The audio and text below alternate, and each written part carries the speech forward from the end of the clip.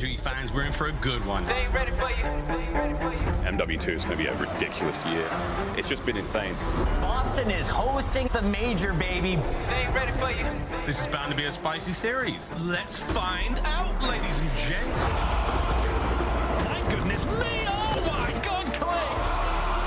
Oh man! I do not believe what we are seeing. Simp cannot be stopped! Knock it out the park, yeah, show. The clutch player making the clutch plays! Inside! I know you say you want it. Now you gotta get up on it. Whoa! There is no place to hide. They ain't ready for you. I cannot believe what I am witnessing. And that will be the game. It is over!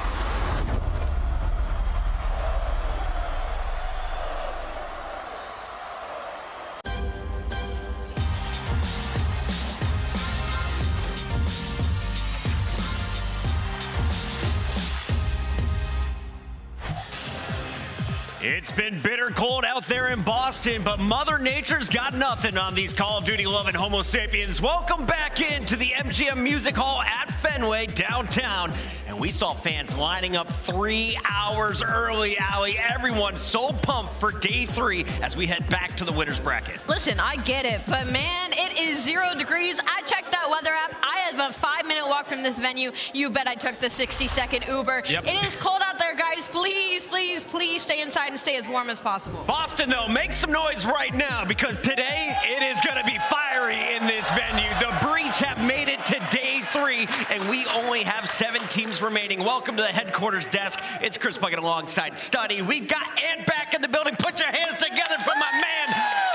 Let's go. In the ER 2 nights ago, now back on the desk, but you've been watching every match on your phone. What's been the highlight of this tournament for you so far, Ant? I mean, I think yesterday seeing LA Thieves losers bracket run back-to-back 3-0s, like that's pretty impressive. Also Boston in front of their home crowd turning up and Zinni having that crazy performance. I mean, this is going to be a lit one today, Bucket. Studdy, I have a feeling you and Landon are going to be casting another Game 5. We'll talk about that Probably, later most today. likely. He's done 31 of them, by the way, the most of any casters. But 5 teams have been eliminated, and some of those came at the hands of a few Game 5s. Most of them, though, yesterday, hot 3-0s. Let's take a look at what went down because the big surprise, the Subliners are out, our Raleigh champions. They came in with the 4 seed after slowing down towards the end of the online qualifiers. They had to go up against the Røkkr in that opening round of the winner's bracket, and the 5 seed, they caught them off guard with a Game 5 round 11. Yeah, it was tough. Obviously, if you are New York, I just go back to that first series versus Minnesota. You had the ability to control the control that you were going to play, and you allowed Minnesota to get their best control map in aLLeY, and unfortunately lose that one all the way in the Game 5, round 11.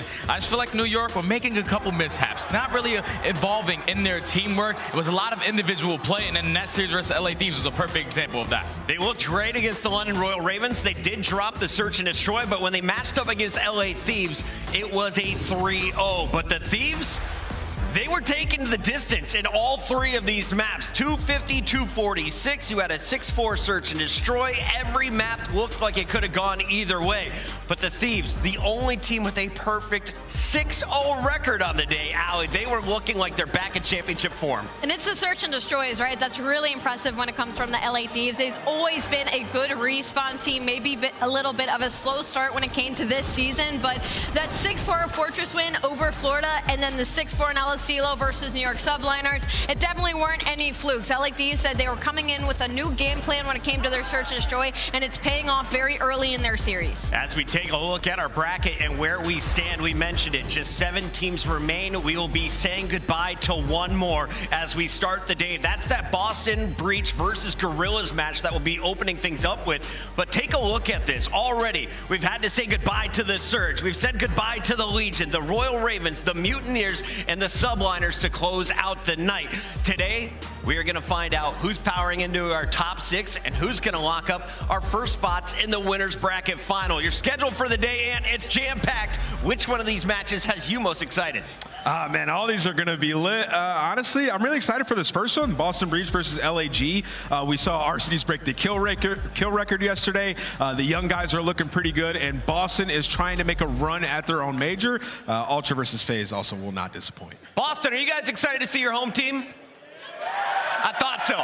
They will be taking the stage in just a minute, and they're going up against the LA Guerrillas. The Guerrillas surviving on day 2. Let's take a look at this matchup and talk about what Boston is bringing to the table first here, because the Breach, it looked like they fed off the energy of the crowd last night. You're going up against the Surge. You drop that game 1, but then you come out and you finish strong.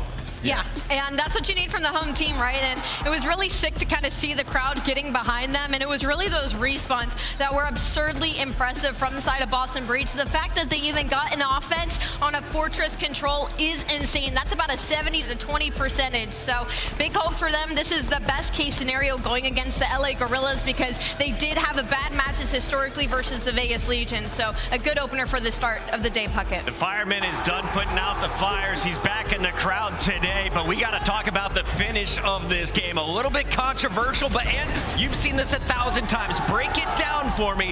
What went wrong for Seattle in the final moments? I mean, he hit the roof. I saw everybody going crazy about it left and right on Twitter. I'm like, yo, the cruise missile, it hit the roof. I mean, it's tough, you know, in his FOV, it probably didn't look like it, but you can see it hits the top and it kills Accuracy and him bottom there. I mean, they spawn in on the pinch. This is super nitpicky. I probably wouldn't even use the cruise missile, man, if I'm being honest. But hey, man, that's just an unfortunate situation. Maybe some Boston miracle happening for this squad over here. But either way, we'll see Seattle, who've had a tough stage 2, and we'll be looking at Boston going forward. Methodz had a chance to talk to the crowd after the dub. Here's what he had to say. Great bracket ahead of you. Now, hopping into the gameplay here, you know, everything was looking smooth for a bit there in that map number 4, okay? And we know y'all struggles on game 5. Talk to me about some of those back moments in a hard point, about how y'all closed that one out. Yeah, I mean, obviously an unfortunate streak from them. We had control the entire game, but I mean, they're an unreal hardpoint team, right? So we knew that we had to win all the respawns, and first map didn't go as planned, but luckily game 2 we bounced back. Our game 2s are pretty good. Yeah, you're solid. If it won game 5, I don't know what I would have thought. So. Study, that man may be the favorite in the venue right now. Everyone's getting behind Zinni, but when I see him on the stage, he's not laughing. He's not joking around. He is stone-faced and he is focused this event. You gotta be, man. You're playing in front of the home crowd. You also got your family here as well, so you want to put a show on in front of every single player. In that series yesterday, he did a great job overall. He got it done, but now today is a totally different day. You gotta be on your best behavior every day for Call of Duty. Somebody break that finger in the background. Let's take a look though at the opponents. While Methodz is running the AR, well, aRSity has been unleashed. Assault is holding down the positions, and aRSity's running around the map with his Tag 56, sets the kill record with 42 picks last night. And you know what? 42 picks and still only a 20-point game. Yep. I think that's what's more worrisome when it comes to LA Guerrillas. This is something we have expected from RCs throughout this season and throughout this game. And to see him kind of being able to do what he wants on the map has been a true treat thus far. But once again, he is dropping 42 kills for a 250 to 232 win, 20 points. So he's going to need some help by the rest of his squad heading into today's match. Assault had a slow start to yesterday, but he heated up and he helped carry this team to a day 3. As we take a look at their records, though, and what are you seeing here on LAN that was different from their qualifiers? I mean, it's right there at the top. Like, qualifiers 0-5, LAN 2-0. So control has obviously been way better for them. That's a game mode that they seriously are going to need in this series as well when we get into like the map veto process coming up later. But they're squaring up when it comes to the hard points. It's Bagger and Embassy. Both these teams are 6-1 across those 2 maps. So. Someone is going home. It's either the Guerrillas or it's the Breach. That's our first match of the day. But right afterwards, we're going back up to the upper bracket, the winner's bracket, where we have the undefeated Toronto taking on Atlanta FaZe. This one, a rematch of Raleigh, Jay, and a lot of people have already forgotten about this first series we saw on LAN between these 2 teams. It was Atlanta walking away with a 3-1 dub, handing Toronto a brutal loss. Yeah, and the biggest thing that you take away from this match recap is those hard points. Atlanta FaZe, they were able to take 2 hard points in that series. We know their Embassy, or Search and Destroy, is flawless. What are they, like 7-0 on the season? They've only lost like a total of 10 rounds out of the 10 times that they have played it. They are unbelievable at that map. But Toronto Ultra, all throughout stage 2, they have just improved their game in every single mode. Hardpoint, they have to be better this time around. Atlanta FaZe went the distance against Boston. That was a game 5 where FaZe pulled out the 2-4-5 victory. Meanwhile, Toronto Ultra pulls off the 1-2-4 against the LA Guerrillas. Who do you think has more confidence coming in after looking at these numbers? Honestly, both these teams. I think this is going to be a grueler of a matchup. I wouldn't be shocked at all if we went to another game 5 between these two teams. The only true edge probably is going to be in that search and destroy. We again talk about Atlanta FaZe, and their scariest form is when they're winning the S&Ds. But Toronto Ultra has looked incredible so far from what we've seen out of Major 2 qualifiers and their one match that we saw from them on Thursday. So, I mean, hopes are high here. It's just the fact that they got their dub against an LAG squad. So I'm hoping that their confidence doesn't bite them in the butt here. We saw Scrapz getting fired up on the stage. He led all players in the venue when it came to KD after their opening match. Now you're going up against a FaZe squad, and you can expect those numbers to drop down, especially if aBeZy is playing like the way he did at the end of the qualifiers. But Jay, we got to talk about another matchup here in the upper bracket, and this is the one that I think is going to get the fans loud here tonight. OpTic Texas taking on that Minnesota Røkkr squad that sent the Subliners down to the losers bracket on our opening day. Oh man, that match is going to be exciting, man, because if you see what happened in stage 1, we know that there's some bad blood there. That SAE glitch, Minnesota was able to take the win. So this is a revenge game for OpTic Texas. Minnesota have to be in their best form today. You can't have any slow starts to this series because the way that OpTic Texas are performing in Search and Destroy, that's been their bread and butter. I gotta give major props to Afro, what he's been bringing to the table consistently for this team, but it felt like the entire Røkkr squad elevated their game against the Subliners. And if you're looking to call out one player in particular, it's the man from the UK, Mr. Bance, Benjamin, starting to rock it here on land once again. They play totally different roles, but look at these numbers comparison, aLLeY. How do you think these two players are gonna compete today? I think they're both going to be on top of their game. More so on the side of Minnesota Røkkr, though. Bance has to be on top of his game for the Minnesota Røkkr to have a decent series against OpTic Texas. And I talked about it when their series was over the other day, that the only reason their respawn was struggling is I didn't feel like they were putting enough bodies in the hill. I felt like there wasn't enough teamwork around that objective time. They'd leave one player and was like, well, good luck with KiSMET and HyDra. They did pull out the dub in that game 5, but OpTic Texas is not going to be as easy. And here is OpTic. They were frying behind Dashy, the man only second to Scrappy on that KD leaderboard. This guy's consistent. OpTic is looking strong here with the new lineup, a different look than what we saw back in Raleigh. Yeah, they're looking extremely strong, and Dashy has been absolutely popping off. Like, it feels like he's playing with a chip on his shoulder almost. Like, this guy's taking over games, and that's kind of what you need. And then Shotzzy's also been really impressing me, man. The way that he's been maneuvering around the map, making plays in hardpoint on rotation. He hasn't skipped a beat. So OpTic looking strong. I have them taking this comfortably versus Minnesota. I just think they're the far better team at this point. Getting a little bit spicy a little bit early, and I love it. Crowd is going to be fired up for this battle, and I hope it looks something like we saw against the LA Thieves. That one, as well as the Røkkr versus Subliner series, 2 of the best we have seen in Call of Duty this season. Looking at Major 2 stats here, Study, do you agree with Nameless? Is this a convincing advantage for OpTic? I completely agree, because OpTic Texas, we know that they're going to be great at hardpoint. They're going to be able to open up in this series and take that map number 1, because that's usually where Minnesota do struggle. And then when you get to the Search and Destroy, that's usually where Minnesota are able to get the bounce back. But OpTic Texas, ever since this roster has been formed, they've only lost 2 Search and Destroys. They got that 60% in first bloods. That's one thing that's going to cause problems for Minnesota, because usually when they don't find first blood, they don't find success in any rounds. That is going to be a spicy matchup, matchup number 3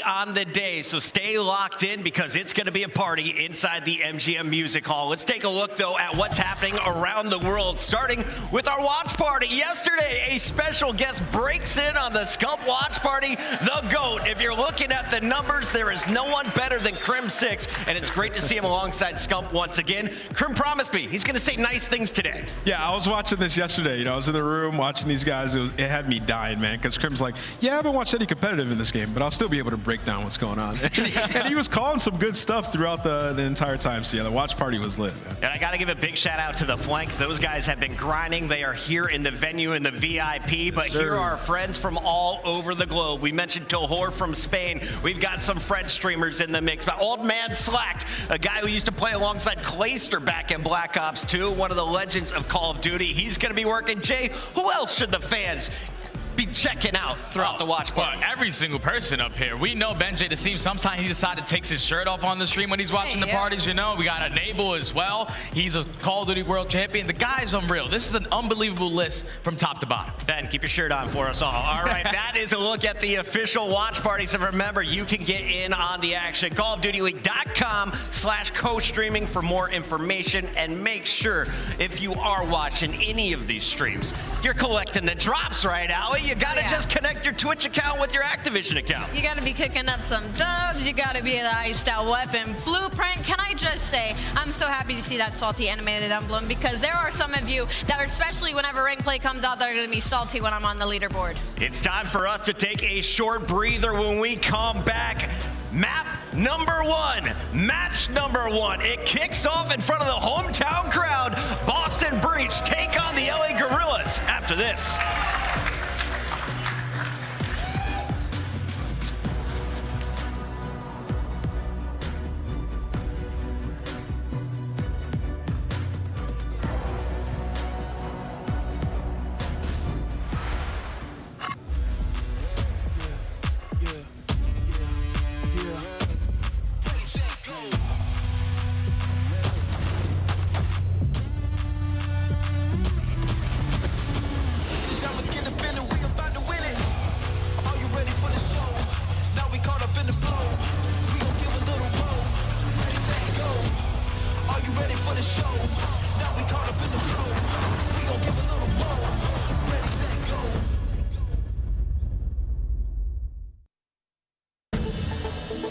I'm a pro Call of Duty player. I just like being outside whenever I can be. Yeah, big fan of touching grass.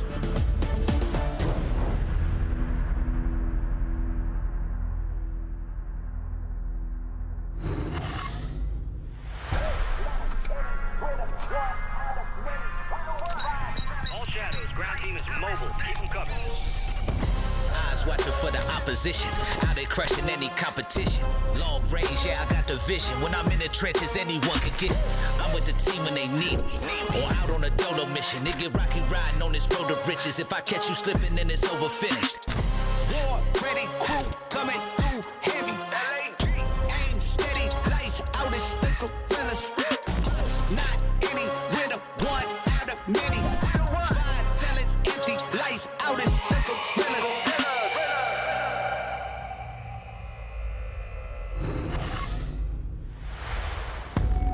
You've waited patiently for this moment.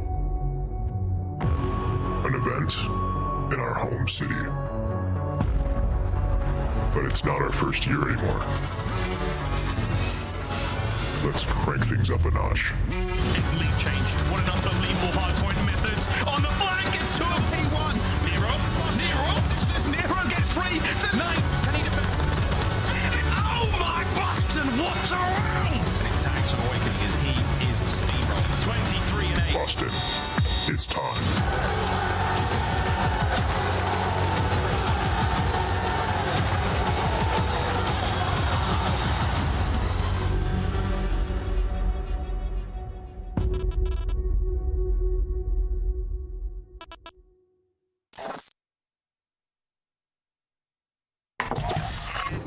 It's getting rowdy in Boston, and it's only 1:30. That means the matches are just moments away. So let's skip the chatter and get right into the thick of things. We got the headquarters crew, Chris Bucket alongside Study. We've got aLLeY, Cat, and Nameless back on the desk, and it's time to look at our maps and modes. 5 games coming our way potentially. aLLeY, do we go the distance? Who do you have taking this one? I don't know if we go the distance. Instantly, that Fortress Control stands out to me. LAG chose to pick Fortress Control when we saw Boston go 3-0 yesterday, winning an offense, which is almost impossible. So to see that in the middle of the series after the LSU we saw from LAG is a little worrisome on the likes of the veto process. So you're going Boston here? I'm going Boston. Jay, real quick. I think I'm definitely going Boston. 3-1. They don't want that game 5. Nameless? I'm going LAG. Man. Somebody had to do it. Boston. I'm worried about it. When I got the maps, listen, Boston's 9-4 in game 2, fans, which means they're #1 in the league in game 2.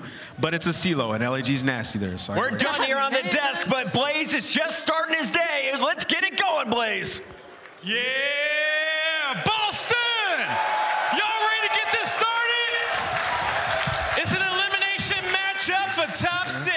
And the first team coming to the stage is the hometown heroes. Blow the roof off of Fenway, because here comes the Boston Breach. Make some noise for Vivid, Methodz, Owakening, and Nero.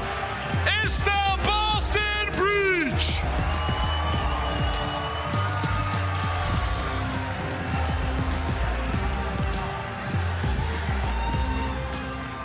The SMGs were also frying, and you cannot forget about Big Wake. This is a team that's dangerous in all game modes. They want to close it out before it gets to game 5, though. We'll see if they're able to do it. Guy, let's bring out the other squad. We'll see if they can. This other squad got a lot of heart, and they're going to try to get it done and stay perfect. Get ready, because here come the LA Guerrillas. Boston, get loud for Assault. Joe deceives. And we got Exceed with the snapback. It's the LA Guerrillas. Hear the crowd. There is a lot of boos to be expected from the hometown team, but LAG looks completely unfazed as they head to the other side of the stage. There's no better feeling than causing the upset, Blaze, but they got a lot of maps to get through to get it to happen. Let's get number 1 started. It's time to get it started. Boston, let's set the stage. Y'all ready to go? Miles, Chance, let's get it going. Let's get it going. Whoa, what a beautiful day for Call of Duty. We're ready to party here in Fenway and cannot wait to get the match underway. Chance, this is going to be a real treat. This one from start to finish, there's storylines all over the board, and this elimination matchup, loser goes home. It's going to be so much fun, too. I mean, I got to say, though, like, how dare you boo RCDs? You could boo the other 3, but not him. He is special. I'm just kidding, though. It's going to be a fun time, and these are also 2 teams that, like, they have very particular things that if they're able to fix, and honestly, for LAG, they might already be doing so within this tournament. They could go on a massive run for LAG. It was the 0-5 in control throughout the stage. Now, so far in the major, they're 2-0, so they've made those improvements. And for Boston, the fans already know the stakes. It's literally all about the game 5s for this team. They have 1 loss this entire year that did not come in a game 5 fashion in all of their wins. They're doing it in a 3-0 or 3-1. So these guys, when they're hot, if they can get that start early on, they're a force to be reckoned with, man. It's both teams who have their own sort of personal humps to get over, and once they do, dangerous scenes for the rest of the league. Here we go, though, ladies and gentlemen. The bumps are out. Nerves across the stage. We'll find out who truly brings the ice today. It's going to be an important series either way. We load now into our Bagra Fortress. Yeah, all gas, no brakes. We're just going with the gunny map straight off the rip. A 4-1 record for Boston, a 3-1 record for this LAG squad, and these guys can be electric. RCDs literally just yesterday broke the kill record on this map with a 42 bomb. That's a lethal man on the map, and of course for Boston, Big Wake, this is also his home. Perfect square up, get everyone warm, get everything going in the series. Again, if you're a Boston fan, stay away from the game 5, or maybe today's the day. We will find out. Let's get into it, ladies and gents. Map number 1. Let's go. And good luck getting out of this spawn. Boston, one of the best to do it. Vivid, well stunned and tagged up, but he has the cross. But if you're worried about not being able to get out of your spawn, this is the start LAG are looking to have, shutting everybody down and keeping the spawn trap nice and secure, as good as it gets. Good as it gets. Could not be much worse. There we go. Boston, of course, in the green. LAG in the purple arrows now, trying to get out. This side of the map is going to be the members of Boston Breach, trying to get towards P2. For now, it's going to be a brick wall of defense there from LAG. No one getting out of this side. Right-hand side of the map, bad. Left-hand side of the map, good. Yeah, nice and stable. Couple green, though, popping up on the left side of that feed. So Boston starting to make moves. Methodz doing his thing, collecting that hill time. And all things considered for Boston, do you get that break and move over to P2? No, but at least you have the lead on P1. A minimal, but still noticeable one. And obviously you got players like Owakening now in bottom maps trying to cause problems, and you actually do get the close spawn. LAG gonna spawn out. So much pressure now on this next hill. Are they gonna read it? Methodz is in the back line now. Awakening backing him up. Arstees catches one. Here comes the next. Nero, though, wins the fight. Thieves now knows something's up. Will he be fooled? I don't think so. Spawns on the left-hand side. That's great for Boston. In they go. Thieves takes care of one. Whoa, can't get the second. Nero into the feed. Gets it. Trades it down. LAG, don't lose control. And LAG are also reading the spawns all over the map, and they're trying to set up rotation 35 seconds in advance, by the way. And this is trusting Arcity to win the gunfights on the point, can deliver from one. It looks like maybe a bit more scrap, and you see LAG, it's the two-front war attempting to be annoying, but while there's a break it old, you do have LAG set up on that rotation for new. Yeah, so far, LAG looking great. 5-second lead for now is going to dissipate, but they do have hard point number 3. That's the far right-hand side of the minimap. They are looking pretty so far. Can Boston fight their way forward? No, Arcity's, oh dear. Nearly gets another one there. Methodz crosses him up finally, stops the bleeding, gets himself into the new point, and here we go. LAG guns up, ready to go. Boston going to try to get the break. Well, LAG started this one with 35 seconds or points combined. We'll see if they can run it up, or we'll see if Nero can just make a quick little break, but he does get traded out. LAG, nice and patient, keeping everything secure. And Exceed, I mean, you're winning that gunfight 10 times out of 10. Easy wins for him. RC's holding it down as well. The man dropped, what, 42 just yesterday? 8-5 start. Hasn't slowed down a touch. Yeah, he's still going to sit here, though. Will we get some reinforcements from Boston Breach to try to get this one? Try to get the break. Double doors covered. That's low left-hand side there. As Exceed, all he has to do is take care of anyone who feels brave enough to run through this door, and he doesn't. Awakening managed to get a kill. So, it's slow, it's steady, but it may be on for Boston here. Final 20 seconds. They've given up this hard point entirely. Can they go over for a full 60 on this side of the map? Assault says no, bro. He's trying to make something happen. Boston eventually weed him out, but that is still a lights out sort of hill for the last one for LAG. Bumped up a lead, but Methodz is able to pick up 2. Boston have a lot of pressure on the map, by the way, for the rotations. Nero's just back, locking down the spawns, waiting to fill in whatever spot he needs to. Meanwhile, number 2 and number 3, Methodz and Awakening, your ARs, they are covering all of the crosses. LAG, all 4 down. Look at those spawns, far right-hand side of the map. You give up that full hard point if you're Boston, you get the full 60 on the next. That was the game plan. So far, so good. Hey, they still can't cross out. It is literally Big Wake and Methodz locking it down. And now you actually have Boston potentially trying to give up these back spawns and sort of flip the round just a little bit, but nice and secure. LAG finally able to get inside, but still not even near this point. This has been beautiful so far from the breach. Oh, very clean. We haven't got the lead just yet. Another 3 dead. Last man alive now for LAG Exceed. Trying to sneak his way in. Nothing there yet. Nero, 10-8. Gets cut down eventually. It's a late break there from the LA Guerrillas. The lead remains in their hands for now, but Boston, what a comeback it was. I mean, this is just 2 teams where it's like the ARs putting in the majority of the work, right? And that really slows the pace down of the map. So it doesn't even have to be that lights out, cracked out gameplay just yet. So while the map has been stable, both teams having a little bit of success on different hills, but this one is going to be scrappy over towards Blacksmith. Neither team yet in full control. Boston, plenty of players spread across the map. And LAG for the moment, gonna be inside. Waiting for the perfect hit. For Awakening now. Nades up. See the view here of the Blacksmith. Arcity's going to be in that tiny little furnace, tucked away, no problem whatsoever. Here comes Methodz. Comes out around a corner, peeks in, and just like that, Boston breach with a clean break. Got the clean break. Question is, how long can you stay alive inside the point? Because you can already see LAG doing such a nice job of always keeping a player alive on the left side, and that is so advantageous just to have those long-range gunfights to get the players out of the hill. So Exceed gets to collect the time. The ARs get to get set up in positions, and LAG, again, just a nice job of trying to control this map. Work again. Awakening on the 2 spree now. Looking to find a few more. Tags up there from Assault. Oh boy, he was giving him his best there. Pressure now was the point. Can Nero clean up?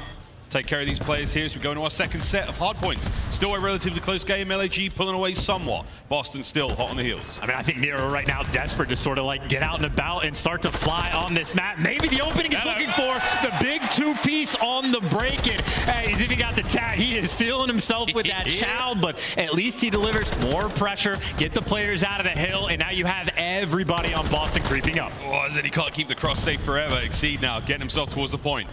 Awakening, soaking the time. We cross 100 now for Boston Breach. As the rest of the map now, this is where the next battle lies, and it's Vivid. Slow game for Vivid. He He's playing the long game though. 6-16. That's a big win. Left-hand side of the minimap, all breach. Yeah, talk about that. You flip the spawns, and now Boston get to be in the driver's seat. And I think Vivid, maybe player feeling the pressure of the map being slow. 6-16. You want him to get in the mix just a little bit more, but where he's on the hill, he is going to fall. All of right now, LAG, 4 players trying to work their way through P1. Awakening, trying to keep him in bed. Hey, there's big kills. That's 3 dead once again. That's full control. Boston breach again. Can they hold on to this P2? The Gallows is theirs. LAG, a team known for their hardpoint prowess. Can Boston find the special sauce here and take the lead? They're playing a tight setup as well. They're actually leaving all the pressure towards the back and letting LAG get in the mix, but they get to the hill potentially for the 4-man wipe. Exceed last man standing, taking care of Boston. A stronghold so far. Boston still holding it down, and it's Vivid who's starting to light things up. Can he get another? That's fine. We'll go now to a quick Boston breach. Listen in. Absolute close. One's noisy, I'm pretty sure. Pretty sure he's noisy. Yeah, there's a big guy in you guys. They're hiding outside. Noisy, weak dead. I'm 3 maps. Oh, they can swap on. Yeah, we're looking for 2 ARs. They're probably Be quick. Could be open for one or two. Could that be open or no? I'm waiting for you guys. Go front. I'm going in front. I'm going front. He's on the ledge. Front. Low circle. Top dead. I'm not blowing you guys. Front. Last unit up. One shot, weaker. Back steps. And back maps box. He should die. Back map box. I'm about to go front. Let's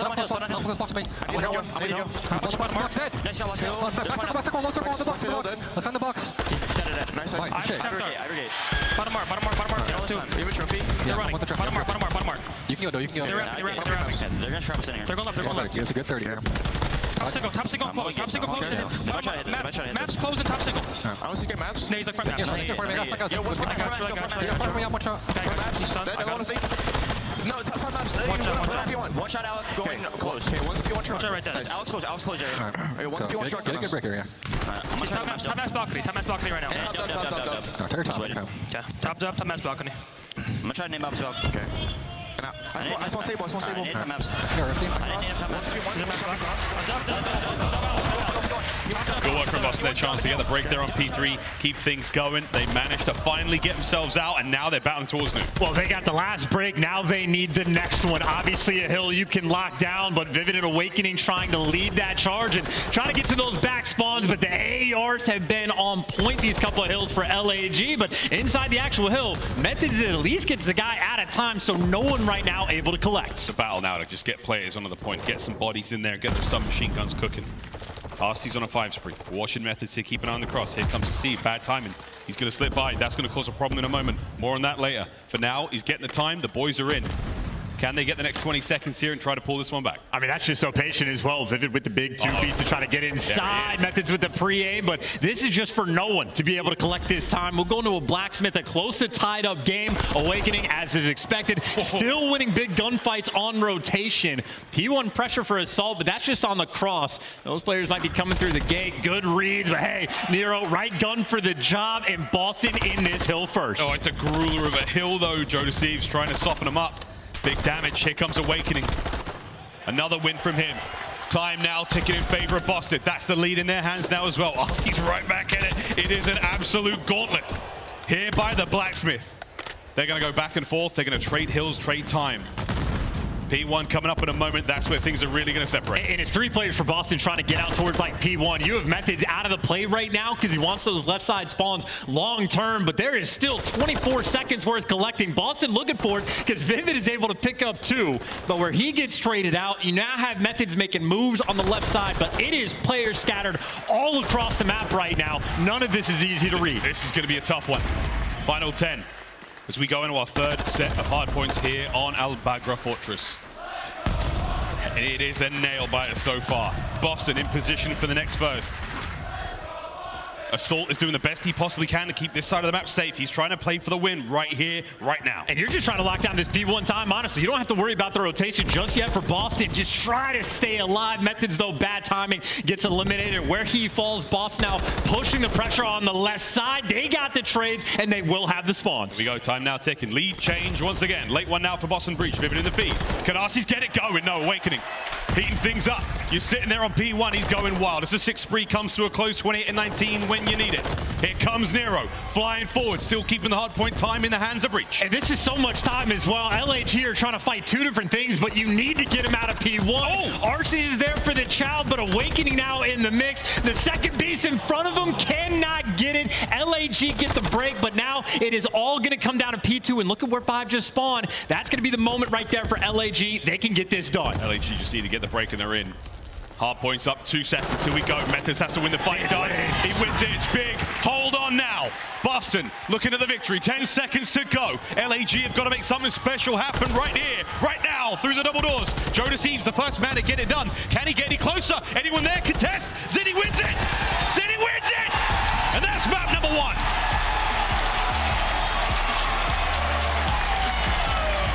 Against a team with so much promise in hardpoint.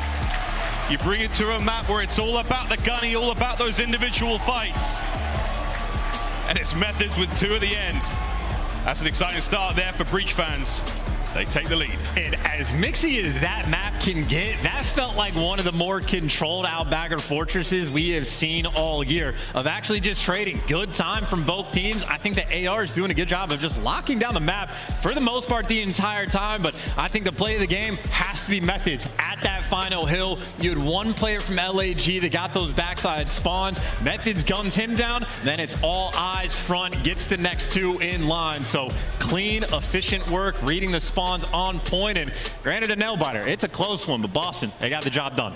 31 and 21 out of Awakening. We'll give him a lot of love later, but for now, let's take a quick look now at the replay. Highlights from the final few moments of that one, Chance. Incredibly close game. You had to win a couple of individual fights. Methodz gets it done. It's literally just that gunfight right there. That would have been the opportunity. If the Assault wins that one, Boston would have had too many different directions to look. Not enough players on the map to get it done, and it would have made things very mixy on this hill, but as soon as he clears out the back, everything just falls into his lap. Big 3 just to put the stamp on the game. Again, you got to show a lot of love there to Thieves. Try to make it happen through double doors. He needed the backup of his teammates. He needed more nades over the top, whatever it may have been, anything to try to break that iron grip. Boston had on that first point. Great job there in hard point to start the series off. A very important cushion for Boston Breach to have going forward in this series. And the cushion is exactly what this team needs. Again, the game 5s are a nightmare down the line, and the iLLeY for the map 2 is a very interesting pick for both of these teams. It's a 1-3 record for Boston, which doesn't sound great, but 2 of those losses are in the game 5s where these guys struggle. Otherwise, 1-1, respectable. They can put in some serious work. And on the flip side, it is a 2-2 record for LAG.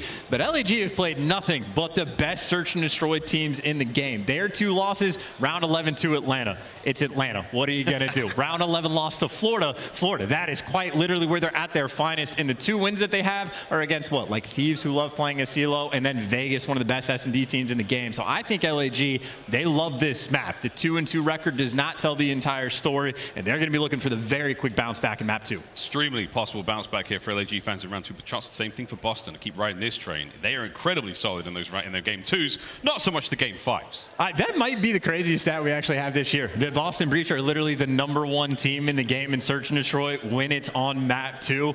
It makes absolutely no sense. Again, the game 5, if they could solve that problem, Boston Breach is going to start winning tournaments. Like, they are genuinely that good everywhere else on board. So 9-4 record overall. aBeZy is a map that they're going to be happy to see as well. And if they can keep the pace going, they're going to have a fantastic time. Nerves going to start kicking in here for a few of these players.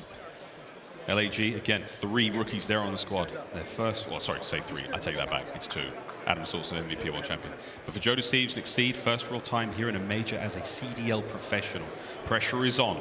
You've already eliminated Clayster at your first tournament. That's got to feel great. But now, you're going up against Methodz and the boys of Breach. You have a home crowd against you. That's going to start playing in the nerves soon. Well, I mean, look at this. So they lost map 1, the smiles on the face. I mean, you had these players talk about, like, the biggest factor for them of playing with Arcee, the vibiest player potentially we have in the league. It's all smiles. It's all jokes. And they even specifically said, we can be down 0-2 and we feel good going into the next one. They're always ready for the game. So I think they'll be easily able to put that map 1 behind them and get geared up for the next one. So they'll be ready to go. But obviously, it is a scary thing when you have to play against a guy like Owakening on the flip side. Absolute menace. In the game 2 specifically, dude has like a 1.27 KD in search and destroy. Owakening being an absolute monster. And even yesterday against Surge, they didn't go to a game 5, so that's where his S&D KD always lies, always sizable, and the respawns, dude, is truly a menace. An unbelievable 1v1 gunfight, one of the more difficult kills here in the Call of Duty League. Owakening made his debut in 2020, the Florida Mutineers. And what a run he has had so far, a major land victory. Another accolade he would like to add to his already very young career. But here we go. aBeZy, search and destroy. Let's get into map number 2. Will LAG find the bounce back? Will the #1 team in game 2 walk away with another dub?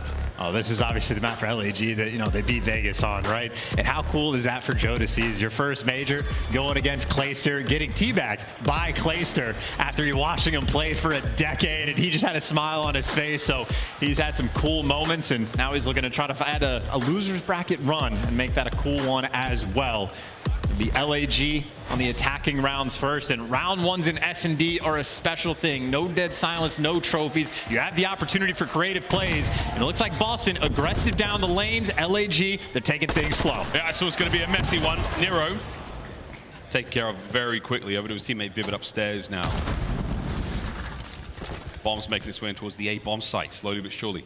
All corners checked, and there are plenty here in the CDL. In this position that Vivid is in, again, no dead silence just yet, so he's going to be able to hear everything on this map. LAG have to be incredibly patient, or Vivid will break this play down. Yeah, he's going to hit those stairs. If he keeps moving slow, he's not as noisy.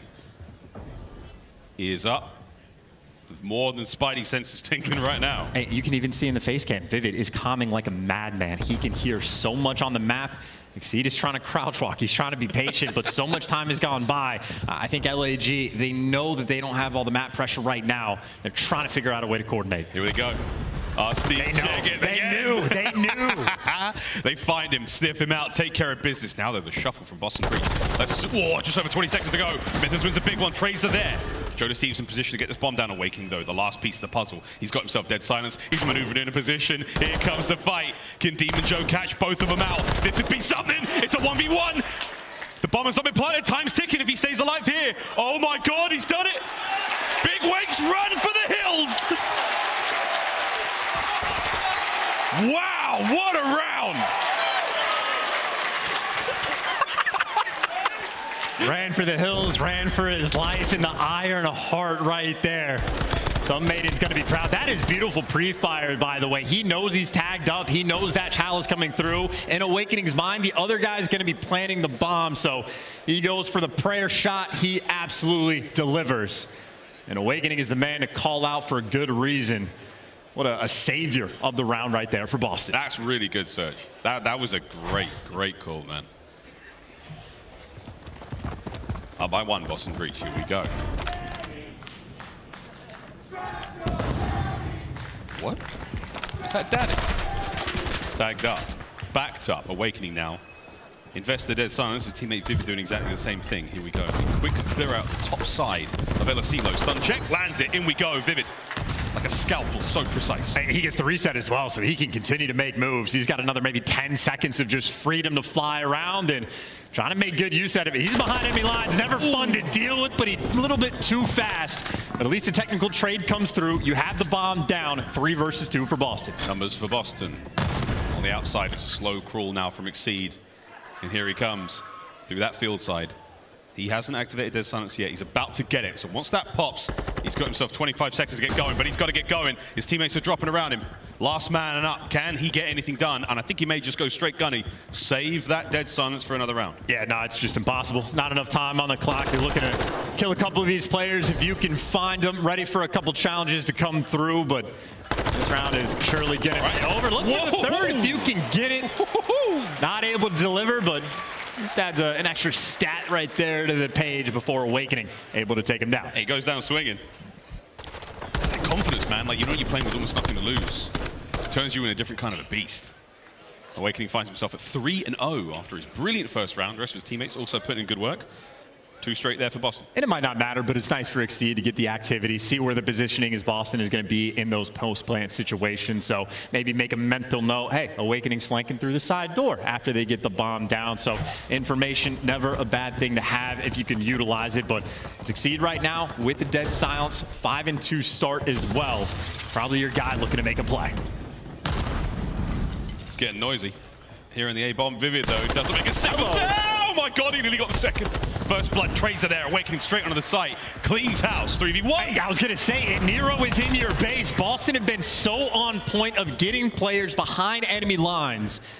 And they deliver themselves another man advantage every single round. Boston have been so clean. Assault, dead silence activated, full pockets, makes it a 1v1. They've got no idea where he's gone, where he's going, or where he's gonna be. But Awakening has to know that this bomb is down. Has to know it's going to be around this A site. Assault's going to be there eventually. The timing on this one. Awakening, he peeks it again. He's a dead man. Here we go. Did he see the top of anything? No, he didn't. We are still running around in circles here on aLLeY. Awakening might have actually caught a glimpse because he's holding that iron. 30 seconds. And he knows that if this bomb goes down on A, it's a hop, skip, and a jump to actually trap this player in. So in my mind, this could be a very big situation for Awakening. It's all about the timing, or maybe Assault, the heads-up play, gets out of dodge. This might be a pure 50-50 for the 1v1. Yeah, it's going to be a 50-50, but Awakening, if he moves fast enough, he's activated Dead Silence, he's going to get his move on.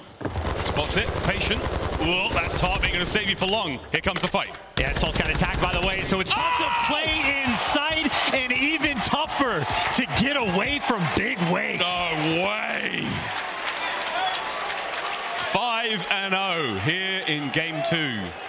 It's a 3-round run so far for Boston. And I love the positioning from Awakening as well, right? If Adam Assault tries to plant the bomb on A, Awakening can just slide right over and just trap him in the site instantly. And if he plants on B, honestly, the same story, because Awakening just has to go to the window, and he can spot nearly every single exit. So Awakening right there on point, in control, in 5-0. Clutches the 1v2. X-ray vision. Yep. And maybe wants to get a kill streak to boot. Awakening vision activated. Classic Crim from 20 there. Hello. Goodbye. Exceed sniper rifle eliminated immediately from the round there. Vivid happy to take that one. Oh, Methodz joins him as well. And what do you know? Oh, Assault at range. Tags up. Can he get Awakening here? You know he might be taking that chow again. Here comes Joe to Thieves though. Sneaky. But he's more than a moose loose about this hoose. He's got plenty of players around him. Hello, Methodz goes down. 2v2. And this is beautiful as well. He's about to get the dead silence as well. This is the guy that has to make the big play. Nade's going to clear out the ace site. And if nobody's home, how quickly can LAG figure this out? They spot nothing out on the field side of the map. It is a full wraparound right now for Breach. I mean, this is the touch grass play right now for Boston. They're out and about. They've gone the long way round. And look at this, Awakening giving his teammate the bomb, utilizing the feature because Awakening knows he just wants that one more kill. We're going to put that Vaz over the inside of the bomb site as well. A little bit of gunfire out. That's going to be the exchange. Can Awakening get that one more kill? Should be able to get the bomb plant down as well now. Pretty much no problem. Nero's got himself in the pixel-perfect position for that. Here we go, 2v2. It's Awakening. Awakening is the guy that has to cover him to get the bomb down. It does get planted. And now he actually gets to swing away, but it's bait just for the freebie. There's the cruise. There's the 2v1. And Assault is flying, but Awakening, he heard that. He knows exactly where he went. He's going to dip out. He's got 30 seconds. He doesn't necessarily have to kill him. He can let the bomb get the job done. Nero. No problem. Boston Breach. Another outstanding round of search and destroy. And how about that, too? Utilizing the feature and switching away the bomb. They're going towards B. He's like, you know what, Nero? You got the Vaznev. You go get this down. I will cover you, and I will get this kill. That is cruise missile secured, and so far, a literally perfect game coming out of Awakening here on aLLeY. Talk about LAG now. The pressure, it's like cranked up to the max.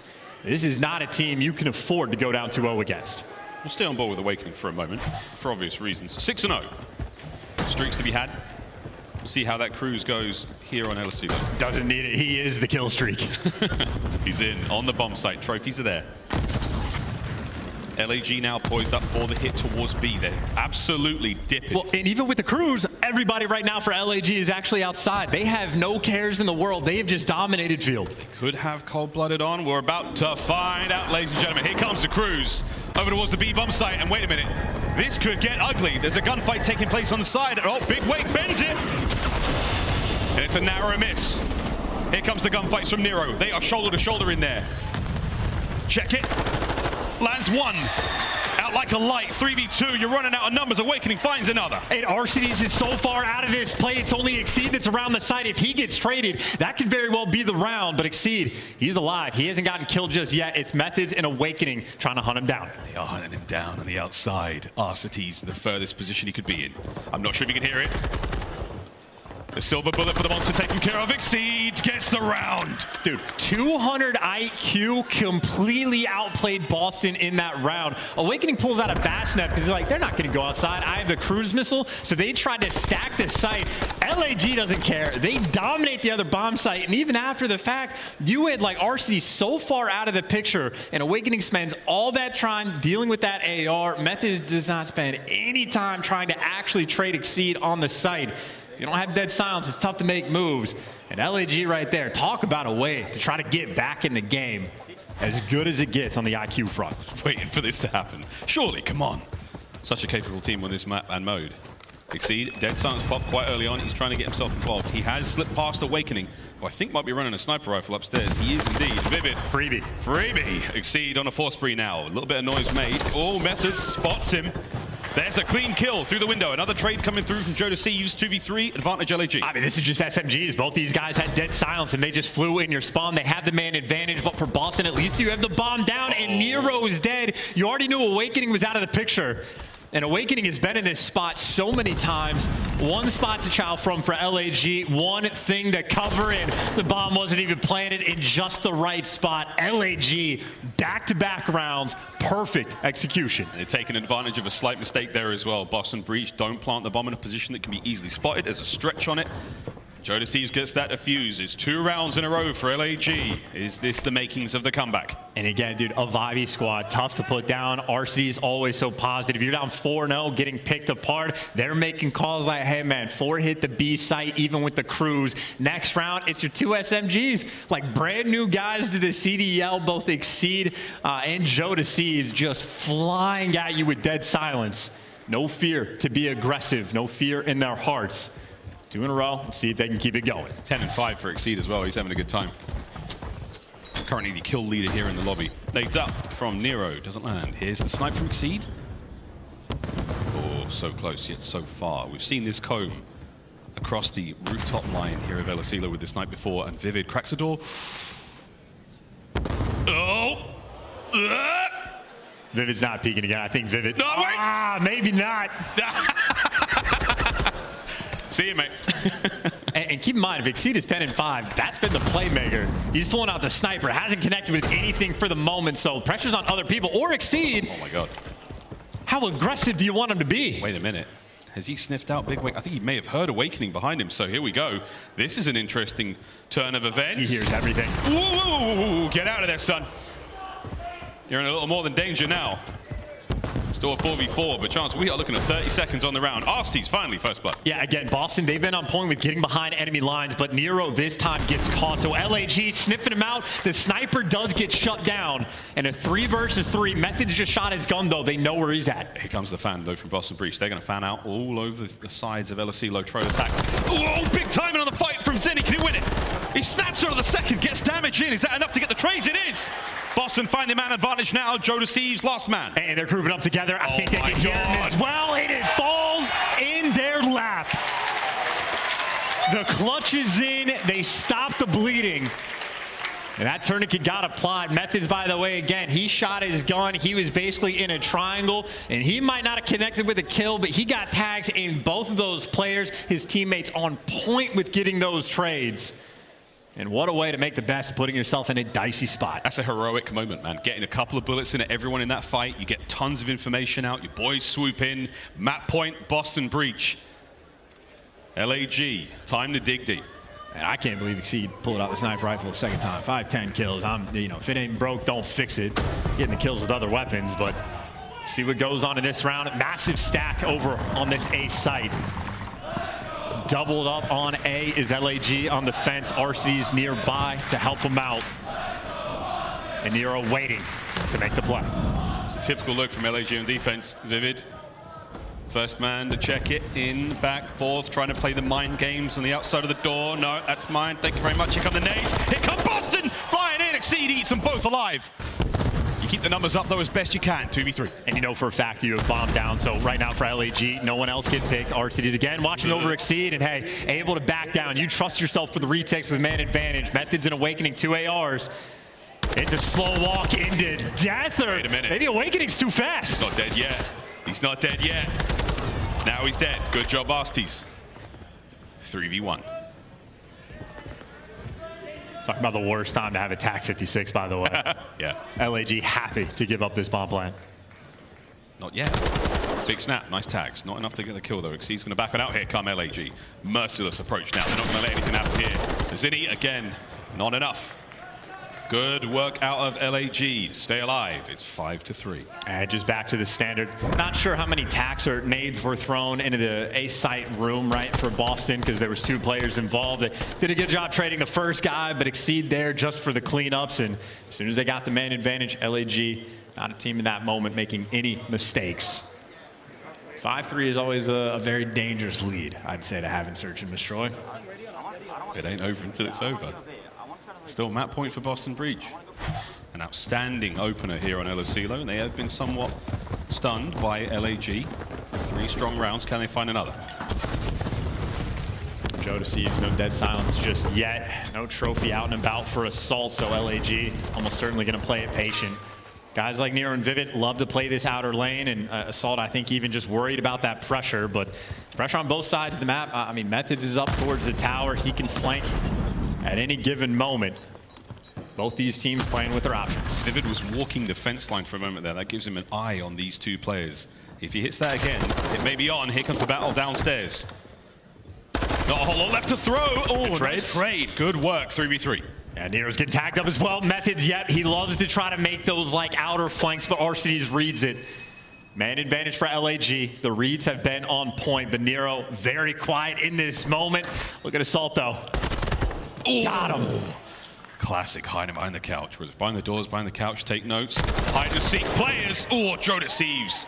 Wins the fight. Another round goes to LAG. They are 1 away from equalizing. And again, if not for a couple of those rounds where Xyz pulling out the sniper, their reads have been on point.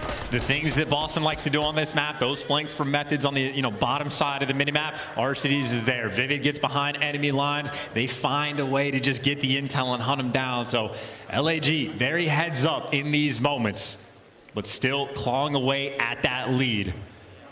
Boston on the attack. I don't know if I would expect anything different other than a slow round. And it is outstanding composure and resilience here from LAG to pull this back. This might be a different look here. A little more aggressive. Boston in on towards the A-bomb site. Arcitys may have seen a shadow there.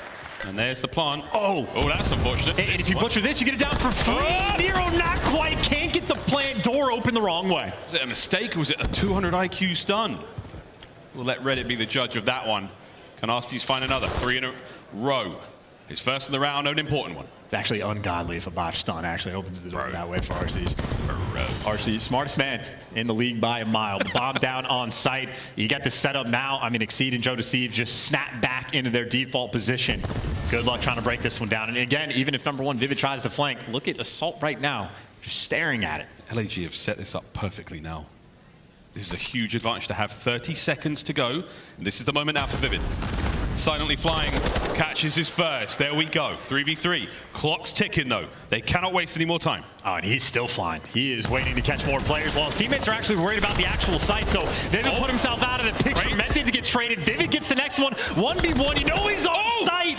And with 10 seconds to go, do you plant, do you chase? He's going for the plant. Exceed had to leave, but Exceed does have dead silence. Oh, he pops it. Here we go. It's a 1v1 for the map for Boston. Or do we see a round 11 and LAG get another chance at this one? Exceed, the map is yours to play. Here we go. Oh my God, is this happening? He saw him, he saw him, he saw him, it's on. Here he goes, the dance around aLLeY. It may be madness, he's on it. He's gonna try to find it. There's the challenge, here's the jump. Oh, he wins it! Vivid ices up. And I think everyone here in the MGM Music Hall is a little bit more than clenched during that round. Boston Breach take the lead, 2-0 here in the series. Yeah, and aggression right there is Vivid's best friend. I'm thinking he didn't get any tags. That guy can snake the bomb site. Vivid, not a care in the world, makes the ballsy call just to fly at him and fries him in the gunfight. Boston and Map 2, they are a different breed. I mean, what more do you want, right? Awakening starts things off 6-0. LAG start to make those high IQ play calls, but the early start, too much to handle. And I mean, literally, so much of that setup is off the back of that, first round, or Awakening clutches the 1v2. Honestly, might be the play and difference maker of the game, but everybody there turning up and delivering. I mean, even Methodz might have been 4-10. The stat line doesn't look great, but those rounds where he's in the mix, getting tags on all the different players, Boston Breach, the execution on point. I mean, if the cushion is the story of the series right now, I mean, the fact that Awakening goes so wild at the start of this map, it gets them that huge lead to work with. They don't have to worry about, any major comebacks. LAG still pull it out there. 6-4, final score. Many of those rounds could have gone the other way. An incredibly tense LSC.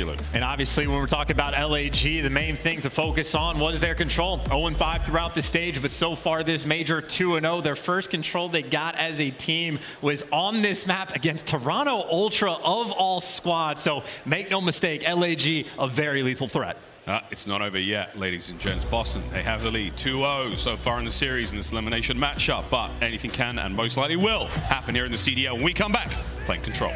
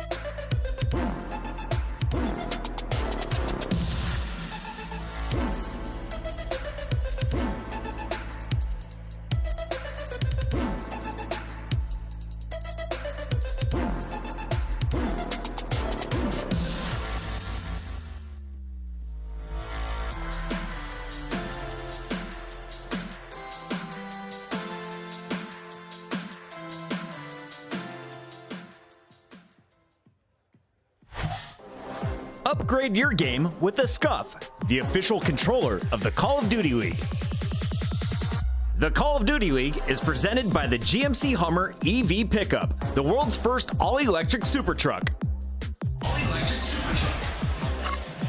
Ladies and gentlemen, welcome back to the Call of Duty League, map number 3 here in this very exciting losers bracket matchup between Boston Breach and, of course, Los Angeles Guerrillas. Boston find themselves up 2-0 as we get now into the control. And they're looking great, too. Like, I know Ice is always the big conversation with the Boston squad, but a nail-biter map 1, they absolutely clutch up and deliver, win the big gunfights on that final rotation in the S&D. Built up a nice lead. LAG start applying that pressure, but they ice up, execute. Vivid wins the big 1v1 towards the end, and Boston now in prime position. That being said, LAG have been in a position like this before all the way back to yesterday, right? Like, they have felt the pressure. This is a team that knows they have to just take it one map at a time. They've proven they're capable. Now Boston maybe just a little bit more of a difficult opponent to try and deal with. Yeah, we'll see how they're going. Right now, the crowd is certainly on Boston's side. LAG, there's no love in the room for the boys in purple. Maybe a little. Except for RC. Except for RC, that's right. Always, come on. But they're almost ready to go into control. We're going to aBeZy Fortress for this one. Nero, get in your seat, boy. Let's get this on the road.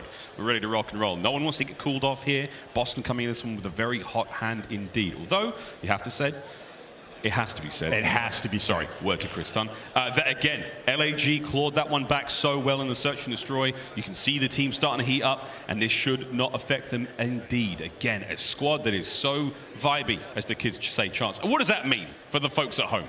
You know, I've been trying to figure this out for like 4 or 5 years. I'm not too sure, but from what I understand, it's just all about positive mentality.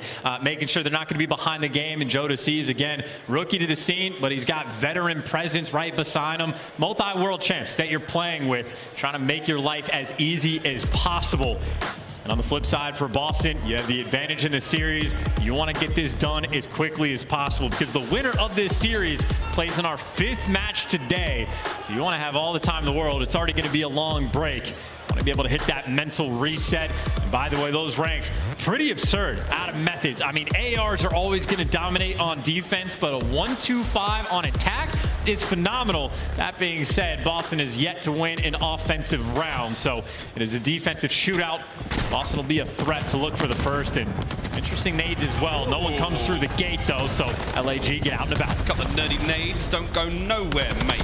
Those tags do, though. Big work there out of Methodz, opening kills going his way on towards the B zone defensively. Heavy stack now for Boston. Worried about that one play that crept through. Not quite sure where Exceed has gone. And he is the man at large. Awakening takes care of him. Now it's back to square one. LAG, you are trapped. I love that for Methodz as well. Gets a player tagged up, sends Vivid in for the kill. Vivid gets traded, but look at this. 3 tacks off the rip right there for Boston. You got him stuck in the spawn trap. You've got everything secure. Not easy to break out of. And RCD's tags up Nero, but not good enough. And LAG, I mean, they've barely stepped foot outside of their spawn. Yeah, it's tough. Ooh, Joe Thieves, though, hey, gets the job done. Finds his kill of his own. Nero, what a dodge that was. Nades were just flying all over the place. Assault wins it. All right, now you've got some space to take it all back. Oh, take it all back. They're all dead again. I mean, that's just, I mean, even Vivid, I think, had the tack 56 out at one point. Now he switched over to the Vazna. Might have just picked it up off the ground, but 3 tacks in the hands of Boston. Good luck trying to get out of this one. No breaks anywhere. Getting locked down. 4-man wipe, and Boston looking like it's going to be perfect. So that's how you win a defensive round here on Control. You just make sure that no one gets near those other zones. And now, LAG, you've taken a heavy hit in the life count as well. Yeah, so they pumped the brakes on the life count because obviously that's sort of the second tiebreaker for the round 5s. But even on the kill front, that was an 8 life difference. So Boston as clean as it gets. And I think for LA, if you're trying to break out of like the blacksmith side of the map, you have all the ARs. You think after you clear out like top and bottom maps that you can like have a little bit of progress. Even Nero had attack 56, so he can gun him from across the map as well. So extra AR pays dividends right there for Boston. All right, so Boston got to bully LAG in the first round. Now we turn the tables and we see if LAG can get their bully shoes on and get things going here against Boston. However, a different look. Boston have managed to get players out over towards A. Nero was that man. Methodz taken care of as well. So LAG right back into it again. Shoes on the other foot now. And it's the exact same thing for Exceed as well. Has the tack, you get your one Vaznev guy into this map's area, and it's just a perfect lockdown. Super tight setup as well for LAG on defense. The absolute stranglehold, but you had LAG trying to break out at the top. You got Boston trying to break out towards B1. The trades are in, they find 2 kills, get bodied to the point just for Joe Thieves to slam you down. Oh, that's Joseph Thieves, and Arcites backs him up, finds the kills there. Boston still, they managed to get a player or 2 out, and once again, Arcites, he's run around him. Awakening though, doesn't spin, doesn't get the kill there. You've managed to get players once again out now for Boston. They're through. They're at large. They run out of time. And this is opportunity. I mean, at least Vivid is the first player on the map on offense to like get out of the spawn. So Vivid trying to make the play. He gets the first gunfight, and Assault now is in a pinch. The stun connects, and it's a team nade that might just kill that push from Boston, who now at this point, just desperation to try to get a take, and where Assault would have died, the team nade is so costly. It's looking like a no tick for either team. Don't you just love Fortress control? And the life count for Boston Breach, exactly the same as it was. Was it 8? It was 14. Wow, deja vu. 14 either side, so we tie it up. The equalizer there. What is it about Fortress and team kills? Too soon? I know. Good work though out of LAG, keeping it all together. I do not feel like Captain America. I do not understand that reference. Oh, I was saying team kills on Fortress. Yeah. Seattle Surge yesterday. Where did Captain America come into that one? Answers on a postcard. Here we go. Well, looking for perfection again. 2 for 2 on the defensive rounds. Boston, give it another go. I imagine the nade spots are probably going to lined up as well. We'll see how that goes. And a couple players coming out of gate, so might be able to connect, but nothing found there. And LAG, maybe the first opportunity to actually make something happen. They have touched the A zone. They're in. They've done it. Joe Thieves. And he wins the fight. This is huge. How much more time can he grab out of this one?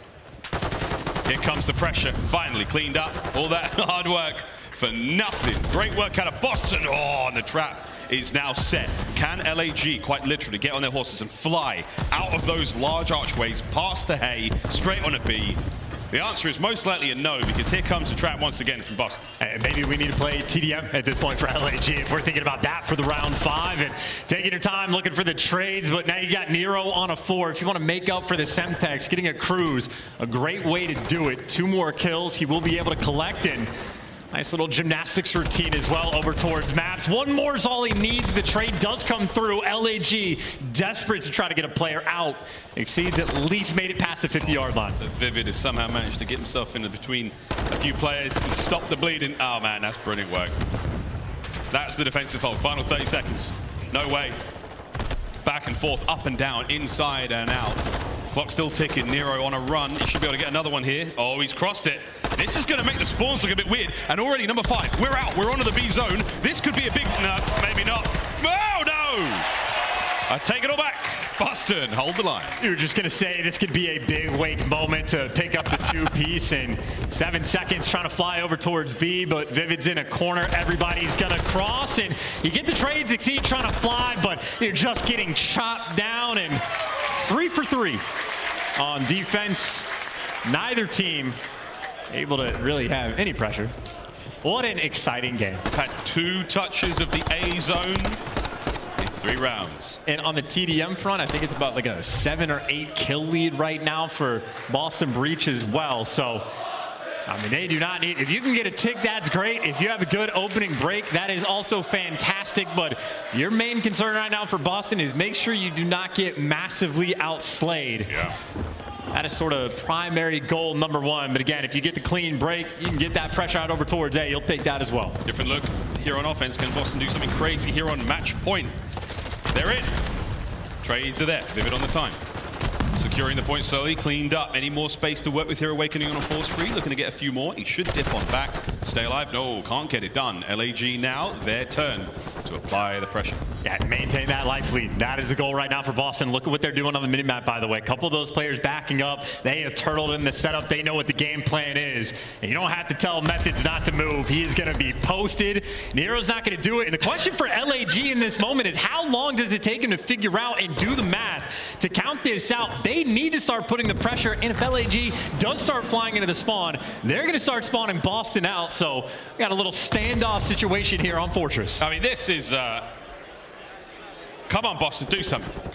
A 10-kill discrepancy right now between these two teams. That is so much right now for Boston. I mean, I think they're just going to be able to do it. In 30 seconds, you're not able to bump off towards 10, so. They're trying to get the final defensive round. Can we get a slow clap for this very slow gameplay? Come on, Boston!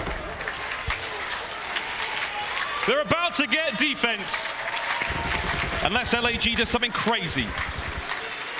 Boston Breach have set themselves up for success. Oh, I mean, dude, Call of Duty players are fiends. You asked for a slow clap, that lasted for 2 seconds. Everybody just started going like rapid pace. We just want the action, ready for the gunfights. But there you go, the least active round of Control of all time. Out here breaking records at Major 2. Let's go, baby! One more round, though, for Boston Breach. They played it to perfection. LAG, they will be on offense. They have to pull something miraculous out of the bag here, and what a moment it will be. And you see LAG, those player cams, number of fingers holding up, how many kills just came through in that last round. Not a whole lot, enough digits to make it happen, but now for LAG, the pressure's on. It has been 4 for 4, perfection on the defensive rounds. They gotta find a way to get out, and Boston, keep things secure. This right here buys you an extra ticket to the next round, and that is the start you want to have if you're Boston. Oh my, that's 3. Last man up. It's Assault. He's over. Wait, it's pretty much, it could be GG right here, right now. They're going to hold this one down. Boston, it is a victory lap. LAG have still got to find the opening, but it happens, Chance. We've seen it happen on this map before. A couple of kills, you fight forward, a little bit of complacency. Zinni, that was one of 6. It's too clean, man. Boston looking like they're buying themselves a ticket to the next round. Clean so far. LAG have only gotten a single kill. Pressure's on aBeZy. They trade him out. At least LAG looking for the opening, but that is now Methodz on an 8 spree. Nero's got the backside covered, and Joe Deceives, front man standing there, is simply nowhere to go. Here comes the cruise. Assault wiped off the face of the map, and in 20 seconds, LAG are out the tournament. Yeah, Boston right now not looking for excitement. They're just looking for that hot 3-0, but they for LAG last-ditch effort, but they get cleaned up. Nero, 24 in 10. Oh, come on. Man had the team kill, but man had the gunny. Boston Breach, how do you do? Wait a minute. There it is. Boston Breach get it done 3-0 in what has been the most perfunctory pumping we have seen in Control.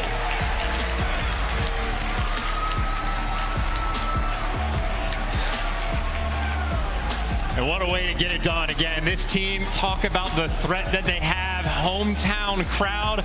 #1 team in the game on the map, too. Is their hard point top 3. These guys are absolute units. And with a 3-0 like that, extra confidence, the win in your sails. Make no mistake, Breach fully capable of making a very deep loser bracket run. Commiserations once again to LAG. They will take an exit here from Major 2. An incredibly difficult final map to find themselves on. They weren't able to find the usual success they have in Hardpoint. That strong showing in Search and Destroy. It was just too little too late. And it really was. A pumping. They're on aBeZy Fortress. 7 minutes and 53 seconds, and not that many kills whatsoever. Imagine winning a game of aBeZy Fortress Control. We're on offense. You had Boston Breach getting what, like 12 kills combined. Didn't need to do a single thing on offense, but he could be perfect on defense. Boston out there taking care of business. Game plan on point. 2 close games, and I know technically the Fortress is close, but not really. Not really, no. Well, I think the biggest story for me in this series there is we've seen Boston take control of the series, take control of the team, and not let any mistakes slip through. They played that brilliantly. All things considered, yeah, we're having a bit of fun, poking a little bit of fun at control there in Fortress, but ultimately, very well played. They ran the map from start to finish. Kudos to them. That's a clean 3-0. Icing up in the S&D as well. I think maybe the biggest factor for me on Breach, the record on iLLeY, not the best, but guys like Big Wake were able to deliver. He certainly was a factor, and he is on stage right now with Guy Blaze. Take it away, Guy. Thank you so much, Miles and Chance. Boston, give it up for the home team as they come out on top. I'm on the stage with Big Wake and Owakening. It was a solid 3-0 from you guys. How did y'all get it done, and what was the toughest thing about this matchup? Scored up on our 2 best maps in aBeZy Hardpoint and aBeZy Control, but they honestly just couldn't fuck with me, so yeah. It was simple. It was simple. You was frying everybody. Talk to me about your teammates and what is it like playing with these guys and playing in front of this crowd right here with this energy? Playing with Vivid and Nero is really fun because there's 2 fast subs, and I'm not baiting them, but they just run in front of me, so it's a good mixture. And then with Methodz, he's just our main AR, like, he's just a vet. He just gets it done, right? He gets it done. Now, here in front of this crowd here, it's the first time I got a chance to really talk to you. What do you want to say to everybody who's out here supporting you and been loud all day? The support and love and energy have been fucking crazy, guys. I fucking love you. Nothing but love here on the stage. That's going to do it for me and Wade. Chris, take it away. Thank you so much, Guy Blaze. And give it up one more time for Big Wake. The man is crushing in and out of game. Love seeing him do an interview. Also, major shout out to our desk crew here. We have Alley Cat, Nameless. Study is joining us today. And Study, big fan of the Celtics. Right now, they got a chance to watch the Boston squad clutch up with a 3-0. It's awesome to see the athletes get involved here at Call of Duty as well. Oh, yeah, and this is superstars, man. Jason Tatum and Jaylen Brown are in the building, man. Both of those guys are all-stars in the NBA. They're getting to watch their home team put on an absolute show in that very first series. We got Grant and more. Shout out to everyone who came out, especially the fans who are getting loud because this was just one of 5 matches to kick off our day. Allie, though, let's start with the beginning of this series, going all the way back to that hard point. If you're an LA Guerrillas fan, your heart was pumping, but Boston was the team able to clutch up and take that first map. Yeah, and it really honestly just looked like Boston Breach wasn't that warm yet. I believe Vivid was like 1-9 at one point, so he had a really slow start himself. But I mean, LAG, we thought for a moment it was the hard point we were used to from them, and Boston Breach clutched up in the end in the final 3 hills. So if you're an LA Guerrillas fans, maybe it's the online woes of the hard points. They need to start transferring that to land. Maybe it's the jitters again. Joe deceives and exceed. It is their first time here on the biggest of stages at our major, so we can be as lenient as we can, but I really want to talk about map 2. That just cannot happen if you're LA Guerrillas. LA Guerrillas not winning the search and destroy. Boston, they mentioned game 2s have kind of been our key to success so far, and I want to ask you, who do you feel had the most pressure on this Boston team coming into today?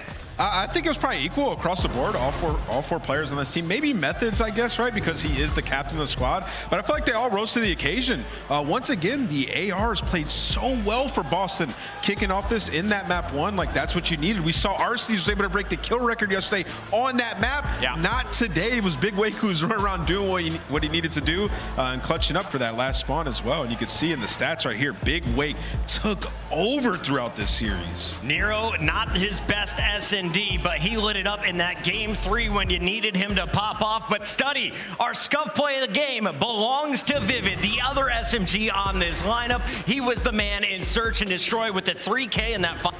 Oh yeah, Vivid was just making plays happen. Once he earns that dead silence, it's time to go, go, go. You're like a superhero on the map. He finds that first kill, the dead silence resets, he's able to find the second, and then in the 1v1, he plays this beautifully. There's only 10 seconds left on the clock. If you are Exceed, you need to go check that bomb. You can't let it get down and then allow Vivid to get out of that positioning.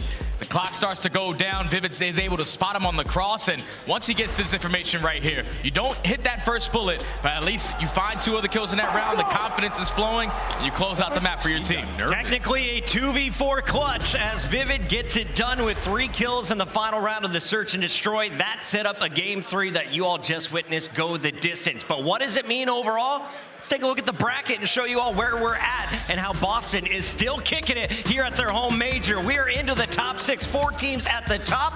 LA Thieves and Breach waiting to find out who is going to fall down to them. Nameless, if you're in this bracket right now, are you feeling comfortable in any of these positions? There's not a single place in this bracket where you're feeling comfortable right now. You just got to be focused on your game and getting ready for your next matchup. And right now, we got 2 banger winners matchups coming up.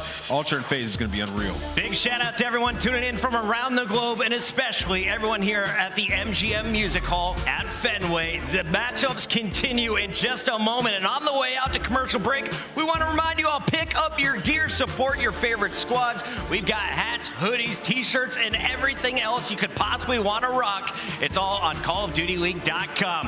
When we come back, we're done with the elimination bracket for now. It's all winners. Toronto takes on ATL for this first spot in our winners final. Don't go anywhere. This is Boston Major 2.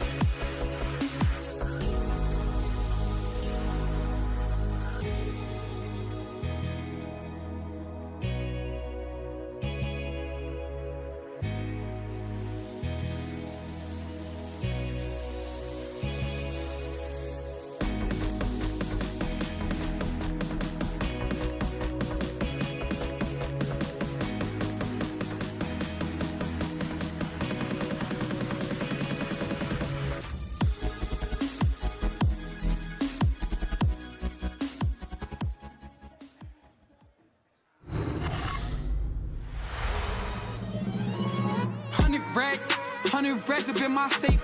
I've been dreaming of pulling up in that Wraith. Check the stats, I ain't got too much to say. I got Gucci on my belt, but my pants sag. Wouldn't be surprised if my biggest hater made a fan page. You taking orders from your boss, you man-made. Grown at getting touched up by the handshake. Don't think you hear me right, let me clear my throat. 100 racks up in my safe. I've been dreaming of pulling up in that Wraith. Check the stats, I ain't got too much to say.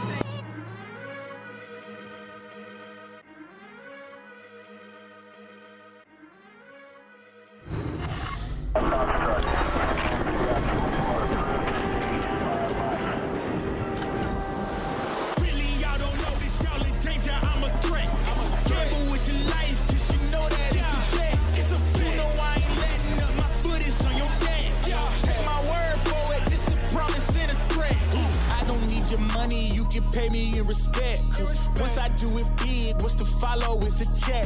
I need 100 bags, nothing more, nothing less. And the ops feel away, cause I'm next, I'm a threat. Oh yeah, really y'all don't know this, y'all in danger, I'm a threat. It's a gamble with your life, cause you know that it's a bet. Gotta one up the next, point to the sky with the one up, I'm blessed. I'm young, rich and black, so you know I'm a threat.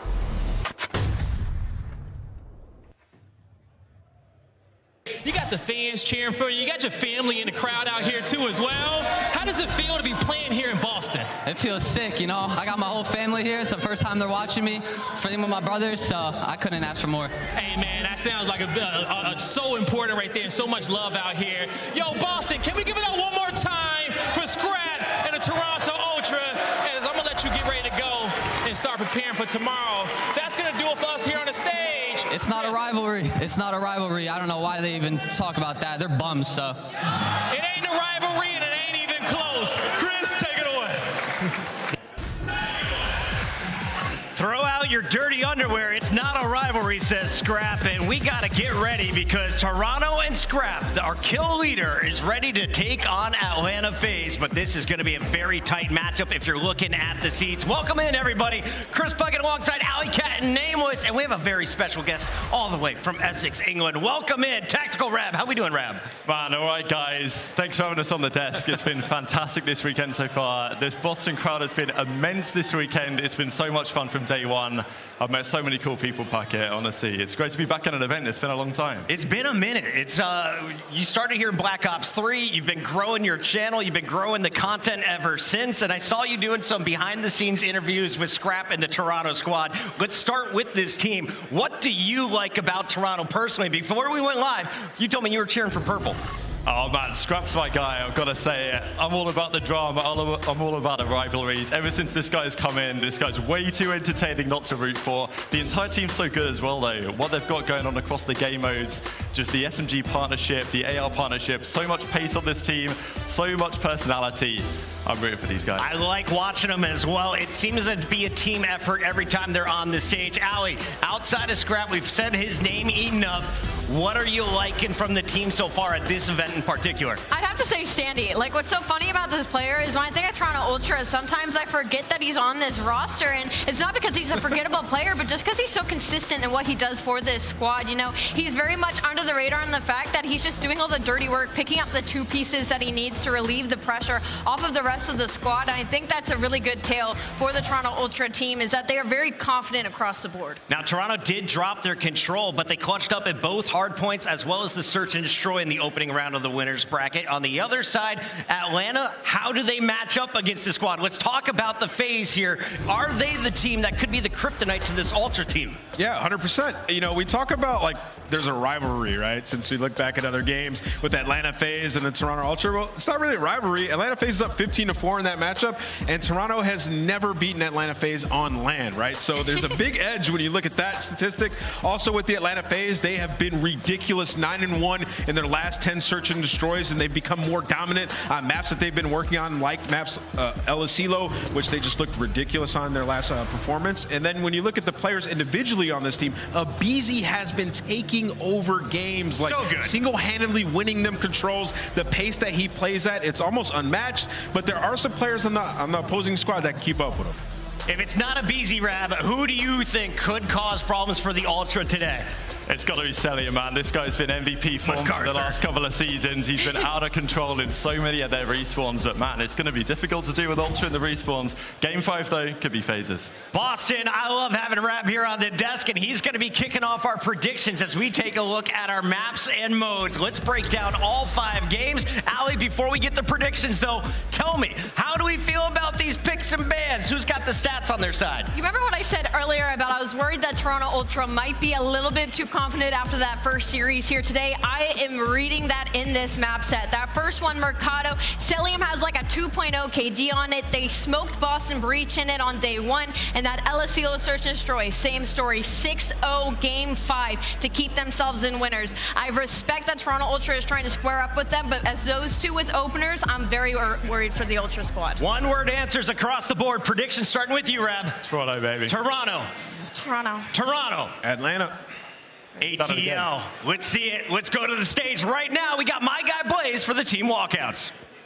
All right, Boston, we got a winners bracket matchup, and it's gonna be a banger. You guys ready to get this one going? Because the first team coming to the stage, decked out in purple, you know it, is Toronto Ultra. Make some noise for Standy, Kleenex, Insight, and Scrapz. It's the Toronto Ultra. Toronto Ultra, this is a team that is disgusting their sound in all 3 game modes. Scrappy, he's been talking so much trash, and versus the Atlanta FaZe, he's gonna have to back it up, man. But I'm looking at the SMG duo, Kleenex and Scrapz. They're gonna have to be turning up, or Standy, excuse me, they're gonna have to be turning up against aBeZy and Simp in this matchup. It's gonna be lit. Let's get it started, Blaze. Let's get it started, because this next team is looking in full form and ready to bring another championship down to the south. Here comes Atlanta FaZe. Boston, get loud for Slasher, aBeZy, Simp, and MC. It's Atlanta FaZe. Man, even when it's not the home team across the other side of the stage, I can still hear the boos from the crowd. The villainous name that the Atlanta FaZe has taken on the last couple of years, but I don't know why. They're pretty great across the board. The man to watch in this lineup, though, has got to be Cellium in this opening matchup. Blaze, let's get it started. Let's get it started. I think we know who our hero and our villain is, but I'll let you guys decide it. To get this one kicked off, we got Merc and Maven to cast it. Take it away. Thank you so much, Blaze. All right, this is going to be a fun one. I mean, they've had so many insane matchups over the years. It's wild when you think about the fact that this Ultra team hasn't beat this FaZe team on LAN, which sounds insane when you think about it. But a lot of those big wins in Cold War happened online, right? Like when you think about back to that Major 2. They just played at Major 1. I think everyone was expecting sort of this colliding of the juggernauts. Not exactly what we got. No, it's a 3-1. FaZe won both of the hard points. They won that search and destroy. I mean, the fact that they won both of the hard points with the way Ultra looked this year, I think that surprised everyone. And now the question is for Ultra, can you change that up a little bit? Can you ramp it up? The 2 players I'm looking at that really struggled in that match were Scrapz and also Kleenex. And, you know, we talk about, you know, aBeZy on the other side, but aBeZy and Kleenex, those 2 players, they play so fast. We'll see how that battle plays out. Yeah, I mean, I guess I feel pretty strongly for FaZe in this just because the issues haven't come really on Saturday. Yeah. It's been like when they've got to Sunday these past couple of years, it's just like something seems to fall apart. But Ultra, always fun to watch. They're a tough team to put to bed. We know they can be so well-rounded in the different game modes. I'm just hoping we get one of those Ultra FaZe kind of classics, those special Game 5 type of matches you want from this. No, 100%. And I mean, if you look back at Major 1, there's a couple of maps that they didn't play in that first series, right? You got rid of that Embassy Search and Destroy. I think aBeZy just had one of those maps where he took you over back at Major 1. So you don't have that. You have Mercado Hardpoint coming into play. So, I mean, you obviously have both of these teams. They had another stage. They're trying to bring it a little bit differently, but you could see there, the hardpoint maybe the biggest difference. You have that control as well, but the fact is at 50% for Atlanta FaZe, the fact they won both of them in their first matchup, that's what you have to circle if you are Ultra. No, 100%. I mean, I guess this is one of the first times. I know it's not as well-rounded when you look back to maybe like sort of the quote-unquote sort of dynasty time with like the FaZe team when they're really on top, but the Search and Destroy seems to be getting back, and maybe Slashers kind of helped that. Like, they were so good and so dominant in that for so long. You wonder, like, when it was going to start to click again. They've been good in Search. Well, I think, you give some props to Slasher, but aBeZy has just been stupid. In his form again? Yeah, in the fact they are undefeated on Embassy Search and Destroy. Again, we're not going to see that, but here's a look at the Mercado stats for both of these teams. A good map for both of them. 4-1 for Atlanta FaZe, 6-3 for Toronto Ultra. That rotation rank #1 for Ultra. That's when you're looking at your guys like Insight, like Scrapz to hold down those power positions. Well, let's get right into it. As we hop into our map 1 here between FaZe and Ultra, hoping for a banger, and it's Cellium off with a bang, and the beams on point right out of the gate as he'll continue to find the rhythm in this opening set. All the kills basically going the way of FaZe here out of the gate. Yeah, nice little break off right there. Slasher, he's going to have a lot of Ultra presence working his way, but good scrap time. You're going to have Simp and Cellium now play pretty safe for those P2 spawn. Slasher, they're trying to find him. Finally, Insight able to take him down, but again, Simp just backs on up, makes sure that he has barbershop control, and his teammates spawn in this area, but nice time for Atlanta FaZe. Now Ultra trying to work up the map. You're not going to check that corner as Insight going to find the opener. Map just north to south, north to south, north to south, just back and forth we will go, but a wondrous display of talent here early on. Peeking it behind, not quite finishing the shots, trying to snap onto another. Cellium doesn't finish either of those kills, but maybe he'll set his teammates up now to be the Reapers. It's aBeZy that's able to get in. Time right now for FaZe, up over the 30-point mark, early hard point control. Troops rallying in from both sides now for the next fight. Yeah, just a little bit here and then right at the end of that rotation over towards this second hill, but aBeZy able to find that final player inside, plays his life, dodges the nade, and then off a spawn, here comes his teammates. It is clean for Atlanta FaZe right now. I mean, just when you go to Cantina, we go to it twice, so difficult to break on through.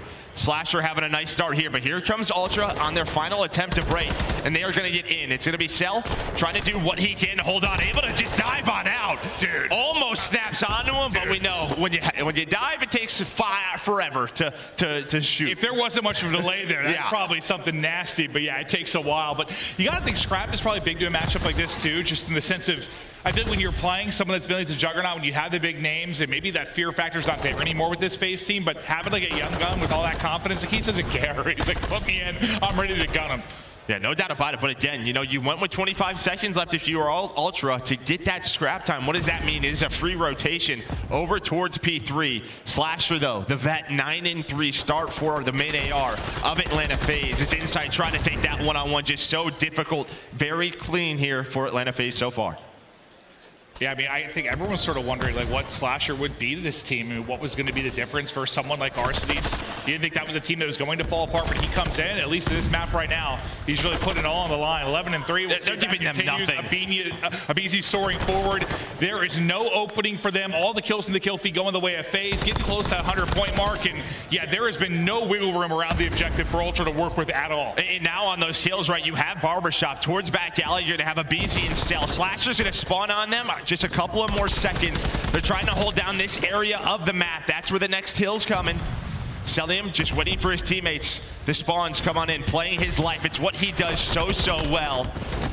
Insight's going to be able to take him down, but again, on the rotation, FaZe finding all of the kills in the slaying. Just so one-sided on the map. I mean, you have what, Stadia 4-9, 3-10 for Kleenex, double negative for Scrap. Insight the only one near even. They are just getting pummeled right now out the gate. I mean, Simp's 3-4. He's just kind of rocking. He's hanging out, dude, having a good time. Like, all right, boys, continue to pop off. His Slasher is the one leading the way at triple positive, but this is one where you've got to make something soon with your Ultra, right? Like, you got to find an opening, got to find some time. Otherwise, the hinges are coming off this. And just as I was talking about Simp not really need to be involved, that's 3 in a row and a lovely double. Yeah, I mean, that's going to be another full 60 there for Atlanta FaZe. They're going to be up to 150 points, 4 hills through. This is not competitive. Finally, right now, Ultra, they're going to have themselves a chance to get back into it. You have it set up here. So you go back over towards 10, and Ultra, finally, the first one's on a hill.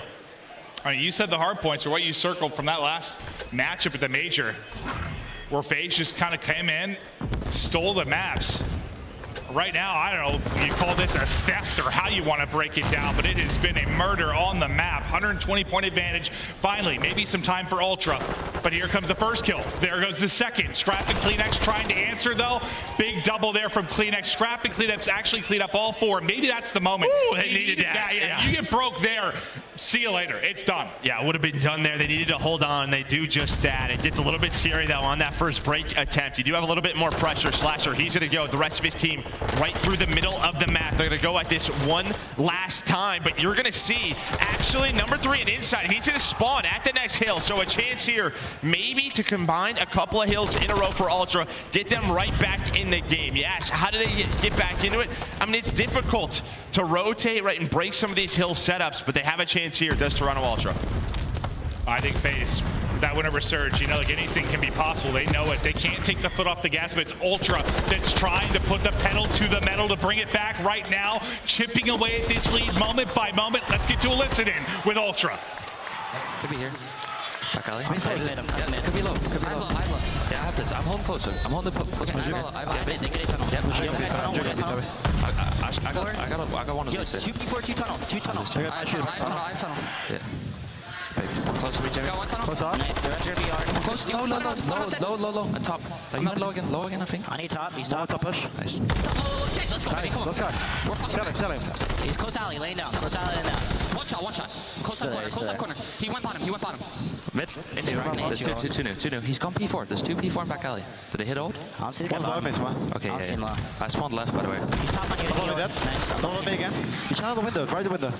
Right window. Nice. Good win. I have this time. They're fucking breaking it, boys. Come on. I'm going pallets now. Back alley. Yeah. You want to One double left of me, Jerry. Quick break. One sec. I'll second guys. Close on us. Close. Charlie, dead. One more. P4, dead. He's better. Okay, I can tell, Jerry. Dead. Come on. Stay pallets. One pallets. Yeah, I need help here. I'm staying on there. Ladder wall. Mid already. Yep, mid already. That's one shot. Yeah, I'm one shot. We can do it if you want. They're gonna be mid, by the way, Scrapz. Mid heavy right now. Two stay middle. Stay alive. I have to challenge. 2 in the middle, one ladder. 2 back alley on me. One dead. 2 back alley on me. Pallet tweak. Go get Two back alley on me. ladder close. 2 back alley on me. 2 back alley on me. I'll see him, aBeZy. He could be P4. Yeah, I'm getting shot under the wall. Listen, like they started to believe in each other. Let's go, boys.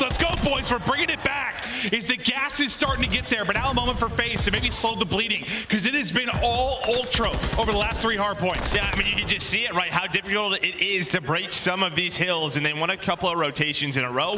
Now only down 40.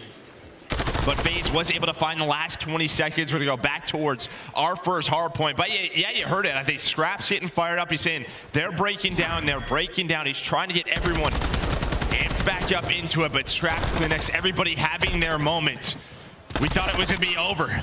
It felt that way. I mean, granted, we've seen some wild comebacks this year, some of the craziest ones we've ever seen in Hardpoint, but it felt like there was no life there, and FaZe were not making mistakes, but now the mistakes start to come in. Ultra starts to punish, but now it's FaZe trying to take over. They get 3 through in the feed. That's going to be all 4. They're spawning out and soaking up the time inside will be aBeZy. How much can they actually get here? You got a 50-point advantage. It's going to be 5 in a row now for Cell. As we'll hop to his POV, sitting right around double positive. Just playing the heady here at the truck. Yeah, that's the issue though, right? You go 4 dead, and FaZe actually flipped the spawn. Cell just, doing Cell's thing, dancing in the back, 6 in a row, has the help of Slasher. Well, he's gonna have the missile as well. There is CleanX who does sneak on through. So you have number 2 towards the cantina side. He's gonna be doing what he does best, trying to just play his life. Cell getting some love from the crowd, but it's gonna be aBeZy who finds a kill with Slasher over towards that P2 rotation. You had a chance. If you're Ultra, you're gonna have to go right now. They're able to find multiple kills, but there's just 2 players left from FaZe, with Slasher trying to do what he can. 8 more points needed now. They can get it done. Big gunfight win. Slasher pop it off on 5 in a row down the stretch. Is anybody close enough? Not looking that way. FaZe stop the bleeding. They close it out. There was a heroic rally there from Ultra during the mid game, but not quite enough. As FaZe get it done, and at first, I thought it was going to be one of those scorelines. It didn't feel like it really reflected how dominant it was for a while, but they ended up winning it by 100. I mean, they closed it out with emphasis. No, 100%. I mean, just very controlled, but you could just see this map, right? It's always those moments with around 30 to 35 seconds left on a hill, and that's sort of like old school hardpoint. You have to ask the question, do we push this one more time? And through those first 3 hills, I think they went for it. And what ends up happening, yeah, you might find 15 seconds of scrap time, but you are gifting the rotation to Atlanta FaZe, and they just put themselves in such a deep hole. And when you think about Atlanta FaZe kind of historically, and you could talk pre/slash or post, whatever, like they've always been a very break-heavy team. They've never been a team that's great at like locking down hard points. But there, they were. And it's like, if you're going to go for that extra time, you're going to let them set up, you better be able to break it. And maybe you're relying on the fact that this is a team that you feel you can break, but they didn't. They had the setups, they locked it down. But, I mean, how many years have we watched FaZe where I'm like, I didn't care if they had the early setup. I almost didn't want them to. I'm like, I'd rather see them rolling and breaking. Yeah, and I mean, you had a couple of chances there, right, through that first rotation where maybe if they break, then the game is for sure over. They do a good job at, can't believe I'm saying this, Peach 7, where they get about 25 seconds to make, to give them that lead around 40 to 50 points as we head back towards the first hill. But yeah, just 120-point lead, never really got away from them. Ultra tried bouncing back. Yeah, I really did like what I heard in the comments from Ultra. You just heard Scrap and the guys getting fired up when they felt them, FaZe kind of breaking down. They felt the openings coming in. Considering all of them started like double, triple positives, getting thumped and down 100. Pretty much it was what, like 130 to 30, like very early on. The passion was there, the comeback was possible, just FaZe got fired at the end. Yeah, and you're listening, like when you're listening to that, Mercado is just not a map where you're gonna have a ton of engagements, right? So when you get a 3 or 4 dead, that is the momentum shift, where if you're watching an Embassy or a Fortress, someone's just popping off, you're snapping left and right, that's when you really hear those comms get fired up. But a little bit different there is Atlanta FaZe. This is what they have done versus Toronto Ultra. Win the hard points, that trend continues now, again. But we're headed to LSC Low Search and Destroy. And this feels like more kind of like very early FaZe. Like when they first started to erupt on this team with the dominant team, like they were, solid in the respawns. It was like the controller was really good. The hardpoint was kind of 50-50, and the search was very, very good. But it feels like that right now in the sense of if they win that game on hardpoint with how good they've been in search and destroy, you're like, okay, this is looking very good for them. Like, yeah, it's just like how consistent can you be in search and destroy in this game, right? Yeah. Like, it just feels like there's a lot of factors working against you at all times, but maybe they have figured out. Again, if you take Embassy kind of out of it, I think they become a little bit more human because they're like 7-0 on that map. Sure. But yeah, I mean, Atlanta FaZe, you have aBeZy, you have Simp, search and destroy is always going to be a strength for you. No, I mean, that when we interviewed Slasher, kind of talking about him coming into the team, and he really felt, he's like, they used to be this dominant force in search and destroy. Like, I want to come in and help them get back to that. And that's why I've been excited to see how that's going to kind of develop over the year. But, I mean, we're still so early on. We started a little bit earlier in the year. People still starting to get things figured out. I mean, it's been fun to watch. I think like 100 Thieves, or Thieves is the biggest example. Like you said to me yesterday, you looked at me, he was like, I think we're starting to get to that time. Like they're starting to click a little bit. That was in respawn, search they're still figuring out. Yeah, definitely in true. respawn. You saw some moments, for OpTic and then them yesterday versus New York. But yeah, I mean, for Atlanta FaZe, can you keep that momentum going? What have you figured out? And then on the side of Toronto Ultra, I mean, your control has been fantastic, and you were able to win control back at that Major 1 matchup. You're playing Hotel, which is going to be your best control map. It's just, you probably don't want to be down 0-2. Is it still pretty similar to you when you think about this Ultra team compared to like the longtime team they had, just still like hard to put away, pretty well around? Is it pretty much the same type of story for you, or is there any kind of big difference? I think that Cammy and Bance were definitely a huge part of that, right? Like, but it's a new roster. I think though, because they're so good at all 3 game modes, I think it's a lot of similarities there for sure. Yeah, I think it feels so different because how Scrap is versus like somebody like Bance, but just hanging out, doing his meditation exercises, breathing. Scrap's just chatting. But now to the game 2, Search, loading on up. Can Ultra answer back now? If we start off with CleanX's POV, they'll be on offense here first. We're busting through the double doors and looking for the openings. Yeah, a lot of this early on, just around this A bomb site, right? You have the submachine gun duo already of aBeZy and Simp, so that is a terrifying sight. But can Standy, can CleanX get in? It's going to be Cell with the first blood to give them that man advantage. And sometimes when you got a trophy in here, you feel like an unkillable god, but not going to be the case early in the round. So Simp just trying to pick the right timing, pick the right corner as they start to move on up into a 3 versus 3 we go. Yeah, I mean, Slasher obviously gets taken down, but you still have Cell. He has so much info. It's just a question of, are they going to go all the way around without Deddy? Oh, there we go. There's a bullet that's going to go off. Does that alert aBeZy and Simp to wrap back to B? It looks like aBeZy, he's going to look for this. Just a question of these timings. They're really playing from the inside. You might have a crossfire with Cellium from that window, but it's a rotate all the way through the opposite side of the map over to the B bomb, and Cell's got no idea. Well, he's got Daddy up, and he's trying to look for the info now, and the info is going to come in the way of shots, and Scrapz able to take him down. Now aBeZy into the mix, soars on in, and the tiny tears stamp it out. Just 5 seconds to go. Track it across is going to be in sight. No time to try and make the play. But a very quick reaction. As soon as Cell drops, you just see the instantaneous fly for the rest of the squad. And again, I think it's a really good play call from Ultra, right? In a round one where you don't have a lot of field upgrades available. There's no Deddy. Cell gets it like a minute into the round, a minute 15, he pops that. But it's kind of a question of, are they really going to go all the way around by crouching? And what that does, like they did it. It was the right play call, but it took so much time off of the clock. God bless them, the patience to do it. Yeah, man, let me tell you. But, you know, if they all have Deddy, they make that play a little bit quicker. Maybe the bomb is planted and they can get into a setup. Yeah, I was trying to figure out like the shot that got taken. It was like one of those panic things where a teammate just surprised him, or if it was like some kind of weird bait they were doing. I wasn't sure at the moment, but it's Scrapz once again able to hit shots at range. Slasher yet to get anything going. He's going to get dropped out of it.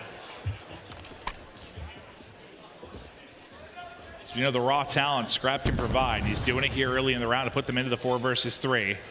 As Standy just continues to creep around, but now bomb planted in this 3 versus 4 for FaZe. Can they hold? Yeah, you had Deddy used on Standy, you have it available, and well, he's gonna find that player. aBeZy with the nade, Insight going for the trade, he's gonna open it up, but it's Simp who makes the play. Now into a 2-on-3, 7.5 to defuse for Toronto Ultra. They have to go. Simp with the Deddy reset, he's gonna find one, he checks the bomb, he's out with his life, he recals.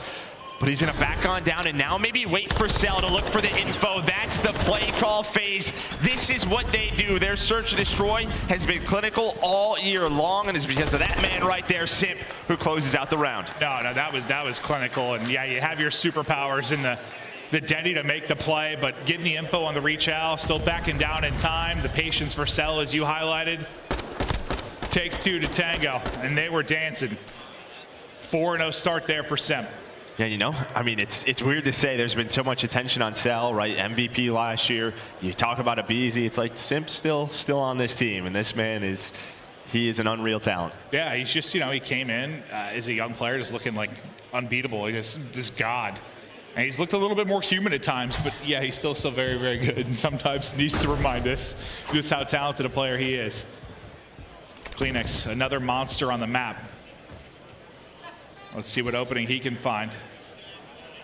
As we saw their opening round offense, you expect things to be a little bit different now with the Deddy in play. But for now, just biding their time, playing it patient, looking for that opening. And this is just kind of the map, right? With sort of the outside lanes, the inside lanes, just maybe waiting for someone on the defensive side to make a Deddy play, overstep a little bit. So the first 30 seconds, they kind of just slow down, try to find that first blood, that first pick, and now it's time to go over towards this A site. It's been Scrapz, kind of that guy that's been finding those opening duels. Like, yeah, it might be him again, but this time it's going to be Insight who gets taken down by Cell. Cell is just going to back away, and again, a first blood for Atlanta FaZe. aBeZy, another Cell right behind it. Suddenly Scrapz all by himself, and the trade is there. FaZe calm and in control, now up 3-0. Just so strong here. Yeah, I mean, you get the first blood, and then aBeZy goes. He finds another one. They use that man advantage. They trade effectively. Simp still has not died. It's been this early momentum so far, these first couple of maps for Atlanta FaZe. And one of the things coming into this, like, Ultra, where they've been pretty pedestrian with like a 46% first blood, FaZe is at 59. Like they've been unbelievable, and I think you've been seeing a bit of that here. They've been finding some of these opening first bloods, giving them the upper hand. I know some have been quickly traded, and it's not always been the numbers game, but that around and where it pays off. But still, Simp yet to drop. But if you're FaZe, right, you just keep working this A bomb side. It's kind of what's worked out. You have aBeZy trying to find another first blood for them, but he's just going to back you on down, inside sniping. He's got a regen his health. Now he's going to go for the re-peek. Looks like Standy again with that Deddy play, but you have a player playing very patiently for FaZe. He's going to shoot. He's got attack. Stuns out on both sides. They are going to connect, and both players just trying to do what they can to stay alive. It's like, I'm over this fight. All right, you got your stun out. Let's re-engage at a different time. And he's just tucked behind the door. But the snap there from Standy. Young man, you are a beast. But now they got to work the defuse, so it's a 2-on-3. And of course, it's aBeZy and Simp. And right under him is Simp with the Daddy. With the Daddy, there's the reset. This man has not died yet. Someone's going to be on the defuse. That's Kleenex. The nade not going to connect, but he's going to find it. Now a one-on-one. Simp up to 8-0. And FaZe up 4-0. My guy is flawless right now on the map. I mean, after Standy's play, I'm thinking they're taking this round, but Simp remains perfect.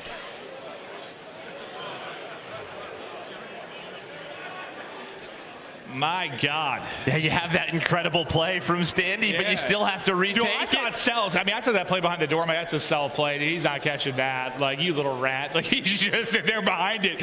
But Standy with the quick reactions, but then Simp now up to 8-0. It's a perfect round count for FaZe as well. Back to defense they go. Simp is on a mission. Then you go right back kind of the standard setup that Ultra has had, trying to work A, but just playing slow. But look at this. You have aBeZy working the outside part of the map. He's able to find that first blood. Doesn't have Daddy popped, and then it is Simp. These two right now. Unstoppable. 9-0 now for Simp. We can't get on roller coasters, but we can get first bloods, Joe. Because they're short. I got it. Thanks, Joe. Yeah, no problem. 9-0 for Simp as the Tiny Terrorists continue to be a thorn in the side of Ultra within this matchup. Slasher finds easy pickings. Now just on Insight, they are being twisted and torn apart. His Insight can't quite finish the kill. Nice shot, so that's a big win against Cellium. Big in the sense that's a tough gunfight. Small in the sense it doesn't really matter within this round.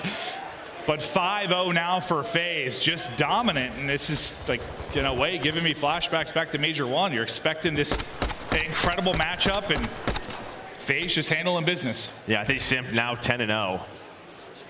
And they're looking for the 6-0. But yeah, you said it. I mean, Ultra, they've been one of the best teams. This is our number 2 seed, our number 3 seed on the year when you look at CDL points, and you're thinking it's going to be a banger. There's still time for it, but right now it feels like Atlanta FaZe, they just have the edge. Well, you and I have experienced a lot. We've been cast together 5 years now, and FaZe has been a very good team for a lot of that. And sometimes we've gotten very hyped for matches, and they have not gone the way we've hoped because of FaZe just dominating. But aBeZy does get a first blood. It's insta-traded, so.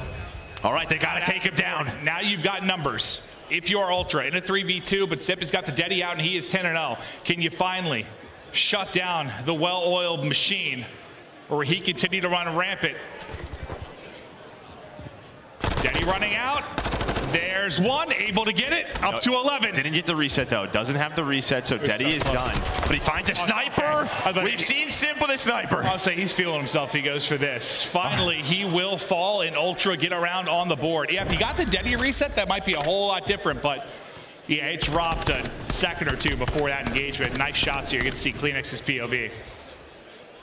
Yeah, again, you had Standy just work the outside part of the map, was able to find that first blood. aBeZy gets taken down. It's kind of on Simp to try to make the play. They played their corners, now able to get on the board. 1 round at a time, as we always say. That's what Toronto Ultra has to do.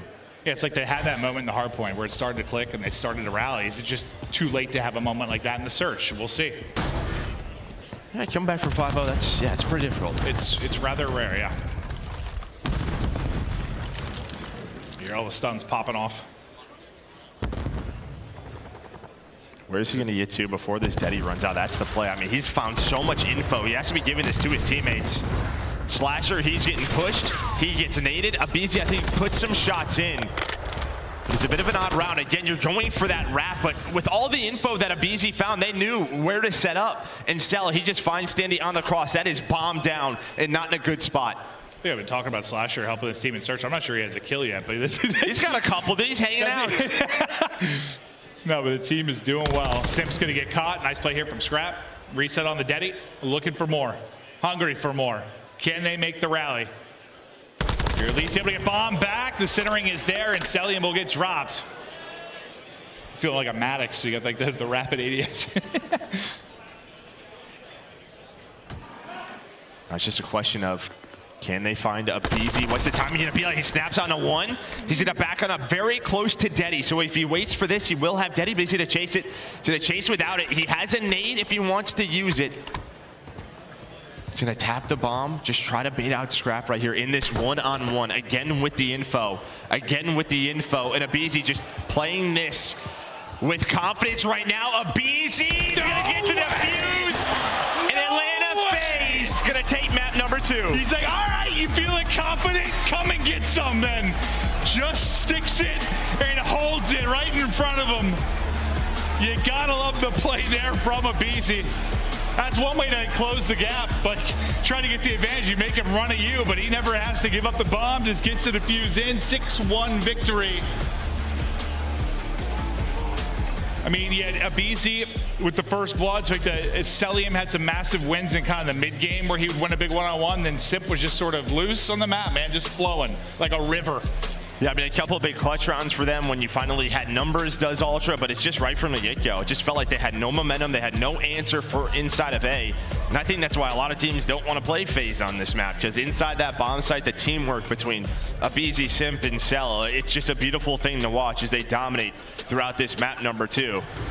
And I will say, props to the crowd. Good discipline there on that defuse. Yeah, I'm proud of you. Absolutely. And yeah, I don't want to just gas FaZe in this, which has been tough so far, considering. Yeah, there's not really else to talk about. They go up 100 in the hard point to really start things off. They dominate here in the search and destroy. Like I think as much as anyone, like want to see Ultra come alive in this, give us a fantastic series, go 4 or 5 games.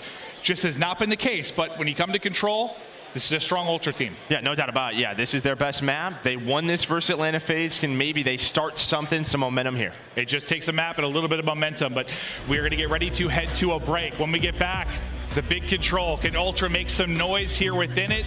If not, they are getting put to sleep early. Do not go anywhere. We'll be back in just a couple of minutes.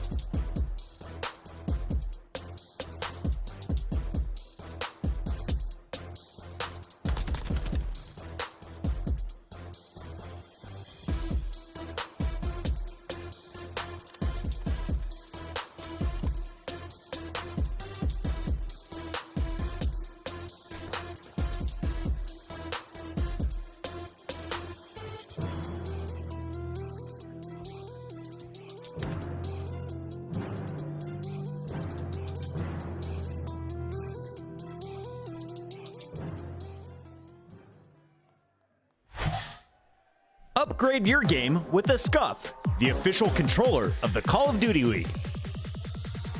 The Call of Duty League is presented by the GMC Hummer EV Pickup, the world's first all-electric super truck. Welcome back, Boston. We're getting ready to rock into the map 3, but you see the player area where they're chilling, relaxing, hanging out. Some of them are relaxing. A lot of practice going on back there. Some pinball machines. This looks like we're relaxing, yeah? Yeah, we're hanging out. We hope everybody here in the venue at home are having a blast. There's a lot of watch parties going on. Sethy Poo, I saw you. That mustache is looking good. I just want to take my fingers and tickle that thing. A little caterpillar. Is that too much? Do you want to tickle it, or do you want him to tickle you with it? Yes, that part, Joe. Okay, but back to the match. We're getting ready to go to the control. FaZe up 2-0. They've been dominant so far, but you talked about Ultra and their control, so they've been good. This is where they've beaten FaZe. You heard in the comms with Ultra, they really started to come alive for a moment there in the hard point after being down 100. Like, they need that same energy. You need that belief. You can do this. I mean, we've seen crazier things. It's just, it's tough to believe in right now with how dominant it has been. We're partying right now. The lights went out. Wow. Felt Joe's mustache. So, not sure what happened with the lights there, but we're going to continue on as soon as we are ready to rock. Just got, a little party time here for a moment. But we're just waiting for them to load up the map, and we will get cruising. What were you talking about? Well, I have mustaches and games in the dark, Joe. What do you think is going to be the biggest thing for Ultra? Like, if you're going to bring this back and win this series, well, what are you looking at? An early round, like round number 1. They are one of the best, or if not the best defensive team, though, on Hotel. I think the league average is around 44% defensive round win. They're at like 72% on this Hotel map. So I just think an early round for them is probably what I'd be looking at. But you can just see, I mean, Simp goes off in that map number 2. They ran away with it. They were up 5-0. They closed it out 6-1. But yeah, I mean, you're down 5-0 in map 2. You're down 100 points, 120 points in map 1. I think going up 1-0, 2-1, just keeping that round advantage is big for Ultra. And I guess I just think, like, listen, when that FaZe team was on top and basically winning like every tournament, it's one thing, but they've been vulnerable as of late. You think about last year and all the second places. You think about the Sundays just falling apart. Like, this is a team where I think right now, like, if you can test them and put them up against it, put the pressure there, like, there is a chance for mistakes. Like, there is a chance for them to crumble. But, like, that pressure has to be applied. We haven't really seen that yet. No, we have not seen that yet. You have to, because like, they are skilled enough, and they've won enough, and they've done it all. Like, if they are on cruise control and you never really put that road bump in their way, okay, they're going to stomp all over you. They got to be tested, and maybe it has to happen here. But they're not this, like, unbeatable God team anymore. That's not what they are. You can make them crumble. You can apply that pressure. You just got to do it. Yeah, and on the other side for Ultra, I mean, they have a very good coaching staff. They are very composed players, right? This is a team that they've been in this situation before. One map at a time, I'm sure, is going to be that discussion. But yeah, I think just early momentum, early gunfights. Like, you kind of always knew when you're up on the stage, like, if you win that first fight, like, I don't know, just feel you feel good after it. But we'll see if they can do that, or if FaZe should continue the stomping. Yeah, no, you gotta test them. You gotta make them look inside a little bit and not just be all laughs and comfortable and having the incredible feel for the game they've had so far. I believe we're doing some tests with the lighting, maybe on the main stage before we're ready to rock into this game 3. So thank you guys again at home and here in Boston. You guys have all been amazing. Yeah, just to hang out with us two idiots. Yeah, we'll be ready to go as quickly as we can, but just I guess testing a couple of things before we get ready to go. Yeah, we're going to take a look at the bracket before we get into this one. And what's interesting about this, I mean, if you lose this match, you got to go play LA Thieves later today. And, maybe a month ago or even before what we saw versus New York, you're feeling pretty good with the way Thieves have played. But a 3-0 over New York, and I know that Game 5 goes the way of OpTic. Their search was really struggling. They win one yesterday. But you've seen moments in their respawn where it was what we saw at the end of the year last year, where their control was clicking. They're dominant in some of those hard points. Everyone's, above a 1.0. That's just not a matchup I would want to play. So, I mean, it's a gauntlet down there. Yeah, I mean, Thieves, just if they're going to make this run, it'll be unbelievable because you got to play Subliners like right away and losers. You got to play the loser. Not an easy run. Easy match. When you take a look at the other side of like the losers bracket, like makes a little more sense just with the teams you think would be there, but not so much on that upper side of the losers bracket. But I think we are about ready to go. So thanks again for your patience, guys. But time, I think, for the control. Will Ultra show signs of life? Give us a series? As you see the records on your screen, the defense win percentage has been so good for Ultra. We'll keep an eye on that as we go through it. Little edge to FaZe offensively. Yeah, but I mean, you can see both of these teams, it's the map they prefer in control. 7-1, of course, for Toronto Ultra. It's what we talked about, how strong they were, but 6-4 for Atlanta FaZe. It's not like they are pushovers on this map. Here we go.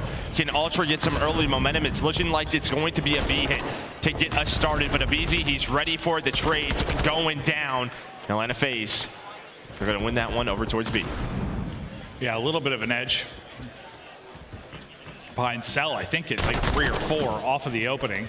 And Slasher's going to get caught sprinting though. Not going to be able to push that out. Same as we said for aBeZy on the other side of it. Lurking mid-map is Simp, who's going to get dropped. So you start to regain here quickly if you're Ultra when you come off a spawn. But the tack's heating up from FaZe. Yeah, and this is always sort of the interesting part. What does the defense want to do? You know, if you look at like what Thieves likes to do, a very strong defensive team. They'll have a couple of their sub players lurking like you do right now. If you're only going to keep one player on it, well, Cell, he's going to find that pick and then just back on up. But they know where Cell is, but he continues. How? How does he get that kill? 6-0 start for Cell. Finally taken down by Scrapz. Right back onto A. Yeah, I don't see his POV of how it's exactly done, but I think he's dipping out of this fight and suddenly he chains on a second. Just unbelievable stuff from Cell, but you've got your second bit of progress done. At A.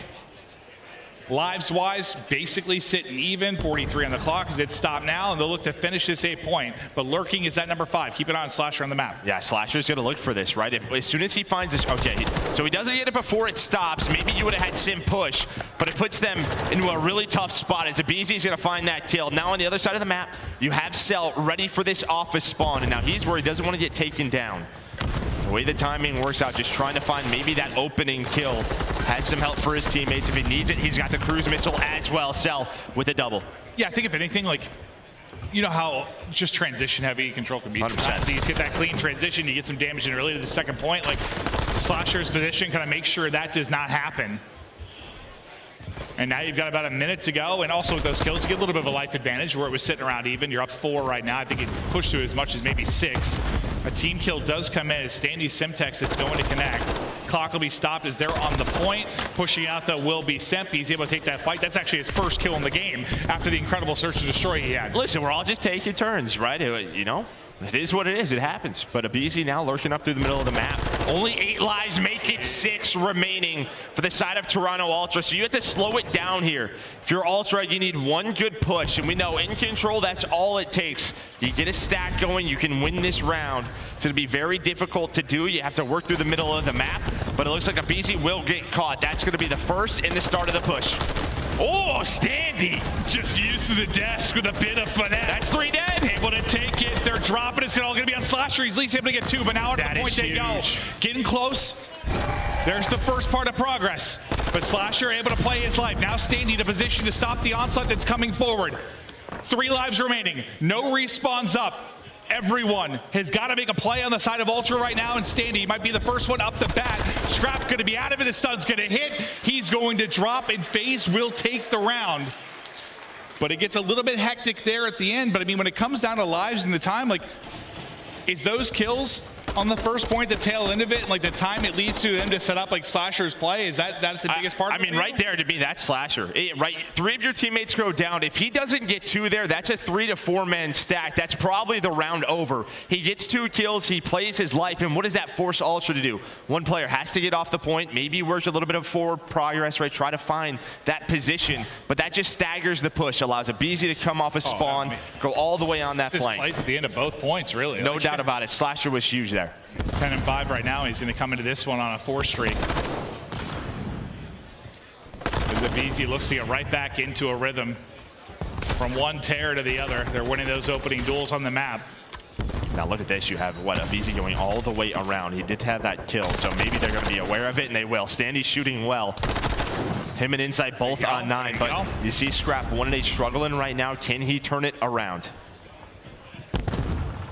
And Cell's just been hanging out on the point. Now the pressure going to come to him, but the help is here for the teammates as well. Cell laying prone, able to win that first fight. aBeZy follows it up with 2, and that'll be the clearance off of the point and the second point of progress. And now Deddy out from Cell. As he looks to soar on forward, it's inside waiting deep, but Cellium makes him pay. And now just playing his life. They're trying to force this spawn. Those players are going to spawn towards that back spa. Over towards bedroom, you're going to have aBeZy trying to find the picks. And now everyone else, we're going to start to work towards this point. What can aBeZy find? He wins this one. They are in trouble, and that's what's going to happen. You see the white arrows starting to fly over towards B, towards these desks. Simp now set up in this pinch. This is just looking dire for Toronto Ultra. It's like he didn't realize there was one more there. I mean, Scrapz is actually able to take down 2. And you saw Simp kind of jump across and reload, but yeah, they're in trouble. You got one person on the point. You still have 1:53 to work with. You're up 7 lives as well if you're a FaZe, and now you're starting to stack it. That's going to be a 3 stack onto the point. Look how fast that bar is moving. It is cruising, and the pressure goes to Ultra to try and get on this and get on it as quickly as possible. Some massive picks there from Scrapz. He actually gets 3, and it's just headshots all over the place, but that stack, Joe, it gets you 2 points of progress. Yeah, it does it quickly. You saw there was no trophy, right? If there's a trophy available for Atlanta FaZe, I think they probably win that round because those players were weak from nades, weak from stuns. Difficult for FaZe to win that fight. But Ultra, they do stay alive. But right off of spawn, aBeZy and Slasher, they find a couple of kills, and that's going to be the 3rd in a row. So inside the final player here, going to try to do what he can. Jumping on the bed, he's able to find 2, but he might have to find 3. Does? There's one player there. Oh, no, FaZe cap it. Last second. Oh, you get 3, but I mean, that's the damage you did getting those 2 points of progress in the stack earlier on. Tries to send it in like Batman, but just a little too late. That hurts. Yeah, almost had to play maybe the momentum shift there. Maybe you clutch that round out. But yeah, kind of what the opposite of what I said is happening, right? Early momentum to FaZe. Yeah. I mean, it's been systematic. It's been so strong. One more chance for Ultra to give themselves a shot in this series. Otherwise, they are just uppercut off the main stage. Your first fights, chest bumping again. It'll be Simp, but the trade quickly there to follow it up. Right onto the 8-point go, Ultra, as they're stacked and set up. Yeah, and again, FaZe just kind of 3-stacked over towards B. They don't want any funny business happening. Now going to transition over through that wine cellar, try to find any picks that they can. Scrapping Clinics, though, doing a very good job, but it's Slasher on the pinch right now. Slasher, what angle does he have? Him and Cellium. Oh, but Standy, he finds it. So a big play by Standy to find it. Cell, just playing his life. But again, progress being done. The clock is paused. You're looking all right now if you're Ultra. Cell, dude. He's so sneaky. How is he still alive? They can't find him. No idea. Wiggling around like a little worm. But there's A done. Ton of time to work with. Cellium just still being so annoying. He's on 5 in a row now, up to 17 and 7. Maybe earns a streak in this one. They're finally trying to take him out. I mean, Standy gets hit down to 1 HP, for God's sake. Much different round here, though, right? You have 2 minutes. You had 20 lives now for Ultra. They can work towards this B zone. They still have the cruise, though. They're going to have to deal with that later on. It's just what sort of... How much progress do they get done at B before running out of lives? Because right now, they are just giving them no map presence. Is Atlanta FaZe winning so many gunfights? You can see in the feed. Yeah, you're going to have to start to swing this in the lives count. Granted, I know it just takes 1 break, but... They got to get there first. Yeah, you got to get close. Maybe that's going to be the first step. Cellium continues to light it up. aBeZy now on 4 in a row as well. I don't even, is Cell still on that same streak? I'm not even sure if he dropped. Probably. aBeZy up to 5 now. Now he's close to another cruise as well. Just more and more utility for FaZe to win this map if he's able to find that. Finally gets him in map presence, but aBeZy, I thought he was going to find the double, but Scrapz just going to back on up, play his life. Yeah, no, nice win. You rely on the hip fire to kind of hit. Once again, those awkward fights where you sort of chest bump. You don't expect to win it with attack, but Scrapz is able to do it. The talent shines through, and now Insight with the double. A chance here. Cell will fly out, but that'll be 3 dead. Simp going to be really the last man here. Onto the point they go. The stack is in. How many points of progress can they get? aBeZy going to be the first to call on a streak. Receiver, he's able to wrap this right onto the point. 2 will get smoked off of it, and 1 bit of that added utility thrown into the mix. And that's what gets so tough, because now with those kills too, look at the lives department. You have 6 remaining, under 30 seconds to go. FaZe just beating them up right now. Yeah, you also have another one. Yeah, I say aBeZy called in his, but Cell from round 1, I think, still has his equipped. Gonna call it in, give his info to his teammates. The final push, 10 seconds. Ultra has to go, 5 lives. They're on to the point. No trophies down. Cell, though, not ready for the first one. Can they clutch on up? But it's aBeZy and Simp trying to get this one done with in a quick 3-0 fashion. Atlanta FaZe moving on to our winners bracket final as Scrapz gonna get taken down.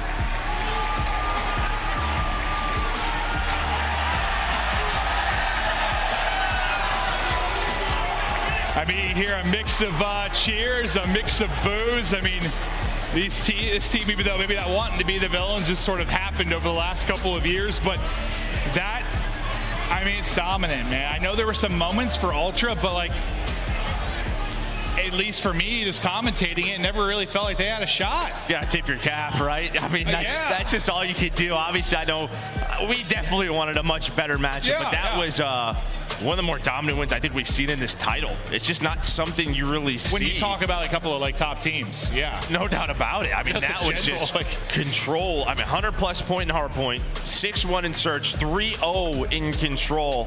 I don't know if it's the matchup or what it is, but it just feels like Atlanta FaZe, they feel confident playing against Toronto Ultra. No, that was truly remarkable stuff there from FaZe. And you know, there's a couple teams that have a real shot to win this tomorrow. FaZe definitely won. If you didn't already have them locked as one of the favorites, I think many probably did. That's why they get booed. Yeah, right. You're right. You're feeling real good about their chances now. Just a clinical, systematic effort.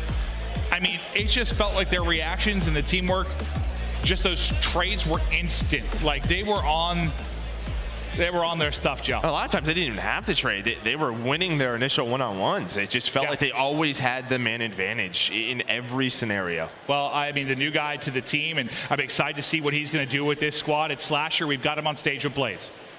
Thank you so much, Merc and Maven. Give it up for Atlanta FaZe as they quiet the crowd here. Now, Austin, how did you get it done? It was a 3-0 victory. It was looking smooth. What was the key to success for y'all? I mean, the key to success is simple. Just play our game, and I feel like we did that every single map and just dominated them. And they're a really good team, too. Yeah. That just kind of shows, you know, what we're capable of. Yeah, and it definitely did show because it was definitely no contest right there. Now, the most spectacular thing I really kind of saw was Simp in that map number 2. Those first 5 rounds, what was going on in your head as you was watching your teammate fry? I mean, that's the great thing about our team. Every single player can do that, especially in S&D. There's not much going on in my head. I was just kind of chilling, and I was just sitting back and like, let the man work. You know Let the man work. Just open up the lanes for him, okay? Now, you know, it's a lot of FaZe fans out there that want to see you guys get another chip, okay? We know how dominant this roster could be. Do you feel like you guys are in full form right now? You got some more room to go? I mean, I definitely think we always got some room to go, especially in our respawns, but I think that's kind of full form, what we just showed right there. Like, we absolutely obliterated the top team. Yeah. So hopefully we can keep that going in tomorrow and bring home the championship. Yo, I wish you the best of luck. Anything you want to say to the people out there supporting you today? We appreciate you guys always, you know. Yeah. You guys have been awesome. Thank you so much, and hopefully we can win this one for you guys. That's going to do it for me and Slasher on the stage. Chris, take us away.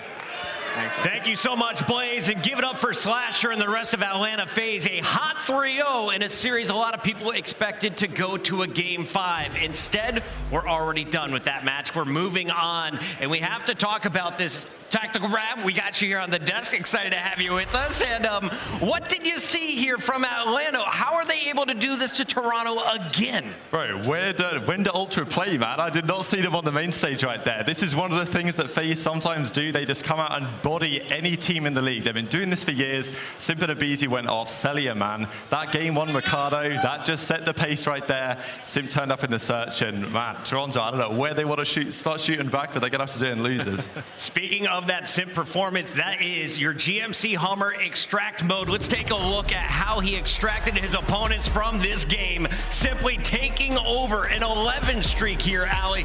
Simp, he only had 14 kills in that game 3, but he had 11 in a row here. I mean, he was 8-0 at one point. I mean, and it's just a highlight of Simp doing whatever he wants. He's read the situation. He's popping the 2-piece. I mean, he's baiting them out. This entire map was Simp baiting them to do what he wanted to. And I touched on it before this series even started. The fact that aLLeY S&D even got through is insane to me. It's not even a map that Toronto is good at. The Mercado heading into this, Cellium has a 2.6 overall on that map in mode. For a reason, he went 25 and 15. Stop playing Atlanta and FaZe on that map, especially game 1. Some coaches got to learn, right? It's about time. Nameless, though, we got to take a look at our play of the game. It was Simp who starts off 10-0 through the first 5 rounds, but abeZy putting the final nail in the coffin. It's our scuff play of the game. Yeah, he gets a 1v2, sneak defuse, where he just stretches the bomb, and then Scrapz. Nothing he could really do, but try to get him at the last moments, and he's not able to. Just a touch of the series as a whole a little bit. I mean, this is one of the great moments, but like, FaZe is just pack-a-punch Toronto Ultra. I feel like they're very similar teams in terms of play styles. They just have better players in almost every position, and it really showed throughout the series. Like, there's been multiple times these guys have matched up throughout the season, and FaZe have won it on land back-to-back.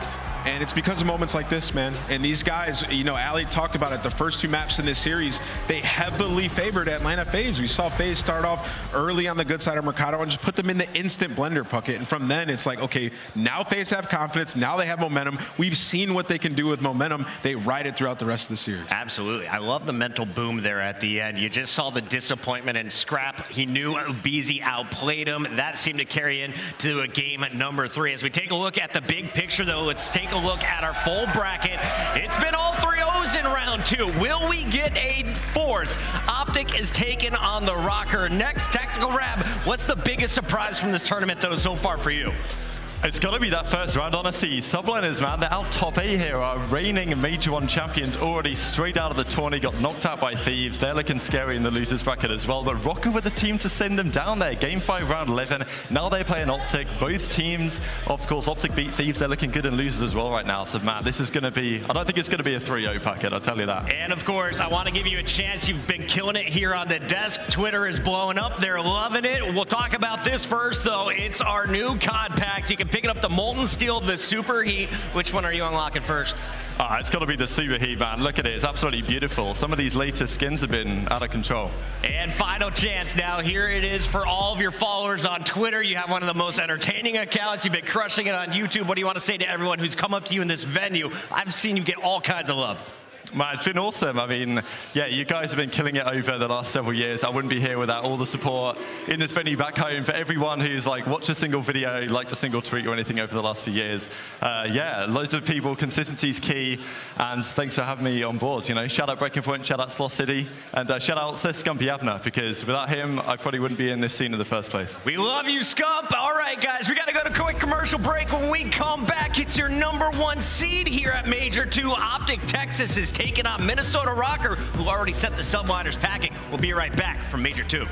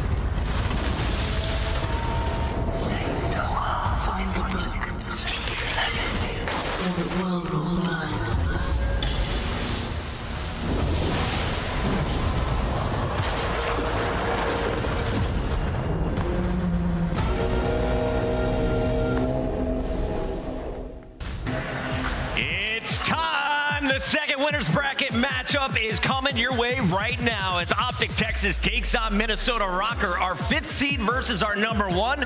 And we got to start here with number 5. Ton, welcome back to the desk alongside aLLeY, Cat, and Nameless. Chris Puckett here hosting the show tonight. And so far, it's been a whole lot of 3-0s. We saw it in the elimination bracket. You just saw it in our other winter semifinals. But this one, I have a feeling we might at least see a map for. Let's start here with Minnesota, Nameless. What do we see from this squad so far, and how shocked were you when they took down the Subliners? I mean, it was a big win, right? And they looked way better in the Search and Destroys. I feel like I always expect Afro to pop off. He did it once again, but it was really Bance for me, man. This guy is turning up for the squad. Ever since we interviewed him in the qualifying stage 2, and he talked about he needed to be the guy to go out there and make plays to get loose, he's been doing it for the squad.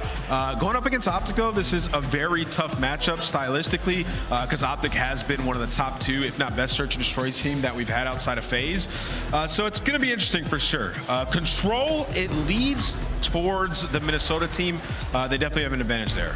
Taking a look at this Minnesota Røkkr, that is Cammy, a player who is considered by most a top 5 competitor in Cold War. aLLeY, you were saying great things about this man, and there was a little bit of an argument backstage. What do you like about his gameplay? I think I just have a different opinion on the way that Minnesota Røkkr plays. I know when it comes to this team, a lot of times people want to point fingers at, oh, Cammy's underperforming or Bance is underperforming. To be honest, I think it's the play style that's really hurting him. It's the fact that I feel like he's always the one left in the hill by himself. I talked about this yesterday. I felt like Bance needed to play a little bit closer for those trades. I understand Bance is known for being the player to hit a route, hit a flank, you know, try and catch the enemy off guard. But when you're doing it almost every single play, it gets a little bit readable like we saw against New York Subliners. Yeah, but at the end of the day, he's the 3rd worst AR that we've had in qualifying stage 2. He's got to be better. And he's 3rd to like Zero, who only played 1 match as well. So really like the 2nd worst AR. And what we're used to seeing Cammy do is pop off in hard points in the past. And that's what they need out of this guy. They need him to be turning up. He had a 0.6 across the 2 hard points in that first series they had against New York versus OpTic. It's just not going to cut it. You got Dashy who's dropping 13,000 damage almost with a 1.4. The guy's going to be going nuts, and Cammy's got to square up. All right, Cammy is definitely going to be our X factor according to these 2 on the end. But Ton, let's dial in now on OpTic Texas. They started the qualifiers with Scump in the lineup. They dropped Dashy. They bring Huke back in.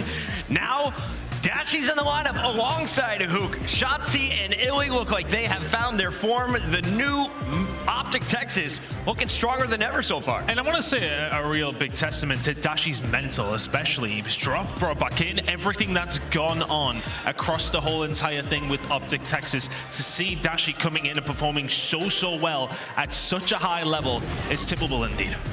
And of course, we got to talk about the sniper rifle. It could be coming out in that game number 2 from iLLeY. He's more than just a sniper, though, on this team. He's also making some incredible calls throughout this tournament, Ann. Yeah, you know, when I look at iLLeY, I feel like he's the backbone of this team, right? You have playmakers around the board, but iLLeY's like the guy. He's hitting the rotations now. He's picking up the big kills with the AR, and he's also having some good respawn performances as well. So for me, he's like the heart and soul, the backbone of this squad, and I'm looking at him to have a big one. I maybe have a little bit different opinion on that side of thing as backbone. I think for me that would have to be Dashy just because of the player he's evolved into, I feel like, in the past 2 years. But that's no slack to iLLeY at all either. I think he's easily the best sniper in the league right now, and we have yet to see a counter to it at all across the board. Done. Let's put the numbers aside and let's just look at our maps and modes and get the fans excited for some clips that should be coming from this series. Which of these 5 do you think is going to be the most explosive between our 2 teams here in the winners bracket? I mean, look, I agree with him. That's what he was saying, specifically about the control more leaning over towards that Minnesota side. I think we see a map 5 here, and I think that's where it could be explosive. I lean towards Texas in that map 5 because of the snipers we see from iLLeY. I feel like that's the X factor that they may well have on this map.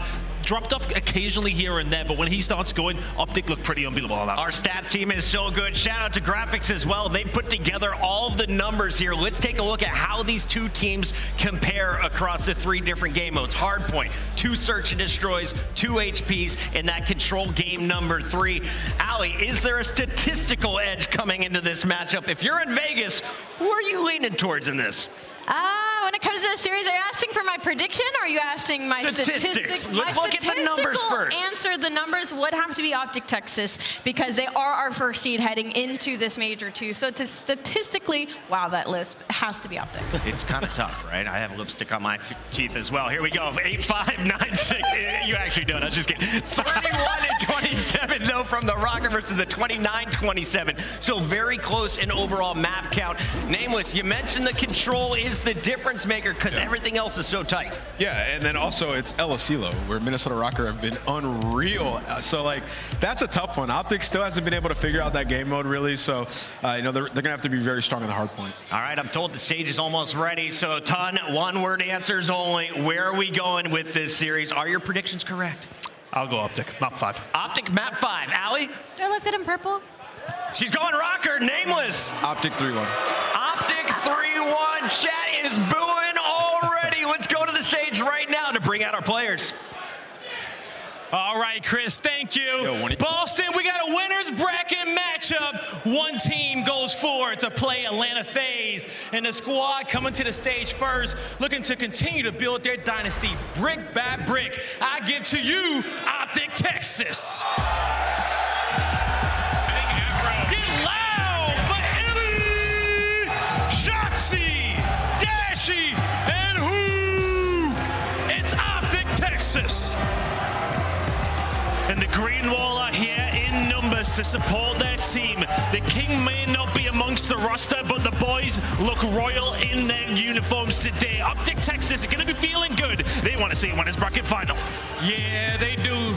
But the team coming out on the stage next with straight ice in their veins, looking to clutch up once again. Get loud for the Minnesota Røkkr. Show some love for Bance, Afro, and Cammy. It's the Minnesota Røkkr.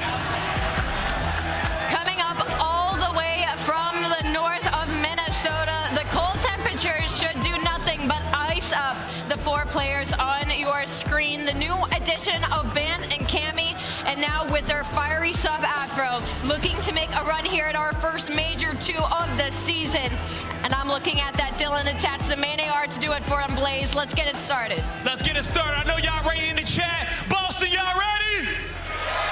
Lando, Study, let's get this one going. Let's do it, buddy. Let's have ourselves a fantastic series. OpTic Texas, Minnesota Røkkr, buddy. 2 teams that are off of wild matches, game 5 matches here, day 1 at the Boston Major. And both these teams pretty comfortable with each other, pretty well known considering it was their very first match of the year. Oh yeah, and that very first matchup of the year didn't even get the chance to finish. It was Minnesota who walked away with the series in a 3-1 after something happened. A little freaky on that aLLeY control, but today's a different day, man. I'm super excited to get into this one. It's going to be fantastic, right? We talked about it. The storylines are absolutely there when it comes down to this matchup. But I already want to ask you, kind of looking at both of these teams, OpTic Texas versus Minnesota Røkkr, who are some players that fans in the crowd, fans at home should be looking out for, one for either side? Oh, well, obviously it's going to be Dashy. You saw what he's been able to do in his last 2 series, 1.4 versus Atlanta. And then in his series yesterday, or 2 days ago versus LA Thieves, 1.3. He's just been a man on a mission. And on the opposite side, it's been all about Benjamin Bance. What he's been able to do for that roster all throughout stage 2, clutch play after clutch play, finding the easy kills, making the plays in search and destroy. Those are the 2 playmakers, man. I'm excited to see that duel head to head. Yeah, I'm excited really for the SMG battle because obviously if you're OpTic Texas, you're still trying to work things out as we talked about. The Scump departure, Huke now gets added into this team. You want to see how they play considering you're facing off against, for the Minnesota Røkkr, a very fiery SMG duel on the other side. Now that Bance has returned back to classic form, and Afro, as we know, one of the best players in the game. But you can hear it already. Boston is getting hype. As we jump into this game, it is a winner's final match. Top 3 guaranteed. Loser still guaranteed top 6, but it definitely is getting dicey, getting pretty crazy down to the elimination bracket. As we jump in here for Hotel Hardpoint, Jay, I feel like this is one of very many maps that we're going to see in this series. Oh yeah, I'm excited for this one because this is one of those money maps for OpTic. 6-1 overall record, but for both of these teams is just going to come down to the fundamentals in HP. You win your rotations, you set up properly, you're going to have some success. But here we go, Boston. It's time to get this one started. Minnesota starting off on the better side for P1, getting some initial time is exactly what you want to do. And really, Cammy getting things off to a hot start. Røkkr find a quick 4. As we said for OpTic Texas, not preferred spawns for P1. However, they do get iLLeY as well as Dashy in pretty interesting spots. So they'll look to try to pinch right on inside of the hill. A lot of time to fight for at P1. We've seen teams slowly but surely begin to adapt, figure out the strategies at P1. But as we said, a lot of strategies going on, a lot of route takers right now, Jay, specifically player number 8. Yeah, Cammy already makes his way towards the back of P2. He's just trying to stay alive for his teammates to set up a pinch. That's going to be 3 dead in the feed. OpTic now all spawning over towards Kitchen. So it's going to be Minnesota. Early off the rotation, should allow them to get fully set up off of P2, but there's 2 players out to play. OpTic Texas, they're going to have the numbers. They're going to have to adapt as well. However, Attach tries to find himself on the flank. He ends up getting cut down. Cammy starting things off at 5-0. As we said for Cammy, it has not been a great stage for him. Feels like everybody's turning up. However, he has not. Finally hits the dust for the first time to kick off this hard point. But Jay, OpTic Texas, they have waltzed right into this HP. Minnesota desperately trying to get back into this one. A tight game nonetheless, but Bance puts 2 away. Constant 1v1s. Texas with the time. Texas still holding strong, making sure they're winning these trades, finessing around these pillars, able to take down Attach towards the backside. Is now in the final 25. Dashy able to win a huge one-on-one versus Bance to secure this time for OpTic. Final 20 should be theirs. We're now off the rotation. It has to be Minnesota. You have to back up towards Kitchen. And that's a big kill, right? Considering that OpTic Texas now get a little bit more map positioning. Røkkr now spawns toward their back. Afro actually ends up taking himself down, so that's not going to help. Thankfully, the rest of the Røkkr are able to rebound. They win their crucial 1v1s, and one of the best rotating teams in the game are able to save themselves there. And now this is the hill that Minnesota had struggles with versus NYSL. They allowed the break to come in when they were early off the rotation, but 3 kills already in the feed in favor of Minnesota. They hold down the first push. All of OpTic Texas trying to set up the play, trying to put pressure on through the front. But it's just right now, the setup for Minnesota looks really, really good. They have everything cut off. This is what you want to see right out of this Minnesota team. I mean, off the rip, right? Cammy starts things off 5-0. You see Bance fire and Attach right now, finds himself on a 5 spree. It was a little bit of a shaky rotation to start. 25 seconds still to fight for, but as we're talking highly about Røkkr, now it's time to defend it. Now it's time to lock down this point. And Cammy, comfortable as you like. Now at 8-4, Røkkr, they reclaimed the lead. And Cammy so far starting off hot in this hard point. He had a .79 in this last series versus NYSL. And this is exactly what you need to do. Starting off hot versus a team like OpTic Texas, you have to do better. But that's going to be 3 dead in the feed for OpTic. What looked like to be Minnesota winning their rotation. OpTic are able to find the kills. Now fully set up towards that. But look at Afro. He's in a position to break their setup. Afro indeed. Yeah, they have no idea that he's going to be in a position like this. iLLeY, does not finish the kill. Marcus Reed is running wild right now in OpTic space. And Huke drops as well. Some shaky shots coming out of Texas. Regardless, somehow they are still finding the time. Wild stuff as Minnesota not able to take advantage of a few gunfights that I'm sure are getting them loud in the comms right now. Dashy beginning to heat up, Jay. And that's something that you're going to be scared about if you're Minnesota. Yeah, that was 3 dead already because now Minnesota is spawning in towards the back of P2. OpTic are finding every single kill in the feed. That's another 3 dead off the rotation. The only player here at the next hard point is going to be Afro. A close spawn comes in for Cammy, but now it's all on Afro. He's going to get spotted. iLLeY with a couple shots, not able to pick up the kill, but it's going to be able to set up Dashy, potentially set up this pinch, and it's going to be OpTic Texas with a great time off of that previous hill. Should have allowed him to get set up, but Afro makes the play. He stays alive towards Kitchen, and he finds 2. Yeah, I mean, Afro was at a 1v2. He stays alive, sets his teammates up, and even after that, it's really the team who comes in. That is a wonderful wipe. They're out of Minnesota, and now for OpTic, you begin to try to figure out a way to try to break this. Huke able to find the timing. He'll jump on through. Rest of Texas are here. However, Attach and Cammy able to respond. 3 fall. Røkkr jump out of the hard point, and then right when Texas runs on forward, then they collapse. This is great work so far from Minnesota. Yeah, and that play all comes down to the play by Afro. Like the fact that he was able to stay alive in Kitchen, find 3, win that rotation for Minnesota. Basically a full 60 hold in towards Diner. Now off the rotation. Minnesota are swarming towards the back of the kitchen. There's only 2 players here from OpTic. iLLeY wins a huge one-on-one. Now they're going to put themselves in a man advantage. Able to do so for the moment. A quick 2-on-2 for either side. Bance and iLLeY, closest 2 players right now for both OpTic and Minnesota. This is big time over here at the rooftop. And you can see Røkkr trying to make sure they've got those spawns. Meanwhile, for iLLeY, wants to make sure that he's got enough teammates off a spawn to make this one a big hard point for them. However, Bance wins that 1v1, and now Minnesota begin to set on up. Take a look at where those arrows are at right now for Røkkr. OpTic able to eliminate one, and considering that gunfight that they now have everybody knocking on the door. Yeah, they're all trying to push out through the front. You just have to win a couple of these gunfights because Minnesota are in control of the spawns. That's going to be 3 dead. iLLeY tries to set up the pinch, and he gets taken down. So Minnesota holding strong on this plat hill. Only 20 seconds remaining on this one. OpTic Texas is just going to force themselves to give this one on up and just play off the rotation towards P2. Minnesota starting to pull away with this game over some great holes, able to chain 2 hard points together. This is a welcome sight. I mean, considering what Minnesota Røkkr fans, it feels like, have been throughout the last few years of franchising, a team that can't win hard points. They come into this year hoping that this could be the team that can finally walk away with some game 1s. And Jay, I mean, you and I have had a lot of their casts lately. It feels like when they're winning those opening hard points, they are seeing wild success. When they're not, I mean, the record speaks for itself. S&D in control at times isn't there. At times it isn't. But if you are Minnesota, coming out hot in map number 1 is exactly what you need to do. He's already putting himself in a great position. This is 3 hills now. They're going to try to chain together. You're playing your corners. Bance already earns himself that cruise missile. 16 and 9, just sneaking behind enemy lines every single chance he gets. And with this route right here, he just has to stay alive while his teammates are soaking up all that time off P1. So you can potentially flip these spawns, and already OpTic spawning at kitchen. Yeah, they know. They've heard the shots. They've seen the spawns, and now it's time to try to cut down Bance. Now it's 17 and 9.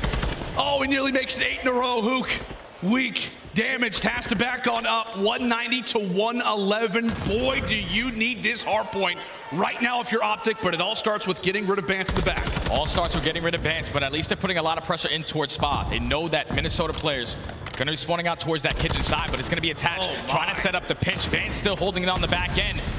As the trades are going back and forth, it's going to be Minnesota able to come out on top. The only player here is going to be iLLeY. He gets cut down. Bance hasn't died in the last 2 minutes. Someone's got to take care of him. This is Black Ops 3 Bance. This is the guy who was dancing on stage, who was feeling confident, the young gun.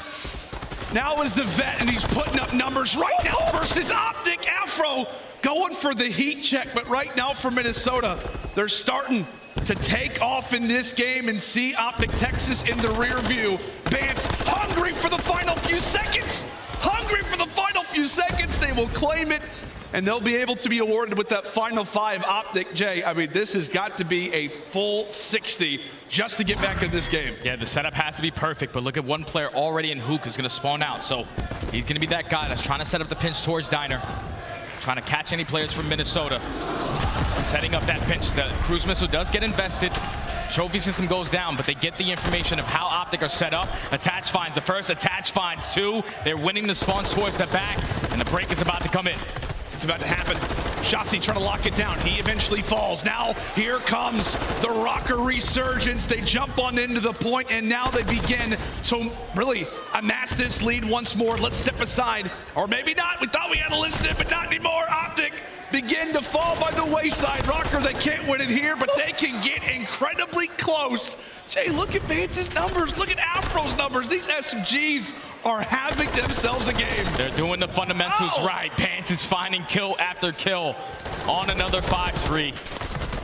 Could potentially earn himself another cruise, but Minnesota have started to pull away with this game by just making the game easier. Winning your rotations, you're going to have the easier gunfights. Their setups have been flawless.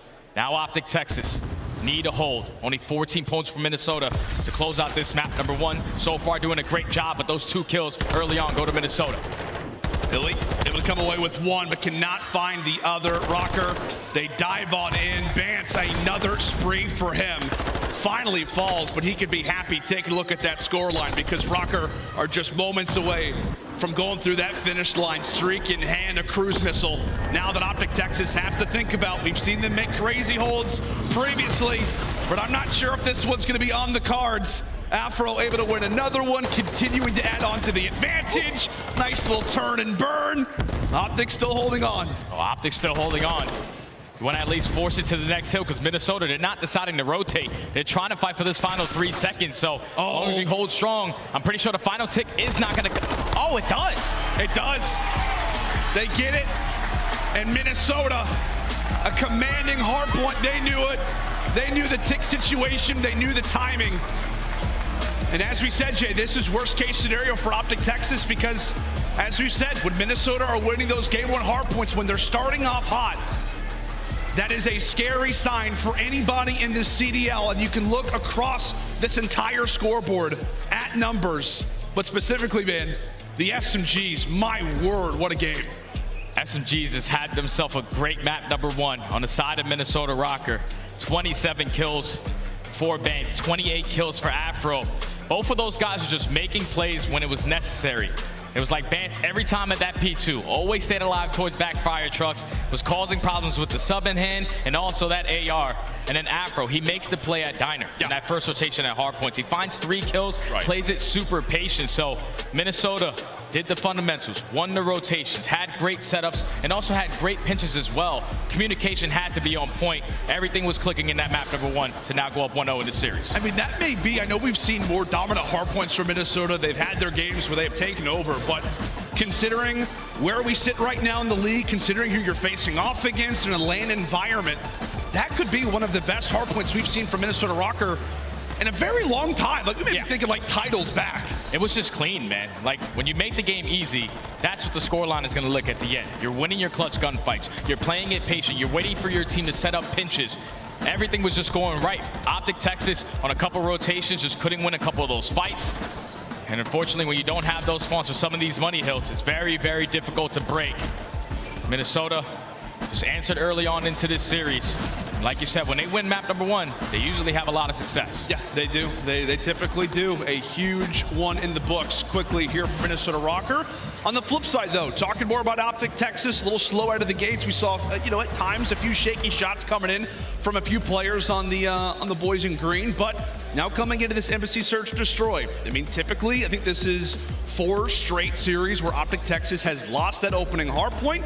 Normally, you'd be thinking, oh God, like their record must be horrible. It's not. Why, Jay? Because their S&D is elite. Oh, their S&D is on point, man. The only time that they did lose this map was to Atlanta FaZe. And obviously, you don't want to play them on Embassy because they're undefeated. But if you are OpTic, this is where you usually get back into this series with this new squad. S&D has been their bread and butter. And a majority of that just comes down to their teamwork and also the leadership coming out of iLLeY. Yeah, that's without question, man. I mean, he's done it with the comms. He's also done it with the sniper in his hands. We've got some crazy stats to throw at you guys once we get into this game number 2. But I think it's interesting, right? And it's also not really a major surprise considering how great OpTic Texas has been in these search destroys, because you add in Huke, you've got all this previously built up chemistry, you won a world championship with 3 of these players, and Huke said, I think even on Scump's live stream the other day, coming into his first match, he was very antsy, very excited, and then they start talking about search destroy, and he's like, yeah, of course, like S&D, we just feel unbelievably comfortable with each other, and oftentimes he said their search destroy success comes strictly down to their comms. Oh yeah, their comms have to be beautiful because it has to be all the small talk. When you have iLLeY, who's usually leading in the comms using a sniper a majority of the rounds, that means everyone else has to step up because iLLeY's only holding down 1 lane.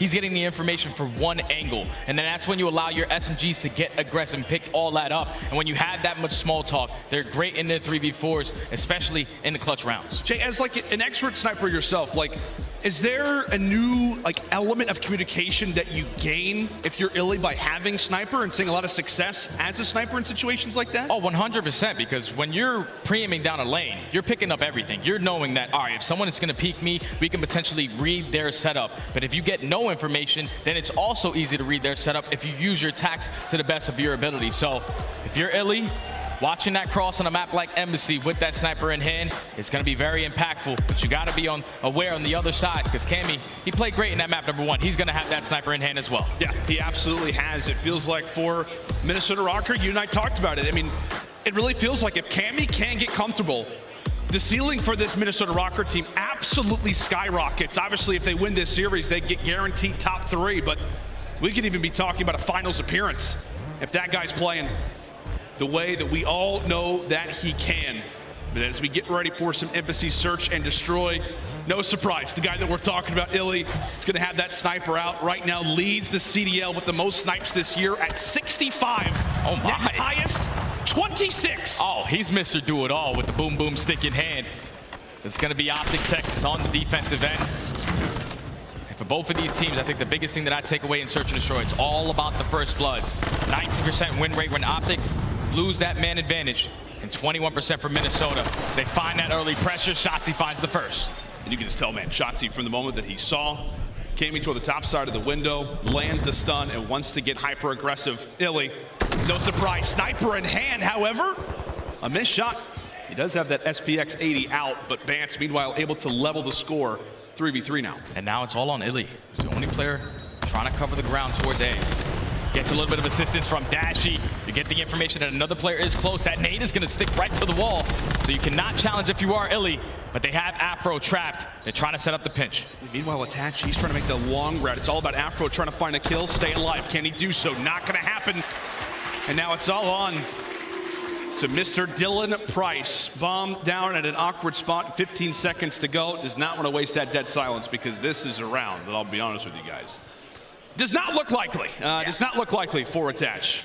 One of the clutchest players of all time. But yeah, you're not going to win a round like that. OpTic 1-0. And that's the round right there where the small cell had to be on point for OpTic. iLLeY knows that he's getting pressured through street side, through middle of the map.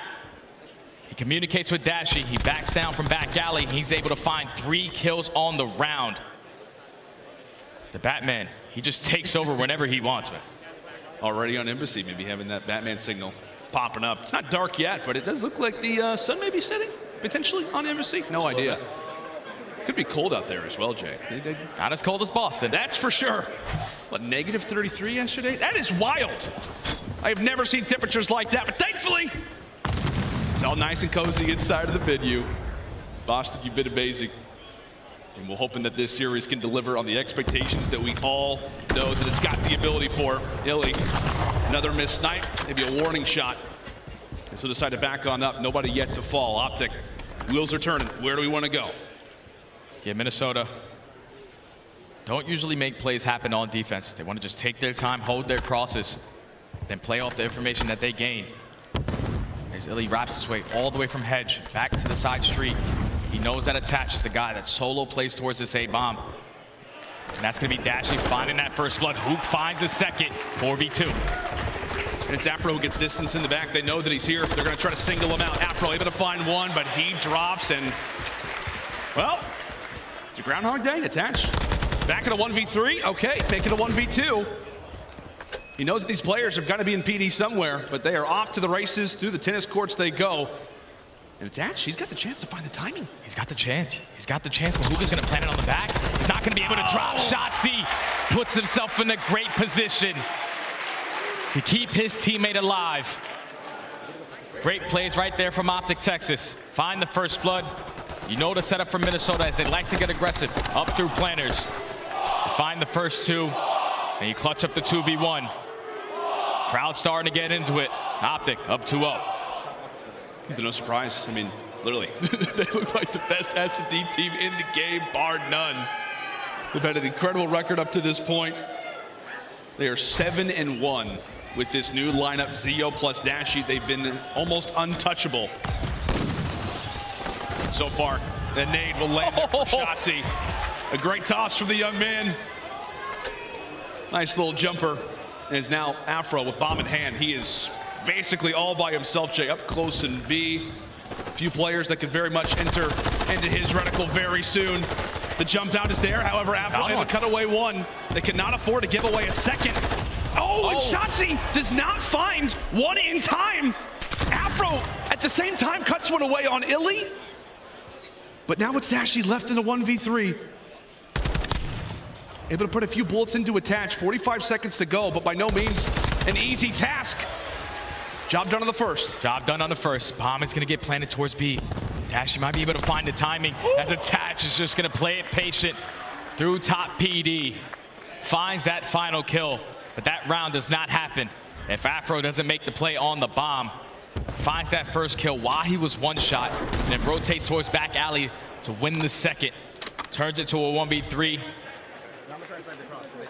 And then at that point, Minnesota would just fully set up, waiting for Dashy to turn that corner. Finally get one on the board. Well, it's wild because it's like Afro's, his position's known. He's on the bomb. You have two players who are essentially watching the cross. They know exactly where he is, able to stay alive, and stays alive long enough for his teammate through office to save the day. Snipes out again, and attach yet to land one on this cross, and that bomb's gonna go down quick. We've seen OpTic Texas do this quite frequently on a number of different maps. The fast plant, Huke's awarded with the objective, but it could be Afro who's awarded with the round, trying to make the plays. Oh, tosses out the nade! It's perfect work from the young gun. Afro tries to solo about the second. Not able to do so. 3v3, 25 seconds. Bance gonna go for the attack, but Dashy finds another one. Attacks makes it a 2v2, but it's time for Huke to strike. He eliminates Cammy. Only 14 seconds left on the clock. Tax picks up the gun, but there's not enough time to stick on the defuse. OpTic, they play it beautifully. They find the trade towards back planners, and OpTic Texas now up 3-1. I thought, Jay, that Afro just made the play. I thought so too, man. In a situation like that, you almost can't play it better, except for, of course, finishing off one of the shots, but tosses out a nade, eliminates the visuals from one, solos out another. That's just the issue, man. That's just the issue, by the way. Oh, man. Is that real? Looking good out there, guys. You guys are looking good. They even got the stash, too. Oh, these guys are probably big Scum fans. I didn't even realize. Scum could actually be one of them right now. I don't even know. Probably. Very realistic. A lot of love for that guy. Understandably so. Jumping into our next round. Minnesota already in a spot where, boy, do they need a round. Boy, do they need a bit of confidence. Afro, he's been Mr. Aggressive. Shotzzy, meanwhile, on the other side. Tacticals, tossed utility as well. The both players. Oh! Enter toward a crossover. This time it's Afro who comes out on top. Huke left in a 1v4 here off the rip. Does he have anything special on the cards for us? Map positioning-wise, Jay, still not looking great. Oh, yeah. This round is like 99% to 1. That Huke is able to win this. He loses the first gunfight to attach. That was just a perfect play call right there from Minnesota. They know that OpTic likes to go aggressive in towards bottom PD. But when attach slowly edges his way up towards street side, he finds that first blood onto iLLeY. They take care of the second onto Dashy. And Afro wins a huge one-on-one versus Shotzzy to make it a 4v1. Get that bomb down towards B. Very clean round right there from Minnesota. Now down 3-2. That's just another round, right, where it's on to Afro to make the plays. He makes the round, he makes the play a round prior. This scoreline is flip-flop. Minnesota in the driver's seat, but cuts away Shotzzy. Rest of the teammates do their work. Minnesota right back in it, but into this round we go. Shotzzy pulling out that tack, looking to lay out some damage. As OpTic Texas eyeing up that B-bomb site. However, they've got to be aware of Afro. Jay, this is a spot that he constantly plays. Another first blood, another first engagement that goes his way. Is he going to read the second one? He does! Afro again, the man to make the plays. So now in the 4v2, iLLeY said the sniper is not working. Pulls out that TAC 56. Tall task ahead as Afro finds another on the round. Trying to go for the ace. He spots Dashy. Some movement coming in from both of the players. He wants it. He wants it, and he's got it. Afro, a statement round comes away with the ace. Minnesota down 3-1. They go back to back, and it's off the plays of this man. Incredible work here out of the young gun. That's just a great round right there from Minnesota. They said, we're not going to give up this fast B plant once again. Bance gets super aggressive in towards orange, and then once he takes that position, you know that no players from OpTic Texas cross towards that site. You allow Afro to sneak his way up, find the ace. Now he's one kill off of earning that cruise missile. It has to be your focus if you are OpTic Texas. Take down Afro. But again, it just feels like, Jay, he's just a magnet when it comes to engagements. This is somebody who's not afraid to be involved in those early fights. No matter who's on the other side, no matter the SMG that he's facing off against, he's confident. And right now, so is Attach. Afro gives that information here over to Mr. Price. He cuts away. Another first blood for Minnesota. Sniper back out for iLLeY, and there we go. Able to land for one. Able to land for the first. Finds his first kill of the map. But you see the rotation coming in from Minnesota. They push out towards PD because it's going to be Cammy who pushes out towards parking lot. He takes that control of the map. Bance finds 2. Now it's all left up to Dashy. 1v3 again. Up to Bruce. Oh, and Cammy is able to read him. That is just excellent positioning there from Røkkr. I mean, from the first blood into that bomb rotation, you can tell, Jay, they're just on top of it. Yeah, Minnesota, they just read the play beautifully. Shotzzy in that situation, when you find yourself in that position towards hedge, you don't want to get aggressive because you gave up that first kill to attach, and you put your team in a man disadvantage. You force your teammates now into 3v4 to change their setup around. Minnesota, they find the opening through street side and take the lead now in this search and destroy. Well, it's been 3 straight out of the Røkkr.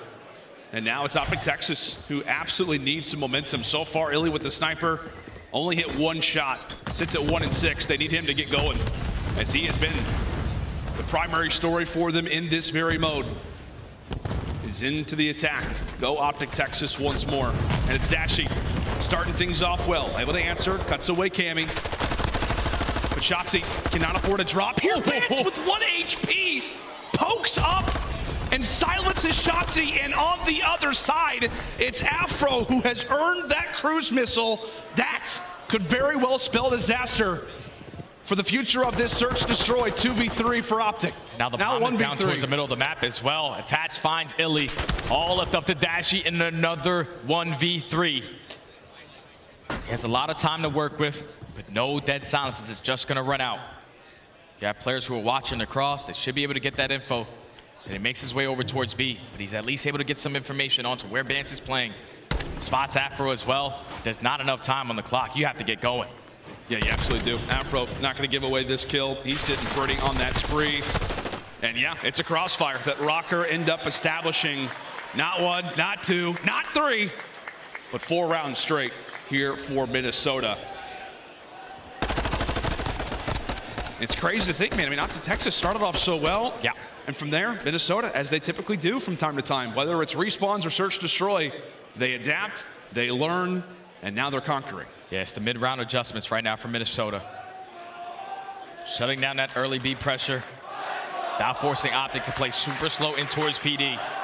As Minnesota find themselves at game point, and this is where Afro can invest that cruise missile and potentially open up one of these sites. See what he can do with it. Puts himself right in the pocket. I mean, based off of how Minnesota's playing right now. Slow, methodical setup. Trying to find a free first blood. Very likely we could see that cruise come in. And we will.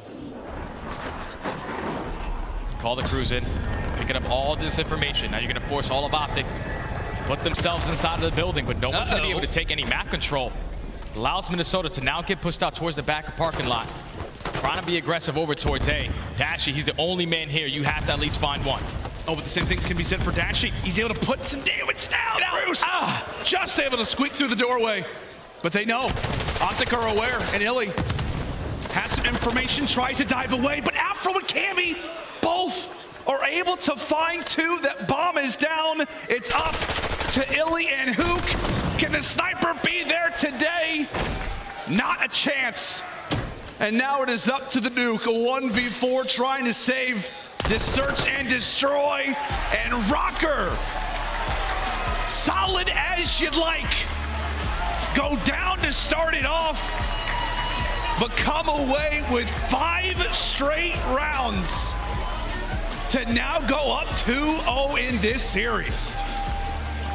Minnesota started to read the setups of how OpTic Texas wanted to play this map. They find themselves down 3-1. OpTic found success when they were aggressive towards B. They completely bind counter it. They allow Afro to find that ace in that round. And then even when Dashy found the first blood in the following, it was Afro who evens up the numbers, makes the play, earns himself the cruise missile. And at that point, when you're able to chain a couple rounds together, you're forcing OpTic to now slow down. You have to start to read what Minnesota is doing to you because they were just catching them off guard in multiple rounds. And in that final one, once you pick up all that information with that kill streak, you push out towards A, you find the first 2 kills, you get the bomb down. Just a flawless S&D from Minnesota from the 3-1 point on. And now this gets incredibly scary, right? For a number of different reasons. OpTic Texas have been able to rely on search destroy basically throughout every single series. Now we're coming into a control of which they're down 0-2. And Jay, Minnesota, they love themselves some CeeLo. Oh yeah, that's the scary part is that they've never lost a CeeLo. So now OpTic Texas find themselves down 2-0 in this series. They need to try to complete another reverse sweep. Yeah, that's without question. CeeLo control. It's happened before between OpTic Texas and Minnesota. Fingers crossed, ladies and gentlemen. But no, can OpTic Texas begin to make something happen? If not, they are going down quick. 3-0 to the Røkkr. We'll see how this one begins to shape up. Stay with us as we'll be back right after this break.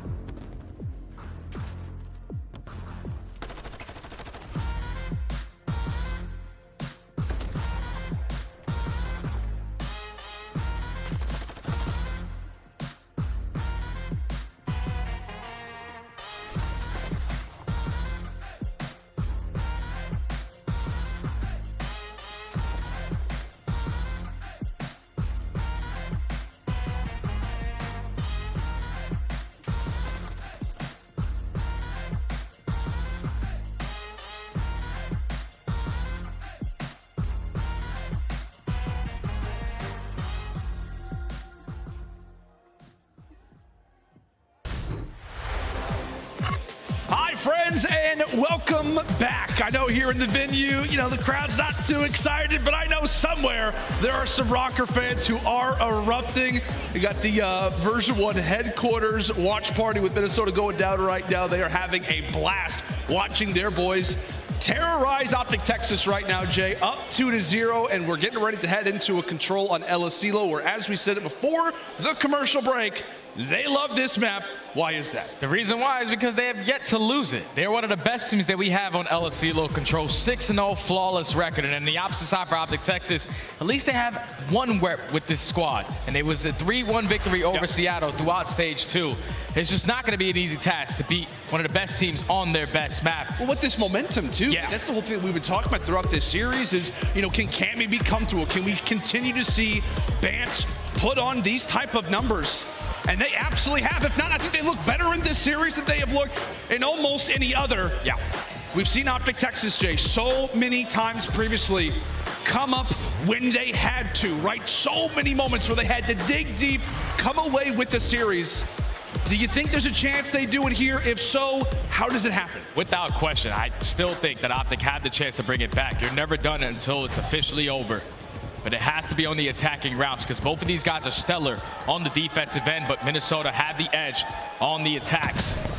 So if you are OpTic Texas, that's where you need to find that opening, but it's going to be Minnesota early on, trying to put the pressure on towards iLLeY takes top radio tower control, but the trade's going back and forth. Minnesota able to get on that point. Oh iLLeY gets cut away. Bance with some absolute beams to the top side of the radio tower. That's going to ease the lane.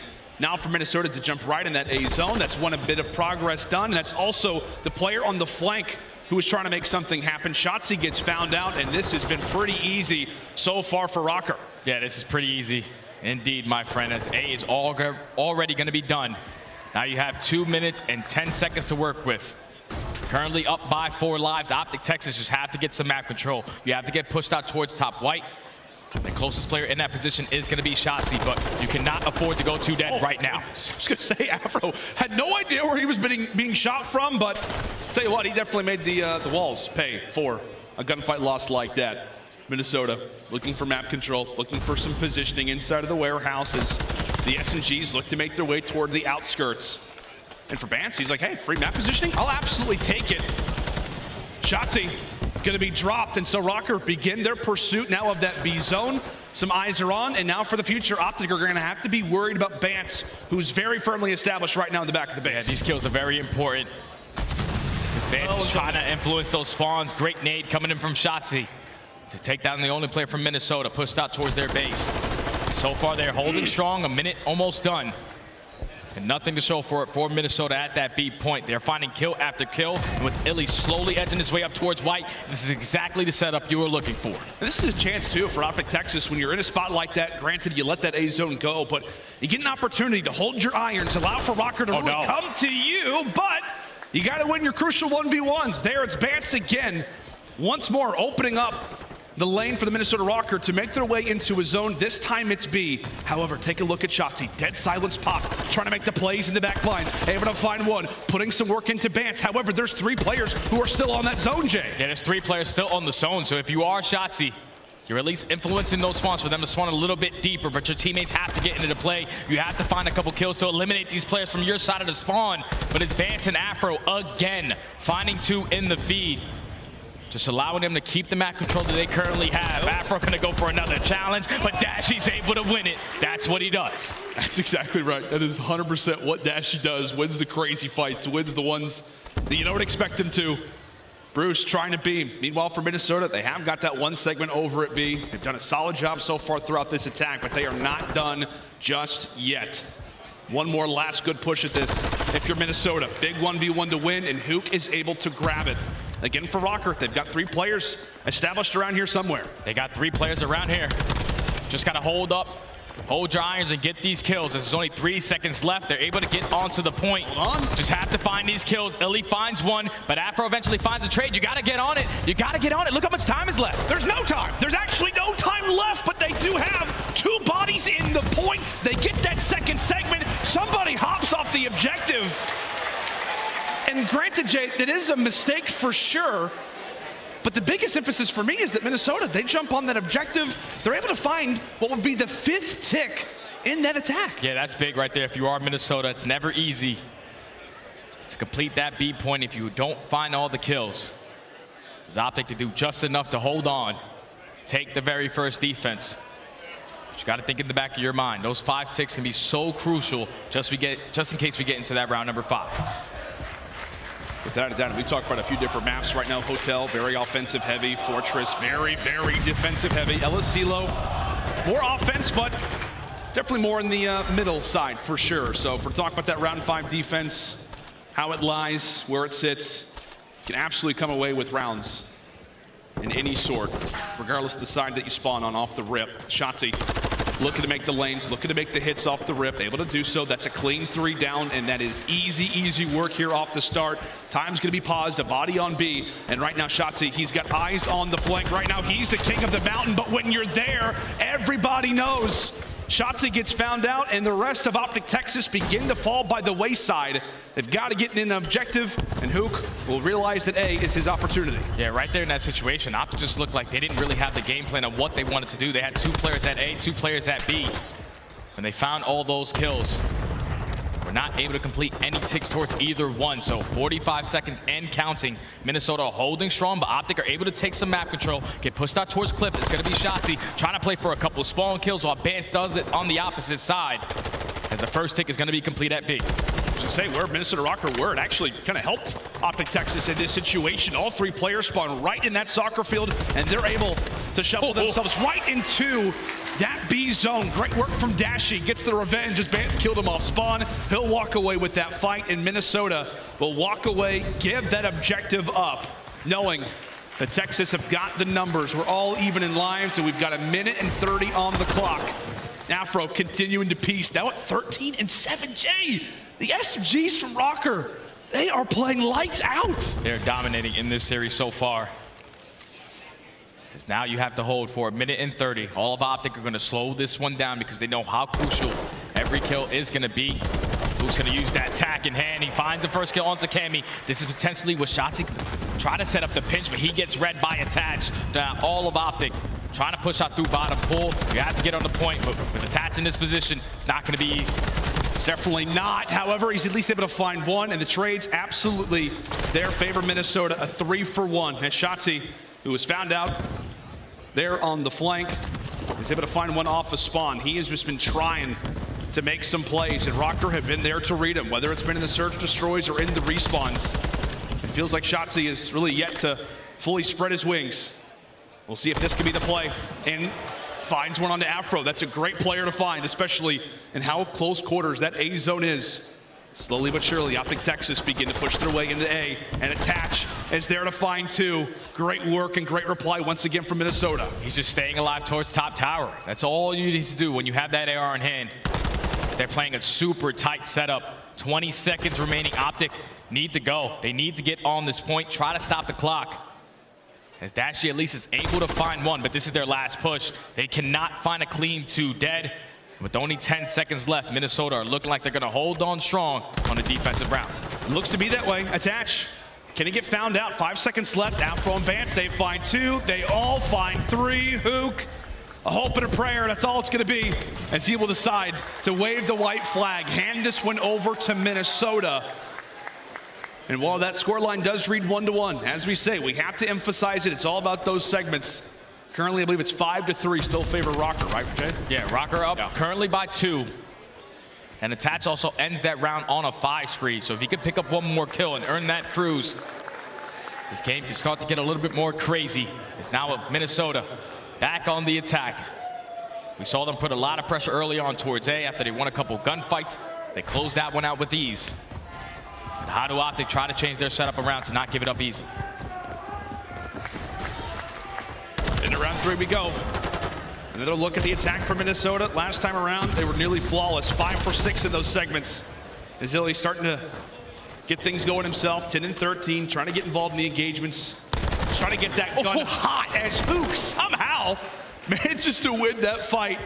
Regardless of it, Minnesota with those spawns to the top side of your mini-map is now the all-out focus is going to be at B. And that was a big kill, taking out attach. No cruise missile is going to be earned.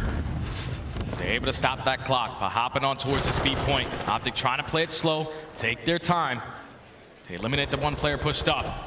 But now that's 2 kills going in favor of Minnesota. Bance finds himself in a nice little angle, just being the aggressor, knowing that all of OpTic are going to spawn out towards back cliff. First segment is about to be done. First segment nearly found out. Another flank attempt from OpTic Texas, and it gets foiled once more. They're spawning, and Narnia right now. However, thankfully they've got Dashy, who can hit shots from range. It doesn't matter how far he is. He still has a chance. Pixel perfect is Bruce. However, Cammy can say the same. They're still on that objective. We're looking at Afro. He's doing great work finding players, trying to cut away members of OpTic Texas inside a warehouse, but they are still on this objective. Cammy still alive. A slower start to this control, but he's beginning to wake up. Now on 5, that is a full zone once more over toward Minnesota. Jay continuing to build onto their lead. And if you are Cammy, just try to find 1 kill. He does that, so the cruise missile is going to be earned. Attach finds a kill off spawn as well. So now 2 players from OpTic have to now come off spawn and focus on Attach, because he's going to try to keep him in towards the trap. iLLeY, you have to play your life towards top tower. You have to just stay alive for your teammates to get out. Huke takes down Attach, so now OpTic can sprint out of their spawn. They can, however, they still got to go through the wonderful, wonderful reticle here of Cammy, now on 7. As we talk about streaks so often, he is going to have that cruise missile. So OpTic will have to deal with that as this game moves forward. Røkkr attempting a flank. We'll see how that can work out. Cammy eventually does fall off the spring, and so now for OpTic, their life gets a little bit easier, and you can see what that map positioning does for them. Gives them the advantage, it gives them the confidence to begin to siphon on through here on aBeZy. 40 seconds still to go. Røkkr attempting to try to break on in, as now Shotzzy finds himself on a spree. Yeah, this is just difficult. OpTic, they're trading efficiently, keeping map control, just keeping them off of the point. As kills go back and forth, Bance at least makes his way in towards bottom green. He's going to be able to stop that clock by pushing his way in towards boxes. He has to win the gunfight. He cannot. iLLeY wins it. So OpTic Texas, 20 seconds away. In their very second defense. The streak does get invested, though. That's huge, right? They're going to go ahead and invest two that dead. Streak. And with that, they're also able to find a second kill on top of it. Dashy, that's a massive kill. Now brings it to a 2v3. iLLeY evens the score. OpTic are now going to be here. They've got man advantage, but they've got to jump into this objective. Minnesota able to grab a segment. Dashy loses his fight.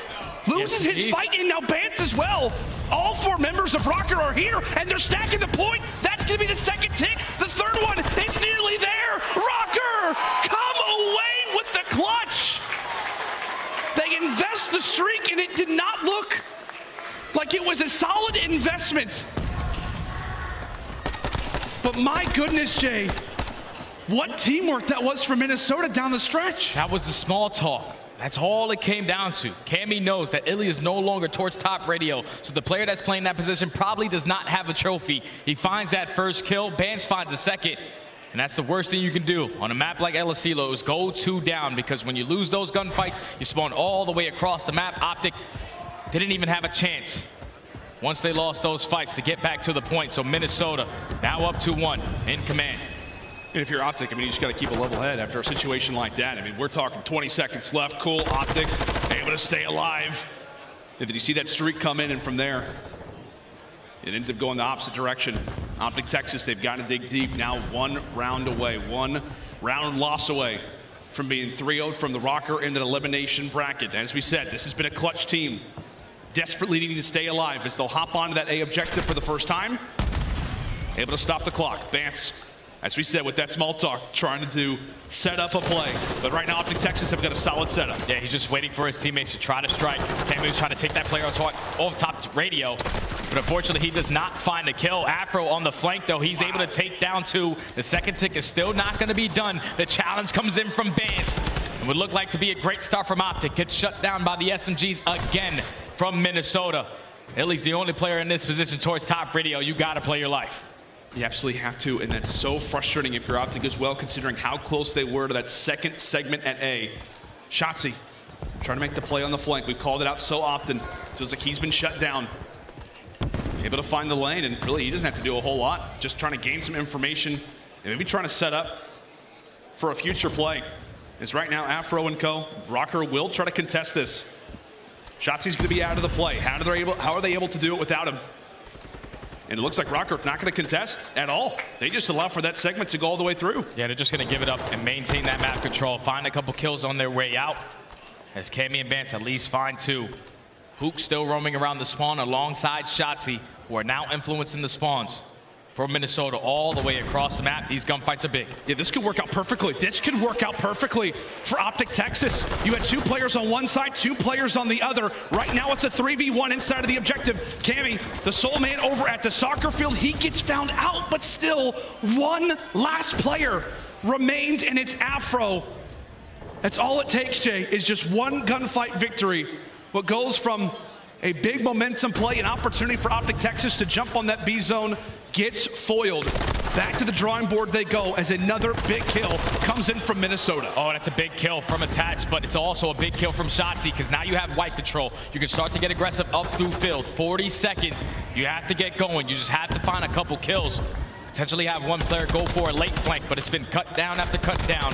Minnesota holding down the irons. Cammy has turned it around in this control. Finds 3. Now with only 30 seconds left, OpTic have to get a move on it.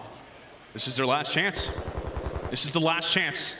It is going to start off with an iLLeY pick. However, Bance able to reply. Afro again. Where is he hiding? Where does he happen to be? Oh my. Afro putting him in the dirt. Another one. There for Afro at 27 and 19. Time continues to tick away.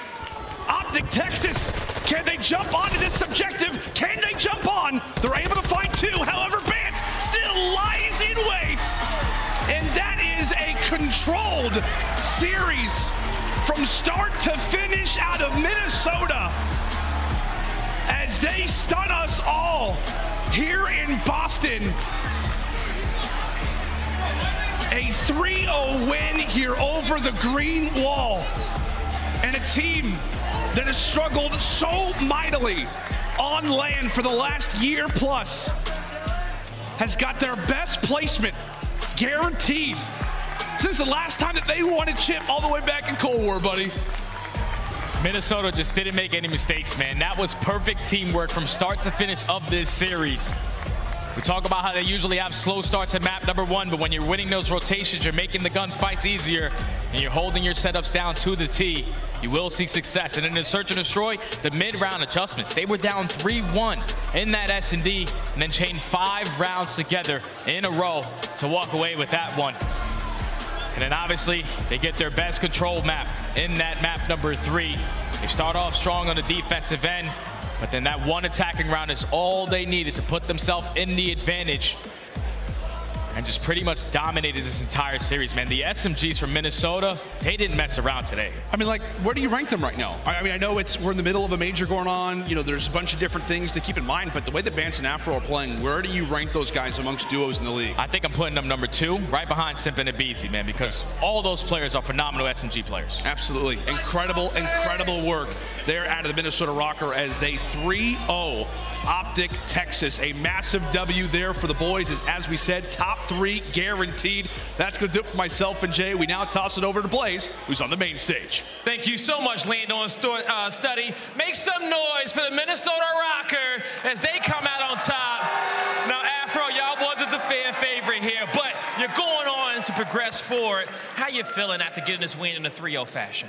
Feeling great. Obviously, after the controversy, season whatever, stage 1. It's been the rematch. Nice it feels nice to obviously win at LAN in front of an amazing crowd. So great. So the result's gonna stand right there. Now, as I was watching the series, one thing I couldn't take my eyes off of was that synergy between you and Bance, okay? Yeah. The SMGs out there. How do you guys play so well together?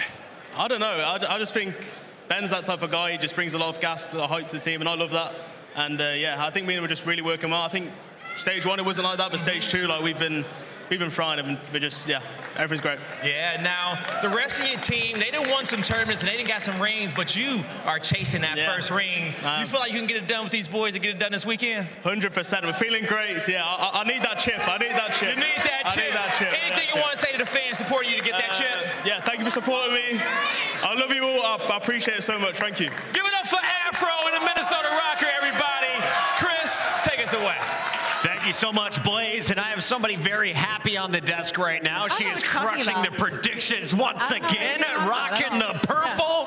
How do I have? Oh, my bad. Yeah, did you see this as a 3-0 though, aLLeY? No, I definitely didn't see it as 3-0. I do have to give my props to at least that end of things. But I mean, OpTic Texas, for me, the teamwork just hasn't been there. I feel like there's been a lot of solo channeling. I feel like they're lacking somebody to really make a play, to be like, listen, let's do this. Let's do what we need to do to get this back in our hands. And unfortunately, Minnesota Røkkr capitalized on that. Don, welcome back to the desk. Let's break down this series as we take a look back at the maps. This one, a third 3-0 on the day. 250 to 189. 6-3 in search and destroy. And then we close it out. Control was 3-1. The Røkkr never gave OpTic a chance in this one. No, they smoked them. In all honesty, it was very, very dominant. Yeah, okay, we've seen a little bit of a comeback from OpTic Texas towards the end of the hard point, but apart from that, it is plain sailing for Minnesota Røkkr all the way through. Map number one, big shout out to this guy who's just continuing to perform time and time again for the Minnesota Røkkr. And we always kind of say about Bance every other season that, you know, he'll have one of these games here and there. He's consistently doing it this week so far, and it's a dangerous prospect for the rest of the league. And you look at some of the numbers here, Cammy was starting off really hot, but Bance went on those streaks, it looked like, in that game number one, Nameless. Dude, he was going crazy. And then also the X Factor that we talked about was Cammy. He stepped it up throughout this series, and what was it was just a comfortable series out of the Minnesota Røkkr. Super surprising. I was doubting them headed into the series. I did not think they were going to be able to come into this and take the win. And not only did they prove me wrong, they did it in a 3-0 dominant fashion. Just an absurd win. What is going on today? Like, seriously. 3-0, 3-0, 3-0. Well, we had all the game fives on day one, so it's only fair that we catch ourselves back up on this tournament. Let's take a look, though, at some of the big plays from the event so far. This is our Scuff play of the game. aLLeY Cat, walk me through it, because it's a control attack win on aLLeY. Again, we talk about aLLeY. It is so incredibly difficult to win an attacking round on this map and mode. And the fact that they got that B cap very, very early in this series gave them immense time to try over and get to this A site time. Yeah, and it all comes down to the streaking from Cammy, doesn't it? He doesn't have that. They don't find that break. They probably don't win that round. Yeah, I'm just kind of confused as like, why OpTic decided to play them on aBeZy? This would be my first ban when it came to the control. But either way, man, like at this point, down 0-2 in the series, it's just tough, man. This is also the same map that they had when they had the SAE controversy. Yeah, and Cammy streak wins them the game. Also, Embassy Search and Destroy. I know it was a long time ago, same map they had that game too. OpTic lost 6-0 on the Embassy Search and Destroy last time. Oh, sorry, controller. Yeah, we got that. We're going to break the scuffs up here on the desk, but don't worry, I got more scuffs to give out to the crowd as well. Let's take a look at what's up for grabs. Shout out to Scuff here in the venue. If you need a controller, it's right to my right. But if you're online, enter to win your choice of CDL 22 controllers today. It starts Thursday, February 2nd. The winner will be picked on Monday. So it's already open. All you got to do, retweet, follow Scuff Gaming and COD League on Twitter. Tag a friend and reply with hashtag Team Scuff. We got to pick a player from the Minnesota Røkkr. If you were to choose one player, Ton, that deserves some Scuff honors, who do you think could be repping the squad? Oh, it has to be Ben. Bance so far, he's been unbelievable. The rest of the squad are very much picking it up as well. But Bance for me has been lights out all week long. If you are an OpTic fan, don't worry. Your team is playing again today. They still have a second life, but you got to go through the hometown crowd in the Boston Breach. We also have Ultra versus LA Thieves. It is a jam-packed day number 3 here at the Boston Major 2 from the Call of Duty League. As we take a look at the schedule coming up, we've got a good one. Toronto, LA Thieves. LA Thieves went to that game 5 versus OpTic Texas to open things up. Toronto, they just fell down after a 3-0 sweep. We'll see if they can bounce back after the break.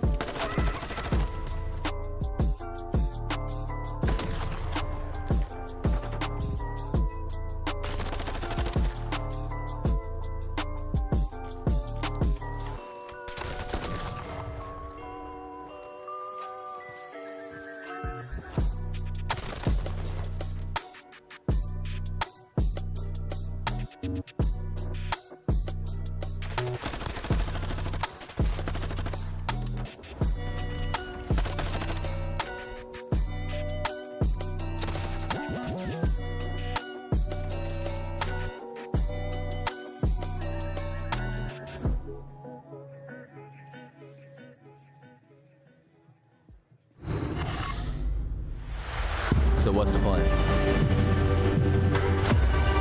Same crew, but this time, we take everything. Picked up 3 in a row, looking to take care of the entire squad, and he's done it. Long, here we go. Number 2.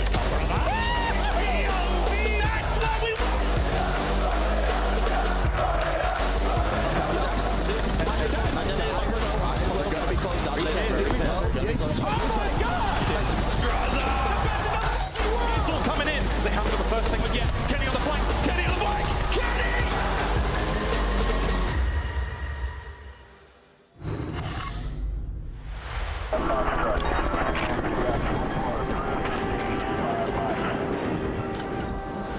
Really, y'all don't know this. Y'all in danger. I'm a threat.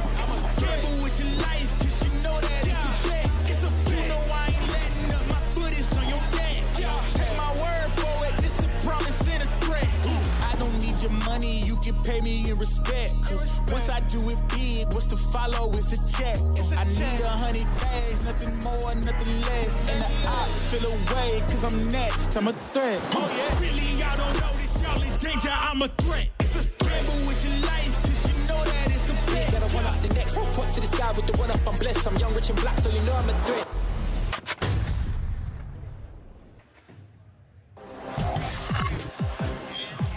Make some noise, Boston. We're gearing up for another elimination battle as we have just 6 teams left in the tournament. We will say goodbye to 2 more tonight. Welcome back into the headquarters crew. It's Chris Puckett alongside Studdy rejoining us after that cast. And I want to start with you here, Studdy.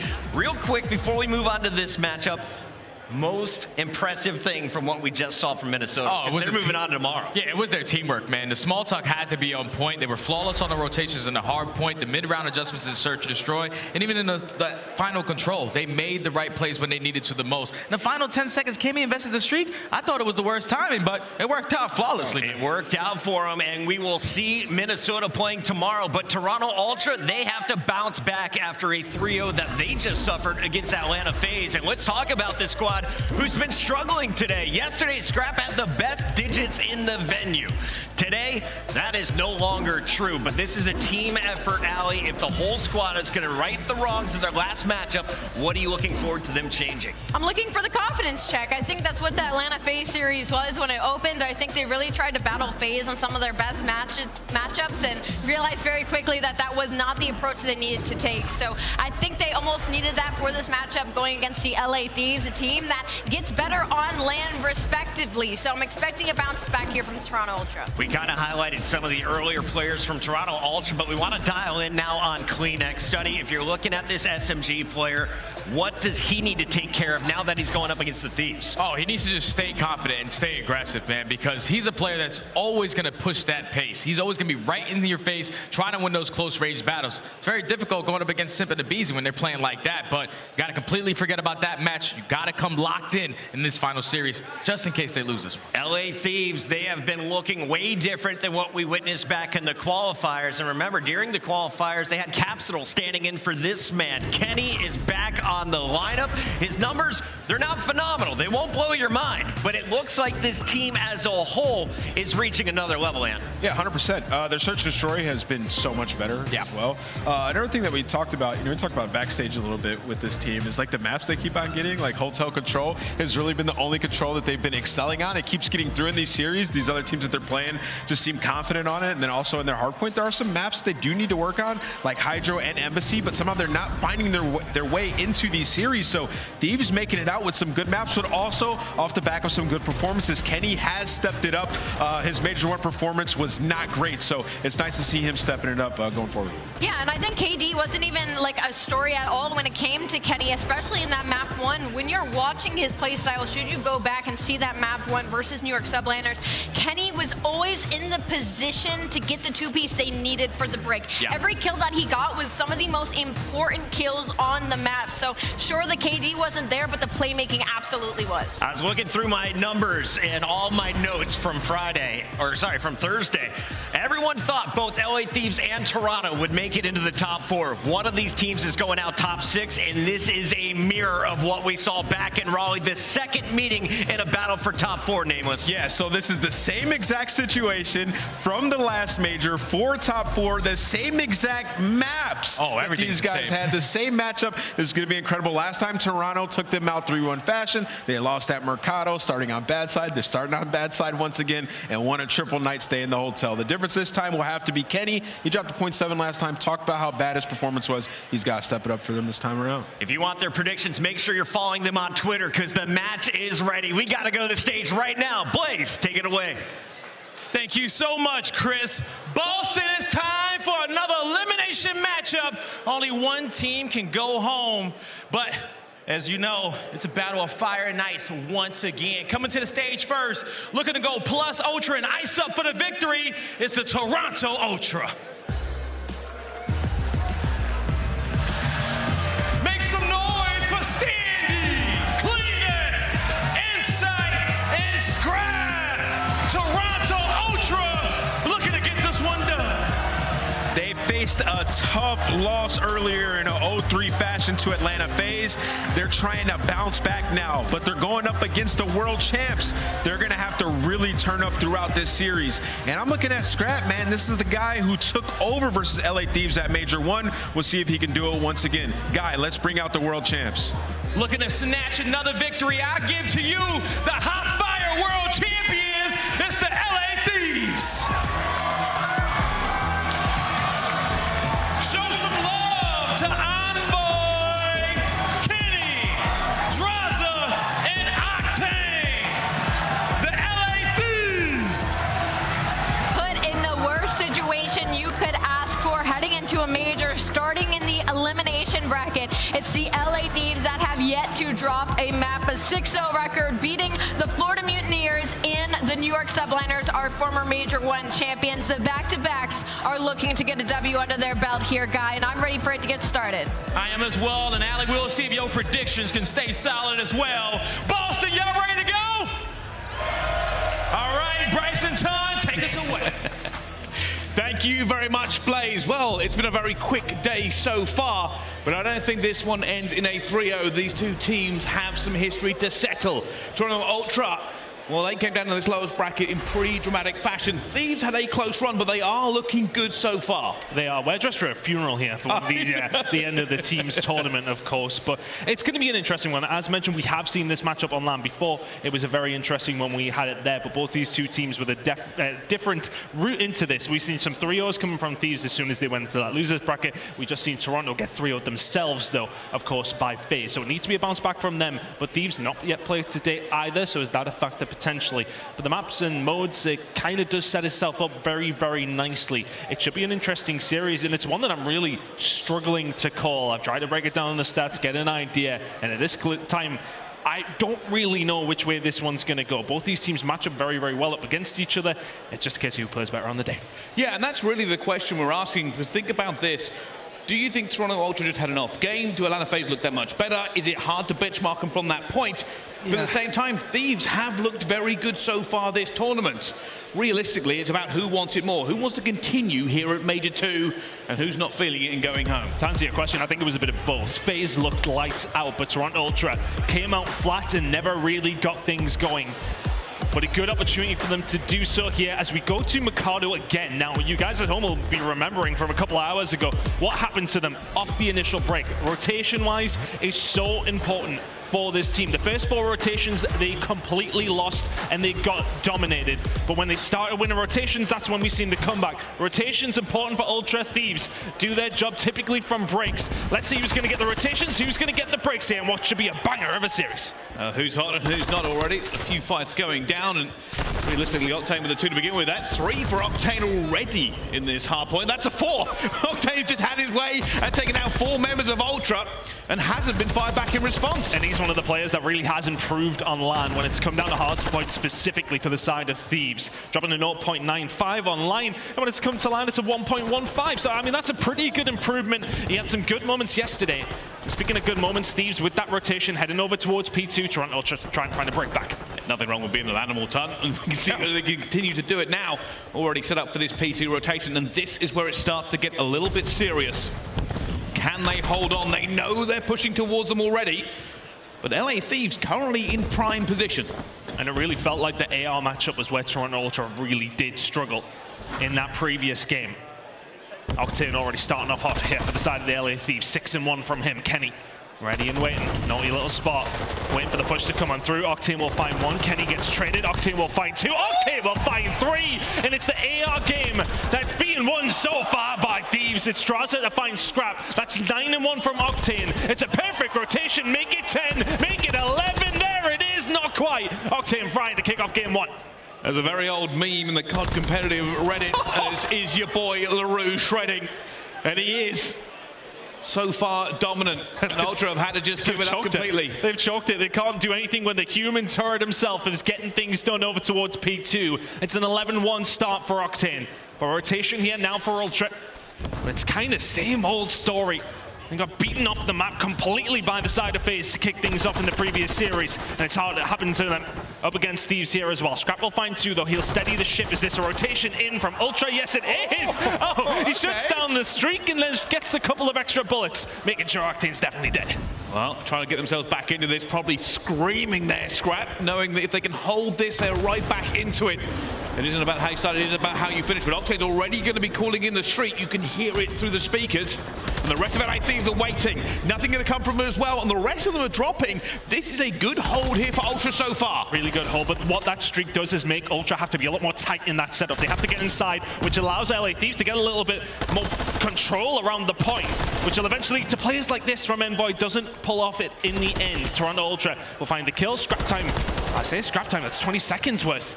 Going over towards Thieves, but Ultra will find the kills. Rotation also to be fought over. Push from Cancina coming from Ultra. Well, we spoke about the rotations before on this map. For both teams, it is critical. Right now, it's Thieves holding down Barbers.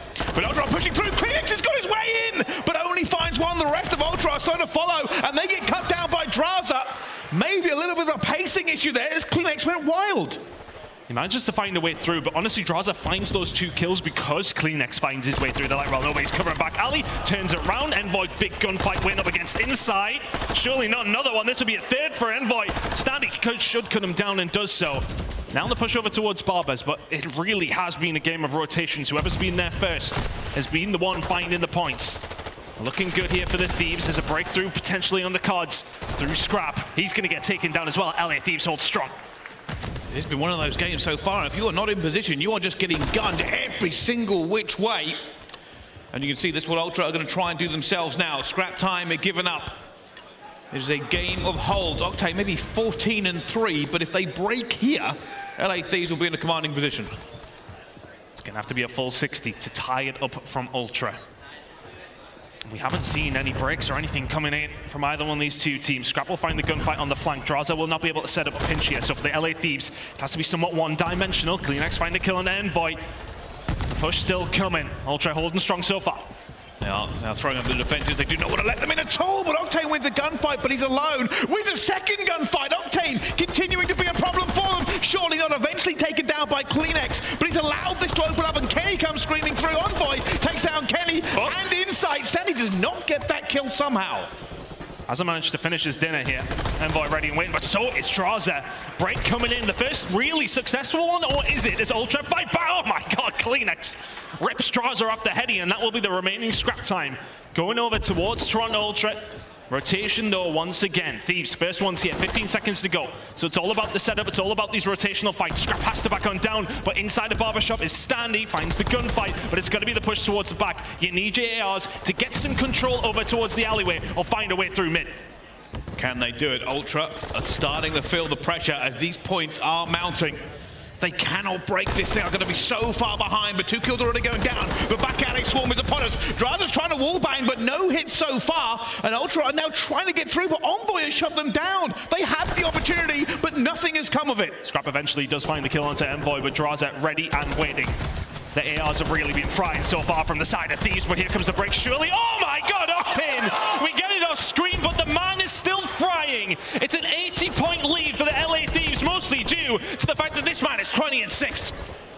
And there's just nothing that Ultra are doing that is working so far. They are falling under the guns of LA Thieves over and over again. This rotation is now critical. They haven't managed to break consistently. They haven't managed to get anywhere on this map. They have to be here first, and they have to hold. And they get the rotation this time. And some confidence clearly still from Ultra belongs there. For this Mikado pick, they are the ones that went with this map, bearing in mind what happens to them against FaZe. Still the confidence is there. They will believe that they can bring this back. It's about a 90-point game. Big lockdown coming in here from Ultra though, and look over towards back alley. Scrap will find one onto Kenny as well. You can see Drazah finding that push as well. He will find him. The break should be imminent, and there it is once again from Thieves. Far too easy. The pinch is set up. This is looking so good from the LA side. And now Ultra will try and regain here a little bit. They have to break back into it, but the kills are just not going their way. The slaying is not here as Ultra desperately claw and fight and try and find something. Almost 100 points down now. They get back in for the scrap time. It really is not looking good in the marketplace for the side of Toronto Ultra. Insight will be there to pick up what will only be the pieces. And Lloyd doesn't quite finish his dinner and will get taken down for it as well. Now we're starting to think about this rotation back over towards P1. You want those P2 spawns. Ultra, we did see a comeback up against FaZe. It was a really good time of things when they were 4 hills in a row. They lost the rotation. But when they managed to win these rotations, they went on a 120 to 64 point run. But they need to do it here without giving Thieves anything at all.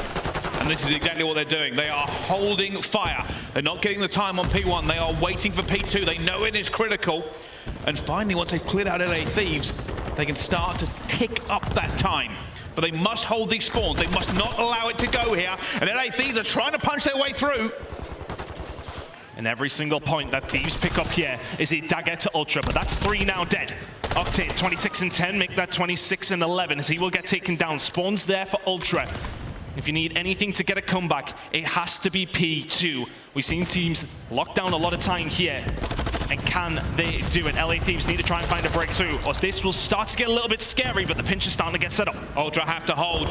Here comes the LA Thieves. They're squeezing in every single direction. Scrap finds one. Can he find the second as well? No. Kenny will take him down. Inside on the back alley, but Octane wins the gunfight, and now they're swarming. They're pushing in towards Ultra, who have to hold them off here as bullets keep ricocheting through. Stanley, that is a huge kill for him. They are keeping the Thieves at arm's length. And a bit of a spawn out here for Ultra as well, so they get the pinch in mid-map, and that is going to be some decent time. 40 seconds still to go here. You can already see Kleenex is thinking about P3, but Thieves are just looking to put the pressure on as best they can. Inside, big gunfight win over towards the mid-map as well. No time being allocated, though, towards the Ultra side. Standing alone momentarily. Octane is not missing bullets. LA Thieves looking like they're going to pick up the last 20 seconds there, which will hurt Ultra. Rotation starting to come in, though. This is so important. Ultra pretty much need to be flawless throughout the rest of Mikado. Can they do it? Can they not only hold off the LA Thieves here, but not give the scrap time and hit the rotation? Because they need every single second for it. It's an LA Thieves stack. They have time. It's the one thing in abundance they can afford to burn. The first kill's coming through. Ultra already a little bit compressed. They're waiting for Octane, finds a big kill on the Kleenex. They are about to break down the doors. They're looking for Ultra here right now as well. Kenny, why around the corner? Oh my God. Doesn't matter, the kills are coming through. Standing's managed to hold off two. He needs to hold off more. They're going for him as well. The reinforcements are in, and it's Envoy who wins the gunfight eventually. And that may be it. That may be all they wrote. And Envoy will end the map, and LA Thieves send Ultra packing on Mikado for the second time this tournament. Ultra, that map has not been going your way. And your boy Røkkr was indeed frying. Right from the get-go, the AR battle just so dominant from the side of the LA Thieves. And that is a stat line that a lot of people will be worried about. If Octane can keep this form up, LA Thieves are a dangerous, dangerous prospect here. 24 untraded kills with the tack on land on Mikado. It's a big, big performance from Sam. That really is. We spoke about the AR battles coming into it, Ton, but that was not a battle. That was not even slightly equal. He started off hot, and we thought, hey, sometimes that happens. Sometimes you can get an early good start, and then you even out as the game goes on. Realistically, not that much. 31 and 13 is not evening out. It was a really, really good performance, and it was weird because, I mean, we've seen a lot of kills over towards P2 when he was locking it down, but he was helping the team on rotation so much as well. But when they were getting inside those points, he was saying, absolutely not, you're getting nowhere near. It started 10-1, I believe. And then actually we've seen Scrapz pick up a 3-piece heading over towards P3. Shot some bodies. I don't think I've seen too many more kills coming in from Scrapz after that. Octane really had his way with Toronto Ultra there. And you're running through the highlights, it's just all LA Thieves. It was still close up until this point. You know, both these two teams were trading rotations, good holds here and there, but the Thieves just started accelerating. Foot down on the throat of Ultra time and time again. And it just looked so strong from the word go. And how many times do we say Ultra have to hold this rotation and then they didn't? How many times could they have come back into that game if they could have found the 60 and then they didn't? LA Thieves had time in abundance, they were winning the gunfights, and when they rotated, Ultra couldn't even look at the site. Fantastic performance from the LA Thieves. Closing it out with Envoy, kicking things off with the rotational win. Coming in from Ultra, but the break, once again, so good from the LA Thieves. It's a 250 to 165 scoreline. And looking over towards that, Ultra just got massively, massively outslayed. Can't let it happen. They'll be the team who have been outslaying teams on a regular basis. Scrapz has been a huge X factor for them. He just did not get going there. Yeah, that's a pretty impressive stat line, to be fair. I wonder if they can keep it up, though. Of course, I did say it had been a day of 3-0s, and I didn't think it would continue. Realistically, Ultra haven't won a map today. Is this going to be a comeback on the S&D time? I mean, look, I would be very surprised if this is a 3-0. I am very much expecting a close matchup. But again, from Ultra, it's that bad start. Specifically after you had Mikado on the previous series, it didn't go well for you. You then pick it again and again get beat pretty handedly. It's one that really does, it's got to pain them, especially with that being their pick. So heading into map number 2, we're going to have to regain if we are Toronto Ultra, but it's one of those situations. I'm sorry, man. Yeah, I know. But I don't know. I think Ultra, that was a bit of an ego check, I want to say, to a certain degree. It was one of those, yeah, okay, we like Mikado. Yeah, okay, we got beat by FaZe. But heading into this one, yeah, okay, let's go again. You get beaten again. Not sure where the confidence is lying now. Yeah, that may be the biggest issue for them, realistically. Obviously, Ultra did not expect to be essentially blown off the stage. That's what happened in the Iron FaZe game, and it kept getting worse and worse. They need a regain. They need a big regain. Even the first round of S&D may allow them to take some of that weight off their shoulders. Let's see if it can take the weight off their shoulders, because right now, after Ultra looked so good to kick things off against LA Guerrillas, haven't won a map in the last 4. And that has got to be a concern for them. But an all-round good game from the Toronto Ultra side. They have a good S&D out on them, of course, can control. They are one of the best in the game. But they have to find themselves in a much better position here because that hard point was so dominant from Thieves.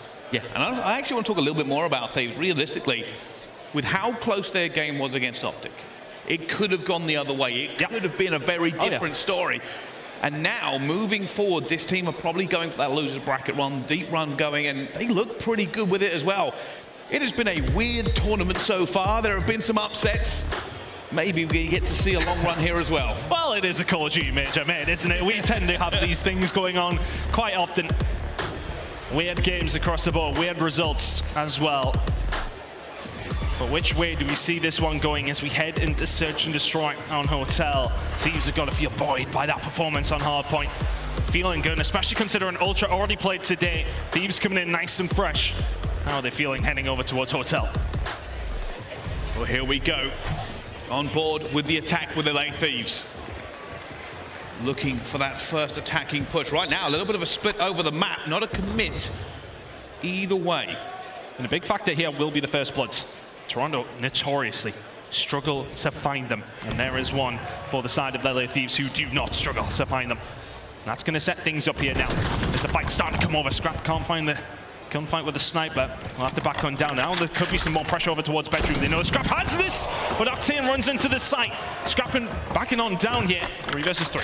That's huge. Scrap has set up a very different dynamic now. They cannot afford to go for this.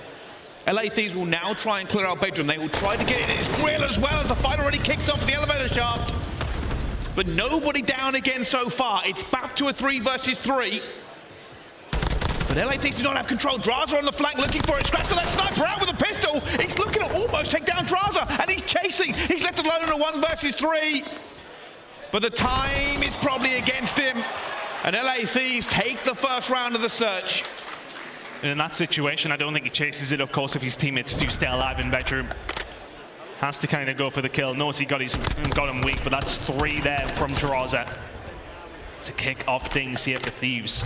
It doesn't rain, it just does indeed pour for the Toronto Ultra right now. Not looking good for them whatsoever, but looking over towards, you know, the initial breaks, Drazah was typically somebody who will not find many, but he is the one that finds that first blood. A 0.21 in opening duels, Kleenex, a 0.21. Managing to have a very similar stat line. It's Drazah leading the way though with 3 in round number 1. There we go. Ultra's first attack, and Octane tries to equal the score. Not hitting with his hit at the moment. Kenny looking in a position to do some damage. Has he stuck through? He has. They have managed to get the plant as well, but Kenny is now trapped. There are players all around him, still alive, somehow eventually goes down. iLLeY Thieves down to 2 members. Ultra have, well, down to 1 member. This should be an Ultra round. Finding his way through, Scrap. Now looking for another kill, will find 1 more. That was at least 3 from Scrap in the round. And I think even when that bomb going down and he still do get taken out, was 3 from Scrap. It's still not a bad position because Kenny has to push in. He's already pretty much dead at that stage. Staying alive as long as he did to help his teammates get into a better position. Didn't work out for the Thieves that time. Ultra, a little bit of a reprieve here. Will find themselves tying things up. It worked out, like I said, Octane tried to go for that snipe off the rip. If he'd hit it, may have been a little bit different, but Ultra, they hold fire, they don't buckle under the pressure. All based off of Scrap. Let's see what happens on this defense, though. Again, looking like a similar split. iLLeY Thieves playing this same strategy. Standy all the way over towards kitchen. Kleenex getting aggressive. Look at this. Backing on down as well, and he will get caught by Drazah. He just peeks out over towards Archers. Envoy goes for the challenge as well. Inside gets gunned. And now Ultra left in a 2 versus 4. And Scrap trying to spread this one. I don't know if they know he's here. The little glitter. Envoy, he's trying to get him as well, but not enough time, and gunned down. I'm not sure the sniper is working out for Ultra. I prefer to see Scrap with the tack in hand, but they're clearly playing around it a little bit. But Drazah finding these first bloods is proving everything they need. Oh, okay, that was a few extra bullets. And I think in that situation as well, Scrap is just playing down low, looking for a pick. His team aren't really in the positions have sent any reinforcements over towards A. They were relying on him finding picks there. And it was somebody who actually pushed across from the A bomb site. I believe it was Envoy who found insight over towards couches. So if he doesn't find the shot, it's a risky situation. iLLeY Thieves 2-1 to the good. Drazah 5-1 to kick things off early on here. And there's obviously once again a stack over towards A. Octane looking for the pick on the Scrap. The bullets are good, but not good enough. Scrap will get away with his life, but info gain for the side of Thieves. There he goes out. He's not going to find anything from this either. But it does seem like Scrap and Octane may square up here at some point. More points going through. I believe that's just a wall bank for information. As everybody goes a little bit still, it may be on Kenny. He's ready and waiting for a push to come through from Ultra. Nastie is dead. Here comes the baitist. CleanX will get himself across. Bomb carrier dead. Insight will find Envoy, and CleanX gets taken down as he does make his way over towards bedroom, and now they're expecting that player on the island inside to make his way over. Ultra kind of at 6s and 7s here to 2v3 for them to find good shots from Scrapz. Kenny repositioning, but actually gets himself caught, and it could have gone much, much worse. Insight left alone in a 1 versus 2. How does he play this? We've seen him clutch before, but not so much this year. Time is very much against him. All LA Thieves have to do here is slow roll this. Oh, he's going to pick it just at the wrong time for Insight, as he did look in that direction, but it's a big round for Thieves to extend that gap. 3-1 to the good now. And that's that sort of situation with Insight. It's an impossible scenario for you to find. Octane kicking off his search and destroy just about eventually. 2-2 from him. This has been good so far from Thieves. It feels like they're really controlling the map. There hasn't been anything too flashy going on. It's just about finding these first bloods. And well, I say nothing flashy going on. Drazah 7-1. Getting the kills where he needs to. Now, this part of it should be where the adjustments come in. Obviously, standing in CleanX, no kills yet. That's an adjustment you should make first. But they should start figuring this out a little bit better. Envoy already finding the first pick onto Scrapz, and Insight gets Envoy back down to a 3 versus 3. Opens the map up just a little bit, but everybody will be waiting for that first move, and Insight will drill Drazah before he gets anything done. Drazah feeling delusionally confident there with that challenge, and I would be too, with the way that he's been shooting, but Insight will find the kill and should do. 2 versus 3 now.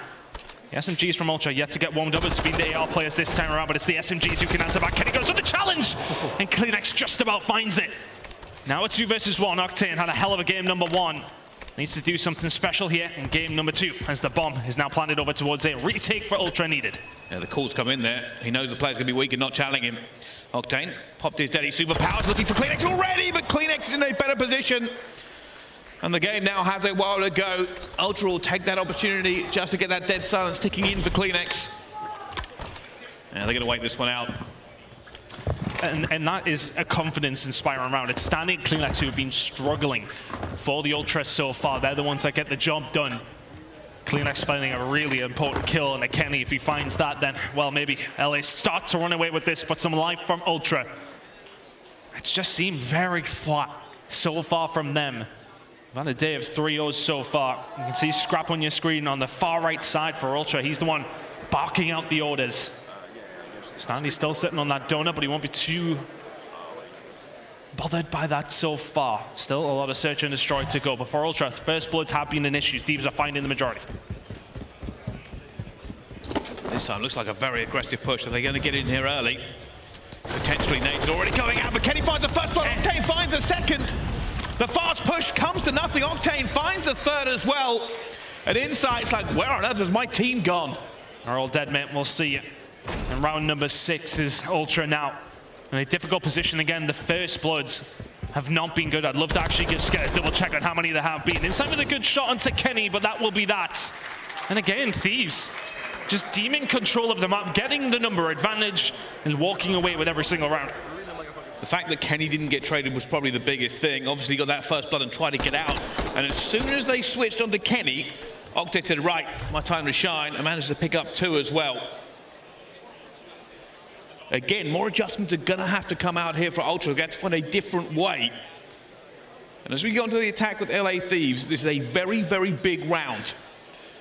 4-3 is much better than 5-2. I do want to put a small caveat on Stanley's performance so far as well. He's been hit over towards B and hasn't anything to deal with so far. May well have to play his part for the Toronto Ultra now. CleanX finds the first blood for the side of Ultra now. That's SMG players getting on the board, but still for Thieves. They're ready and waiting. The push is starting to come through. Stanley, time to do your job. Stanley looking for it, eventually gets taken down. Back to a 3 versus 3. But Ultra are here, and they are here in numbers. And already that's a huge kill from CleanX. He flies it, goes for the pre-aim as well, looking for Drazah. Drazah finds Scrapz. Suddenly gets caught sprinting. Drazah takes the gunfight. Insight now flying in as well, but it's a snake off. And he has to back away from Kitchen. Oh, they're going to challenge. They're going for Insight. He's in trouble, and down he goes. LA Thieves taking the fight to Ultra. And there are smiles on the faces for a very good reason. And I don't want to point any blame, but the SMG players are just not finding these breaks when they need them. CleanX may well find the first blood there, over towards the other side. With Stanley, he gets pushed, and yeah, okay, it's a difficult one to win, but then CleanX gets caught sprinting, running in towards Kitchen after finding the kill onto the bomb carrier. Just a little bit overzealous in that situation. Hindsight's a wonderful thing. Just back up. You got the bomb carrier. Wait for some backup. Insight's nowhere near him. 5-2 lead for Thieves. Ultra, you're in danger of going out of Boston with a whimper here. The Thieves are looking so dominant in this series. Kenny's on the hunt. Kenny is going aggressive. He's already got one for it, looking for it. They bring it back to a 3 versus 3. Octane gets it down as well, and Ultra are in a 2 versus 3 to stay alive in this S&D. Oh, nice nade. Big nade. It was needed. Stanley gets off his donut, but now he's left in a 1 versus 2. A donut so far, but a chance of redemption. Keep Ultra in the game. That's all he has to do, a 1 versus 2 with bomb down. Time is on his side. He knows where they have to go. And you can see Thieves waiting. They know Stanley, one of these twitchy players who will make the movements, will spread himself out. Now in the corner. Does Kenny see him?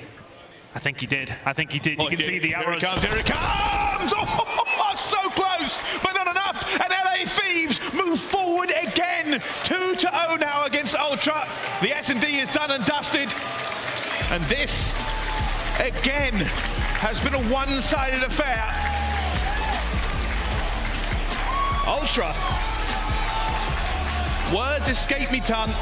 They need to start turning up. They need to start turning up very, very quickly. Flat is an understatement, but it's been standout AR performances in map 1 and map 2. This time around, it's the Alaskan Assassin who gets the job done. 12-2 from Drazah. A big performance from him, huge performance from Octane in map number 1, and this has been plain sailing for the LA Thieves so far. Toronto Ultra have absolutely no answer at this moment in time. And it's been hard to break down. They've been getting absolutely smoked off the map at every single occasion. First bloods, for the most part, I'd imagine, are looking terrible for Ultra. They managed to find 3 on the other side of things, 5 for the LA Thieves. It just definitely felt like LA Thieves were in control the majority of the way through. Search and destroy, perplexing Ultra today. Call of Duty Modern Warfare 2, perplexing Ultra today. Nothing to be said about their performances so far here on Saturday, but Control coming up.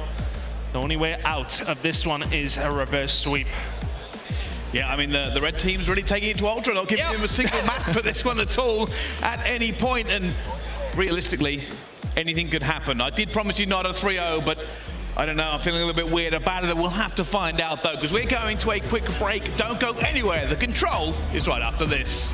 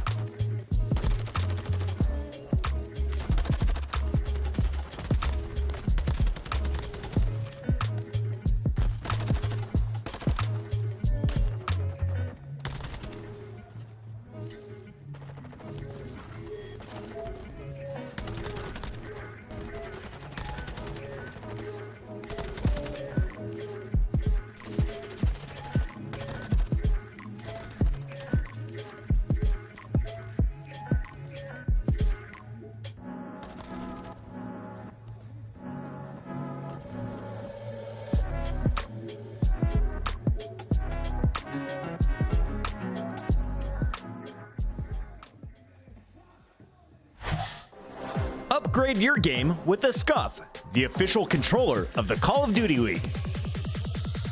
The Call of Duty League is presented by the GMC Hummer EV Pickup, the world's first all-electric super truck. Ladies and gentlemen, welcome back to the Call of Duty League. We are live here in Boston.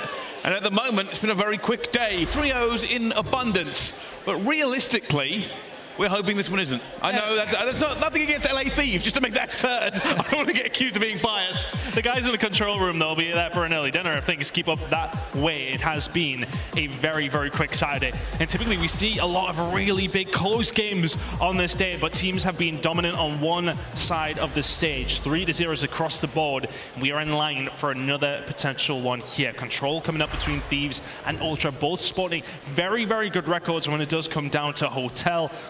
Should be a good game, but we said that kind of about this series in general, but Thieves have been running away with it so far.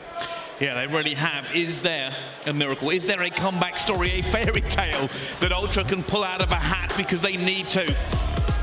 Today has not been their day unless they can find some horsepower, find the fire in this control. But oh my goodness, last two S&D maps, Drazah has been rather good. Yeah, that's pretty good. Yeah, pretty good. 23-7, a 3.29 KD. Boston is all about big numbers. And when it comes down to Scrap, he has been one of the guys that's been putting up huge numbers for the side of Ultra.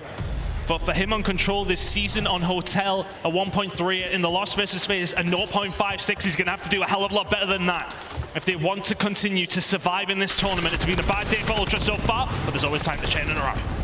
There is the initial kills going down as well. It looks like Ultra trying to make a push towards B, but gunned. A reset now for them. Potentially the easy A, if they can get there. Already still split across the map as they try to move forward.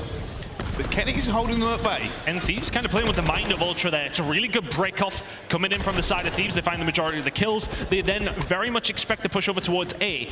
Ultra deal with the play over towards B though, but now Thieves can start to pull them across the map. Octane again, starting so strongly. 3-0 from him. Standing a though. Do have some control over towards A and over towards B. That's 3 dead, only Drazah left. Drazah trying to stay alive as well. Doesn't want reinforcements coming through that first. It's going to be in. He dives to the point. Maybe a little bit eager there to actually get into it, as now Ultra will capitalize. They're getting these points going through as well. The kills have gone down, and that should be being locked and loaded. Huge Ultra kill. have found it. Huge kill coming in from Scrap there. It looked like Envoy was on the pitch. He was on the flank to shut things down. Insight will eventually finish up onto Octane. And now here comes the rotation. Really good start from the side of Toronto Ultra. Kleenex now inside the restaurant. Not much control by either team so far. Big gunfight wins. This is much better from Ultra. They're looking for this break. Looking for it already. Scrap finds one. Inside trying to stay alive with 1 health. Isn't going to be allowed to. Octane finds that first kill, but there is so long left here. Ultra just need to break them once. Just have to get through. Is it going to come through standing? That's a big grenade on the Kenny and on the Drazah. The shots are good. Is that going to open up things now as Octane and Envoy trying to get things done all on their own, and it's actually going to be Envoy to find 2. Octane, can he find a second? No, he's just trying to slow them down, but good shots from inside. And now a little bit of control here for Ultra over towards the A side. Has to be a retake from Thieves. Those 2 kills from inside completely and totally allow Ultra to move forward. They get the choke points in their own favor now as Kleenex move forward to Drazah, and it's a full wipe.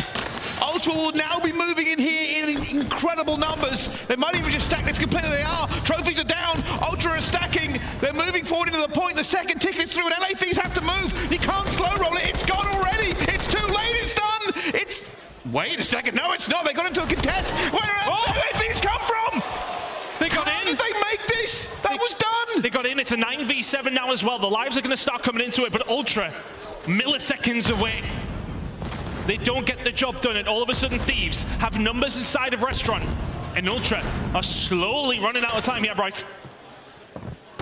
They lose it from this point. Heads will be hanging low.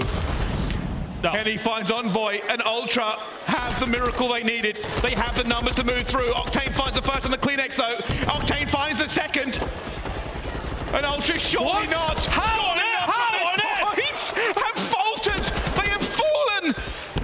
And they are spawning on the other side of the map. 13 seconds left to go. It is hold down the sprint button. It is move. It is go. You have to crack it now, or there is nothing left. Octane finds one.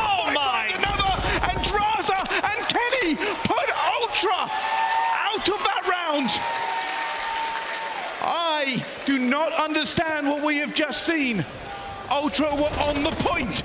That tick looks filled. Well, if they weren't tilted after maps 1 and 2, heads are well and truly in the bin now. That was signed, sealed, and delivered, an attacking round from Ultra. And we'd have to see it back to see who broke through. I'm sure we'll get a replay up at the end of the game because that was absurd.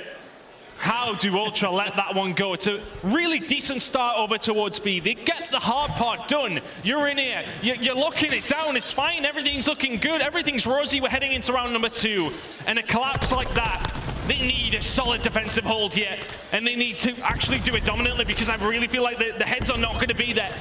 Breathing technique or not, Ultra, you need to regain fast.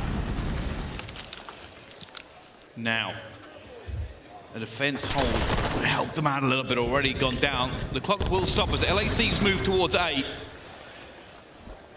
Envoy being slow and steady. LA Thieves not really wanting to push the tempo here yet. Envoy will find one. The dead silence pops as he starts to move around for it. They're going for the easy A to begin with, and they will get the points down.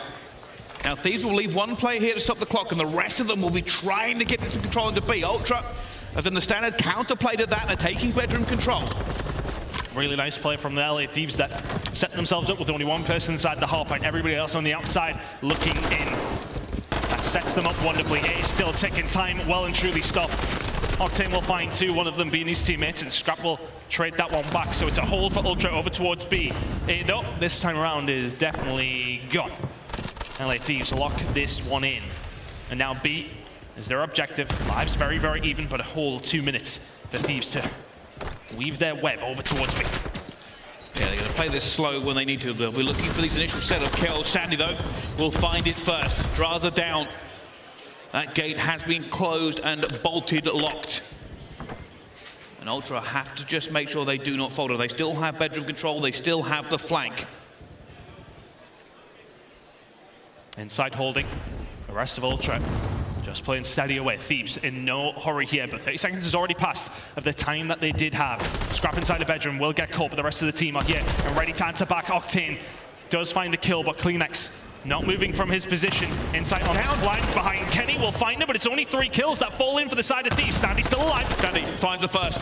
Has to continue to be this nuisance. Has to continue to be a problem. And Octane's not able to get him, but Drazah will eventually take him down. Ultra with a small window to get through. Octane falls as well. Scrapz goes down. Drazah still here. And Ultra have just done enough. They have just managed to keep them at arm's length for a few seconds. Inside, throwing bullets every single direction as Kenny finds another. But it's very, very scrappy. Ultra have got no control over the map right now. It's just trade after trade, but it's working out for Thieves.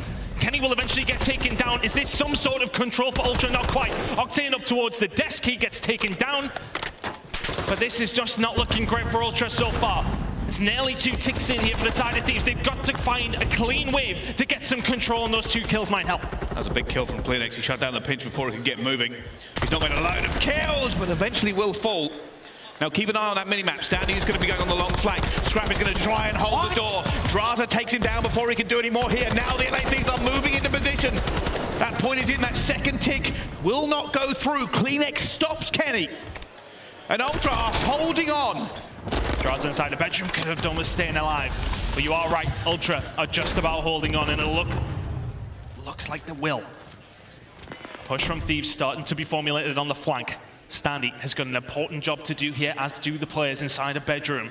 One last roll of the dice here on the attack for Thieves. Last time around, the last push from Thieves was enough.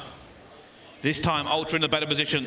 They have the time ready to go for it as well. Scrapz actually waiting for the second player to come through. They aren't. Octane finds one as well. Kenny gonna go for the gunfight. Stays alive. Scrapz will take him down though. Drazah chows and he will now be through.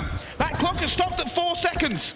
5 lives remaining for Thieves, but only 4 seconds, so it's not going to come into it. Octane will get taken down. Good positioning from inside. Envoy and Kenny get the job done. Drazah finds a gunfight, but as does Scrapz. Time not on the side of Thieves. I don't think they'll get there. They won't. By the hair on their chinny chin, Toronto Ultra will find the round and we'll one apiece. And that's everything they needed. Every disappointment from that first round is wiped away here on their defense. They've gone even. I need to double check actually. That second tick come through on B? I think it did. I think it did. All even then. All even. Well, Ultra find a little bit of steel. A little bit of the Ultra we know. They held LA Thieves off for 2 minutes. Much better now from Scrapz, sitting at 15 and 13. Was influential for his team net. He'll go on the solo roll over towards B to see if he can find anything. Standy now heading over towards him. Once again, these opening breaks from the side of Thieves have been so good, but Standy on the flank knows where Envoy is. The shots are in, waiting for his teammates, just staying alive. Good break from Ultra over towards A. They can get their round ticking on up. Yeah, no messing about here. Octane will find it, but instantly cleaned up. Big win. And they are playing it like you should be playing it. Already moving for position for B. And LA Thieves, I think, just may give this up completely. There's no reason for them to move out, and Sandy has just got caught in an unfortunate position. The pixels were not there for him to see that player going under the lip of the ledge. I like this from CleanX though, because Thieves have to start answering over towards bedroom, and they answer in kind very, very well. Ooh. Envoy will find a route through. Actually, Envoy finds two! Absurd from him on the minimap. It looks like it was done and dusted again, but Toronto Ultra just not quite securing these sites as well as they could. And Envoy now makes it a bit more of a difficult task. Yes, we have 2 ticks over towards it if you are Ultra. But it was looking, again, like they thought it was done. Not quite. Looking for him as well. Drazah was hunting that player for quite some time and almost catches standing flat-footed as well. And fight's going down. Scrapz had an opportunity onto Envoy, but Envoy won that gunfight as well. Ultra now attacking a little bit piecemeal across the map. They are probably going to have to go for that A push. And they got tempted. That carrot was dangled over towards B for the side of Toronto Ultra. They went for it. Eventually will convert themselves over towards A, but here comes the pinch. Is Octane going to be ready for Standy? Not quite. There is a player for the Thieves here in Kenny. On his way over was Drazah, but he gets cut down as well. A locked in for Toronto Ultra. Definitely this time. The lives not in their favor though. 4 over towards the side of Thieves, make that 3. But a push in towards B is what's going to start happening. Envoy inside the bedroom is going to be a problem. And Ultra looking for that one more kill to make the push, but unfortunately they haven't found it. This will be a reassessment, hold bedroom control, and now start thinking about getting a flank through as well. LA Thieves are in a better position as they want bedroom 2, and Scrapz and Drazah go at it, but either get it as Envoy hits the flank and takes him down. And Ultra will have to do a different tactic. They do not have bedroom control, so it's a full flank play for them. 20 and 14 from Octane, not able to find anything there though. The flank being worked by Ultra. Now they have a bit of presence over towards the spawn of Thieves. And what can Octane do from mid-map? Is he going to find anything on a Standy? It's a big gunfight win, but still, plenty of members of Thieves over towards that bedroom side. It's a crucial hold. We talk about it so much.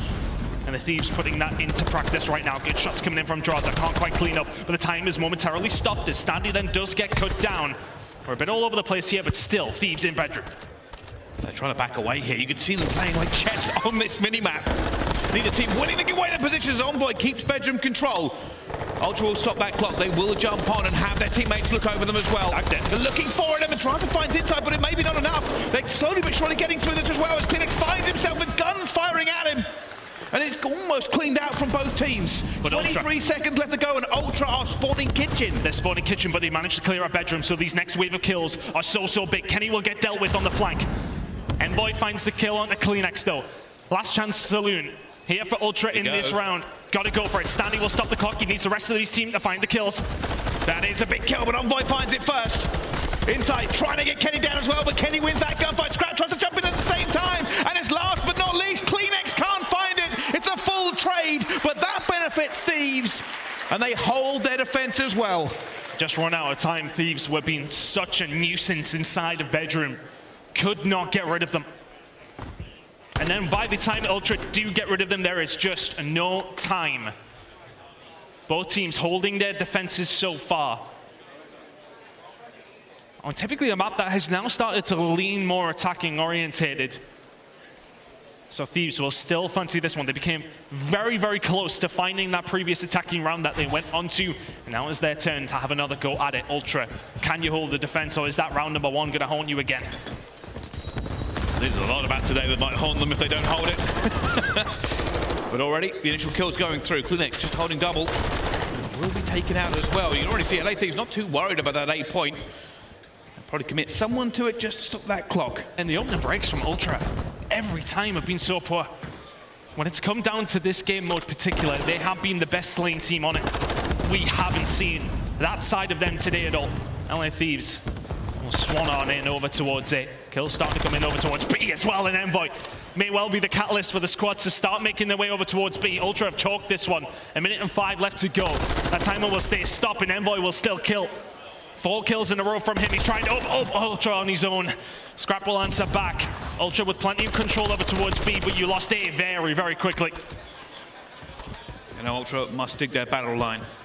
They must hold bedroom. They know their flank is not secure. Even Standy should pre-aim round this one. Are you kidding me? Goes. They know Kenny's here. Fortunately, the rest of Ultra are in a good position. LA Thieves now have the unenviable task of doing what Ultra tried to do last time. Go from the flank and make the kills. Kenny still being a problem. Big win from Insight. He goes down and all of a sudden you're just looking towards the backside and Thieves can filter through. Insight must stay alive because Kenny is still causing absolute havoc in the spawn of Ultra. Will eventually get dealt with. Now Ultra have a little bit of space to push out. Insight still lingering around and LA Thieves have the luxury of time on their side to try and flush him out. He will find 1 kill, will eventually get taken down. Ultra with some control over towards B still. But the trades are not in their favor, and neither are the lives. This is still good from Ultra. This is everything they need to do. Trades work out for them. They can continue to put LA Thieves back over and over again. The issue being is when they start to lose those trades, and it goes against them. They have allowed Kenny back into the danger zone as he stays alive, gets away with it. Scrapz doesn't hit nothing, but gets his teammate. Kenny now a little bit lost. Not going to win it. Another good hold from Ultra. They keep the Wolves at bay. And Standy actually managed to push up over towards Glass side. Because of where Insight is sitting over towards the kitchen side of the map, it started spawning over towards Glass, but backs on down. Now Thieves spawning all the way out towards kitchen. It's a big kill from Envoy though. He will find Clinex inside the bedroom. So, some presence here from Thieves, if only momentarily. Ultra, a good hold so far. 35 seconds remaining. Thieves' lives running out, time running out. Ultra hold all the doors, they have all the keys. They just have to hold this last push. And Insight, the first man will find them, looking for it as well, but gunned by Octane. The flank is now open. The fight will move to bedroom. And Ultra have their guns up, the irons are held. They're looking for them as well, but Octane finds one. It's a 2 versus 3 in the site. Stop the clock, they stop the clock. Standy, do you challenge or you keep this presence over towards bedroom?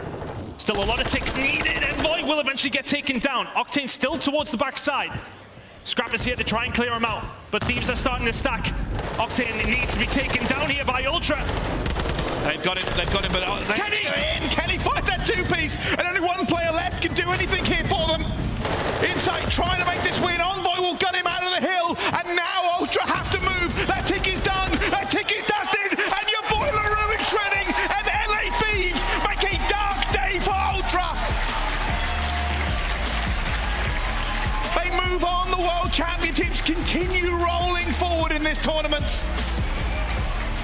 Ultra find nothing today. And that is going to be a huge disappointment for Toronto Ultra. That was not a good performance at all. And that one will sting, especially you think of round number 1 and how close that was. To pretty much going 1-0 up, they would have went 2-0 up off the defense. They would have at least been looking at a round number 5 here. Yeah, give me that replay. But the close ones, yeah, we need to see the replay of how close it got. But the close moments do not go their way. In the map that they needed to start the reverse sweep, the other 2 dominant from Thieves. And not much of an answer from Ultra, who have a disastrous Saturday here in Boston.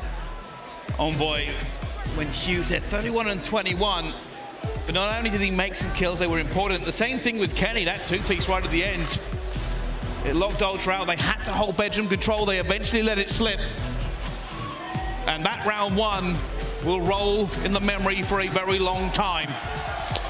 Ultra, it has been a Saturday. It has been their worst day, probably ever, actually. I think realistically they have just not had a good time at all. But LA Thieves keep moving forward. The loser bracket run could set them up for a pretty historic rematch, actually. That's 3 3-0s in a row for the side of the LA Thieves, picking up some momentum in the lower side of the bracket, looking fantastic. They look like one of the teams to beat right now. LA Thieves looking strong. They certainly do. Well, let's find out from the man himself. It's Blaze on stage with Octane. Thank you so much, Bryson Tyne. Give it up for the LA Thieves as they progress on, and not just in any fashion. finishing 9 straight maps, Octane. You guys are in World Championship form. What's going on here? Why are you guys looking so good right now? I think we're just riding the momentum, man. We got a really good win last night against New York. We kind of ran through Florida a little bit. And Toronto, thanks, shout out to FaZe for the alley-oop there. I mean, that's kind of it. I don't know. It'd be like that when you're winning 3-0 like this, okay? And the human turret himself up here, you've been playing out of your mind, okay? What's been going on with you? How you feeling with your own gameplay right now? I'm feeling kind of incredible. I'm not going to lie to you. I don't know if you guys saw the first map, but I was feeling great. The team's just firing, man. We're just flying, playing with confidence. We had a rocky stage 2 online. We do get the land buff, as I'm sure everyone in this venue knows. So we're just, like I said, just riding the high right now. Hey, well, you're winning over the crowd, okay? You got rid of New York, who took y'all off on the last tournament. Anything you want to say to these fans that's been supporting you, man? Shout out to you guys, man. You guys are killing it right now. Yeah, you guys are killing it, okay? That's going to do it for me and Sam on the stage. Chris, take us away. Thank you so much, Blaze. And wow, history really does repeat itself. This time, it's a little bit faster as LA Thieves take out Toronto Ultra 3-0. Welcome, though, to the desk. We got Ben J. Razim joining us. Boston, make some noise for my man. Ben, hey. I got to get your thoughts here on this series. Did you see this one coming from the Thieves tonight? I mean, the Thieves have been on an absolute run in regards to map count so far this weekend, but man, what a weird day for Toronto. Thought they were looking strong, one of the contenders coming into this weekend, but today they just had a rough one, didn't really plug the controllers in, and maybe Ben J. Razim was playing instead of Sandy today, I don't know. I hope not, but it looked a little bit rough there for Toronto, and you got to give credit now to the LA Thieves. 3 series in a row, all in the lower bracket. They are crushing through the competition, aLLeY. We can't forget, I mean, we're talking about the back-to-back champions in a game that we didn't even think you could go back-to-back in last year. So definitely putting some respect on their name right now. Like Octane said, they did have a struggle bus in Major 2 qualifiers, but we do have to talk about the fact that they had to plug Capsule into their roster, take Kenny out. They didn't get a lot of practice. So seeing them all on the same page right now is giving me back-to-back vibes from last year. So LA Thieves now definitely looking to be in that conversation of winning this thing. And we just talked to the MVP of that series. Octane was on our stage, and we got to walk through one of the biggest moments here of the matchup. Take this one away, Nameless. This was the very end of one of the crucial rounds. Yeah, this is that very first round, just a bizarre situation, right? Like, you see all of Toronto, they're capturing the point. They're in a really good spot to close this out. They have all 4 down here. They're slaying them out, and somehow the LA Thieves break through. They win the trades, and they end up winning this round. It's just wild, right? You see, I think it's number 6, it's Kenny. He gets through and he gets an opening kill, and that pretty much starts it all off. And then the trades come in left and right. Octane and Drazah with the trade through Carpet, and it just splits the defense, man. They're able to regain control with barely any time left. They had a life lead and full control with 4 down. You'd think a quick stack would just bleed them out and win that round. It doesn't happen, Puckett. And you got to give love to Bryce on the call. He lost it in that moment with Drazah and Octane break back in. Everyone in this venue got hyped for the Thieves. But if you're looking for a scuff play of the game, this 3-0 is pretty convincing. But I got to give some love to my man from Alaska. The Salmon was just slurping his way through this S&D. Let's take a look at his 3K. Could have been an ace if Octane wasn't in the game, Ben J. Walk us through this one like a play-by-play legend. Man, it was a really, really nice combo effort here on the S&D. Drazah gonna actually get 3 kills, I believe, in this round, correct? Uh-huh. And then they finish it off. And for Thieves, man, we've seen at times on this map, especially on Hotel, the situational play in S&D hasn't been there. But today, Sam going ahead and finishing things off here. They were on point, and they go ahead and move on to Championship Sunday, I believe. And Ben, we were watching this round, and we were like, what is Toronto doing, right? Like when they ran out, then we saw Kleenex, he kind of just threw his life away, ran back in. I feel like they got flustered today for some reason. Like in Search and Destroy, Toronto is usually so composed, making plays together. It was not like that whatsoever. And honestly, I think it's from the map ones that they've had 2 Mercados. They started on bad side. They've gotten absolutely rolled on that map, and it's led into next map, right? Like the pressure, it mounted here. Toronto may have got exposed when it comes to the maps. Final thoughts on this series, aLLeY? I was just going to say, like, he did that in the nicest way possible. They just got the Atlanta FaZe blender, to be honest. They definitely got confidence checks in that series and in this one. I think this will be a good learning experience for Toronto Ultra, but they live in Toronto. You know, you'd think they'd be icy. I gotta say one more thing also. I'll allow it. One more. They've been talking a lot of trash. Like the Toronto guys have been chirping. you gotta make it to a finals before you keep chirping the rest of the teams in the league. Like, you can't come around here talking this much trash and not end up making it. I disagree. I love the WWE. You gotta and, that's what COD is turning into. We got to give a shout out though to some of the big names, the heels, the legends. They're all here, and they could be on your scuff team of the major. What Final Four will get selected? We've nominated 8 here as a caster group. The Final Four are voted in by the fans. If you had to pick a player from the Thieves, aLLeY, who are you looking at? Octane for sure. I feel like he's been the backbone throughout this entire run. There you have it. Scuff Team of the Major. Get your votes in. Use the hashtag Scuff Team of the Major. Major 2 continues. We have one more battle on a very fast day of 3-0s. Is this one going the distance? Stay tuned to find out. Boston Breach playing in front of their home crowd. Take on some fan favorites in OpTic Texas.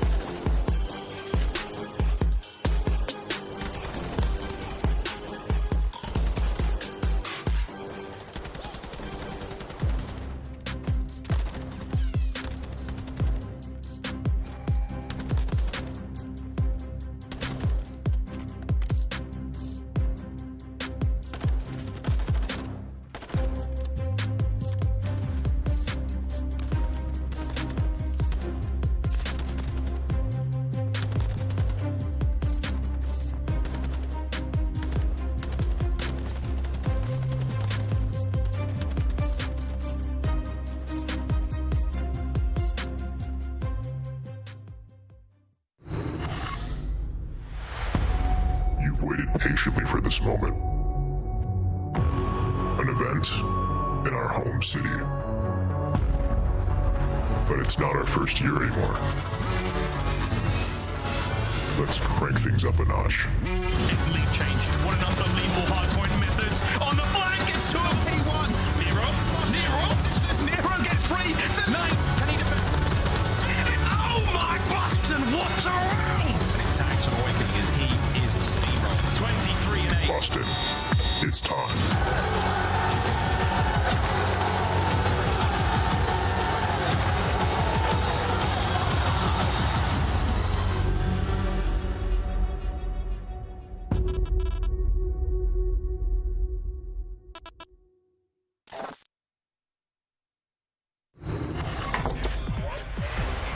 Welcome back, baby. It has been a crazy day inside the MGM Music Hall. And before this match gets started, we got to remind you, this is a rematch from our qualifier. Scump's final game was against the Breach.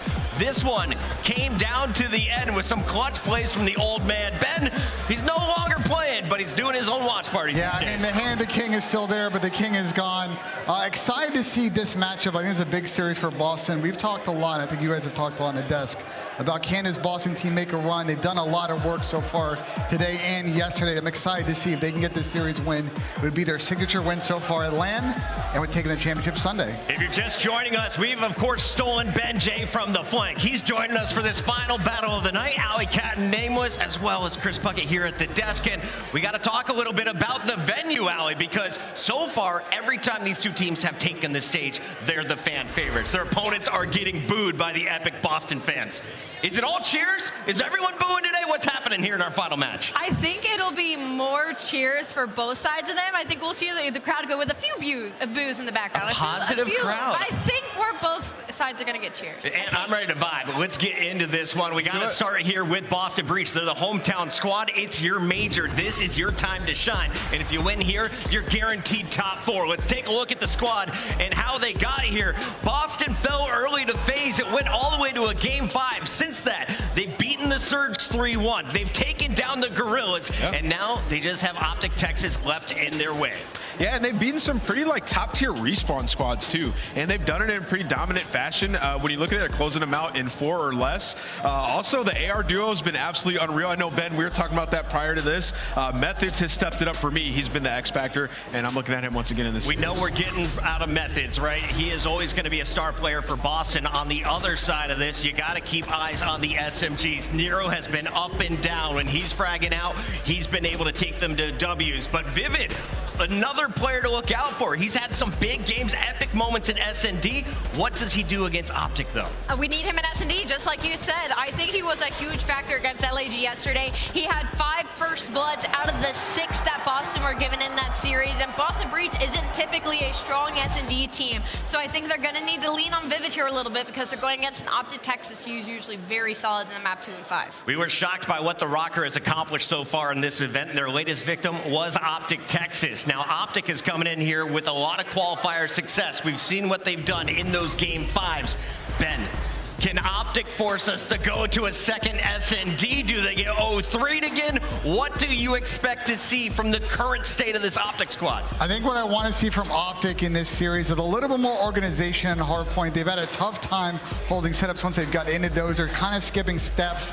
I'd like to see them play discipline, where we'll talk about the map set in a little bit, but I think that really plays into that issue, and if they can work on that, I think we might have a marathon series and a potential amazing game 5. We mentioned that Scump was in the last meeting between these two squads. Today, Huke is going to be playing that SMG role, and he has totally changed the pace of this squad.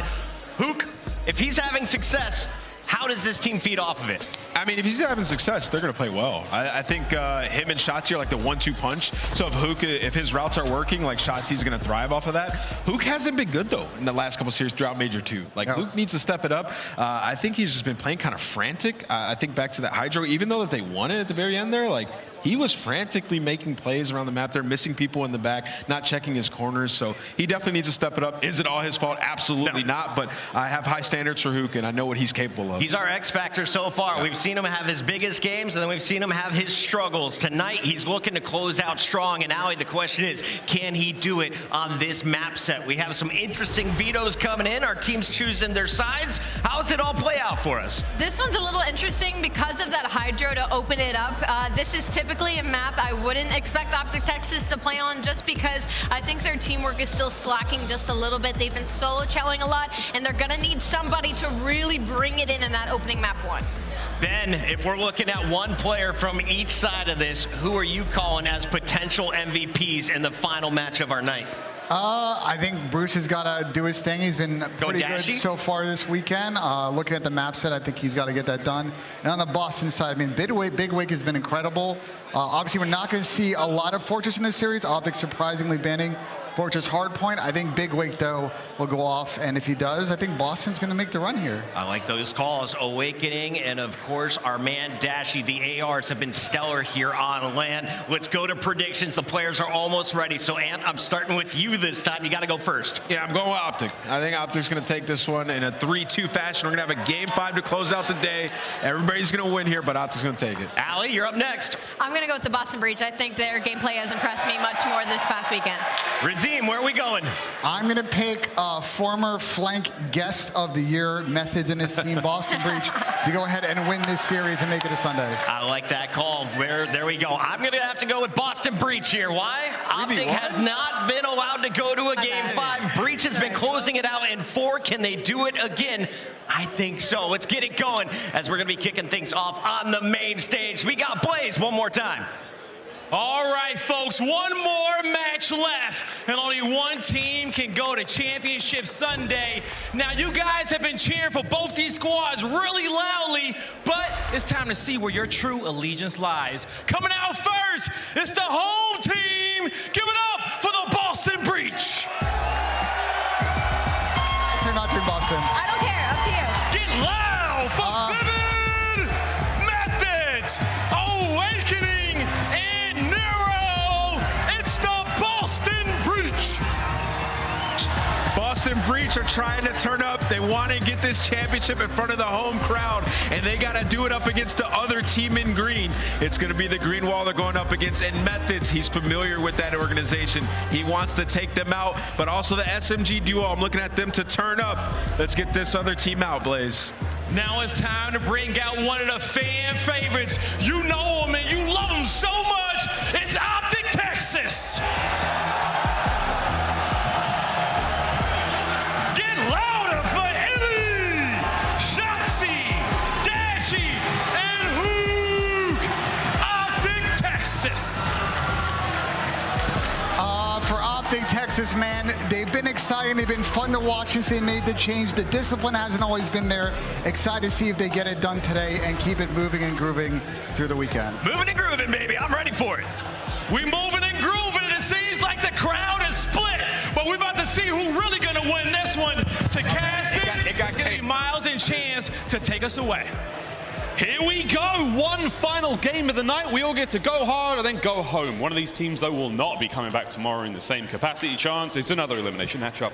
Loser gets top 6, and I can't imagine a more interesting one. Like, I'm not used to OpTic getting any sort of booze ever, but they're going against the Boston home crowd, and it was at least mixed, so it's going to be a spicy one. It is going to be fun, and for a day where we have had literally nothing but 3-0s, talk about how important that first hard point's going to be. We had a good look at the maps and modes coming into this one, and I mean, you call it, it's going to be 50-50 across the board. There's no clear-cut advantages. It's going to be an absolute throwdown. We cannot wait to get into this one. I would genuinely be dumbfounded if we get another 3-0. Like, honestly, it looks like the mixiest map set we have had all today. I mean, a HyDra just to kick things off. Does anybody actually want to predict how that map is going to go? Especially for OpTic, they've only played it twice, like with this full team. So I know aLLeY is concerned about how much teamwork they're going to have going in.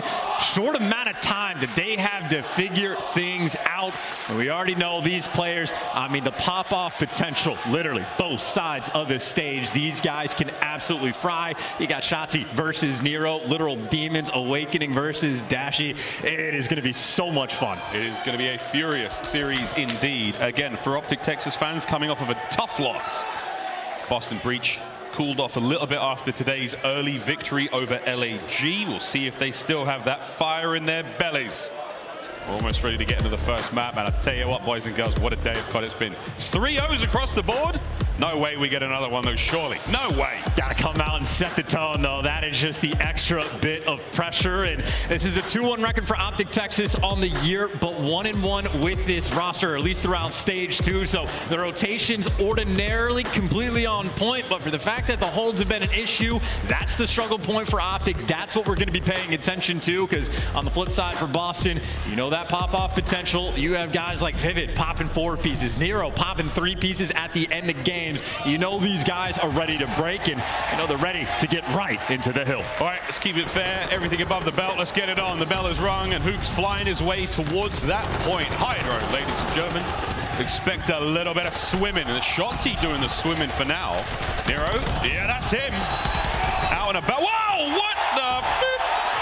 Nice 3 from Shotzzy. Scuba Shotzzy able to pick things up and start things off. And already, look at the pressure. I mean, Shotzi's in prime position just to watch the rotation and get AR set up to look at the pressure from the front for Boston. And that is worst case scenario, especially Methodz having a little problem swimming. Yeah, I mean, he might have left the floating armbands at home, but he's looking good now. Making his way forward. A nice start there from OpTic Texas. 23 seconds on the board. Eyes towards the right-hand side of the minimap. That's where we're going next. And that's where Vivid is now, currently on 3. How well can they count, though? You've got Huke behind enemy lines being sneaky. The question is, can Boston hunt him down, or are any of these arrows going to recognize it? This is where you have to be, like, coordinated. This is where pressure is going to be on. They haven't seen Huke in a mile, and they gave up the back spawn, so Boston, all that for the rotation, but maybe to drop the ball. And there he is, drives the dagger into the back of them. Shotzzy through the front, the pinch is done. They're coming at you like grandma coming for them cheeks. It's over. Hard points there. Ice has been the problem for Boston. We talk about the Game 5 records, but even moments like that, when the pressure is on, you have to keep track of these players, and OpTic already trying to take full advantage, set up in and around P2, and iLLeY already winning those opening engagements. Same look there. You got Vivid trying to hit from the backside. Huke's going to cover that one. Here comes Methodz.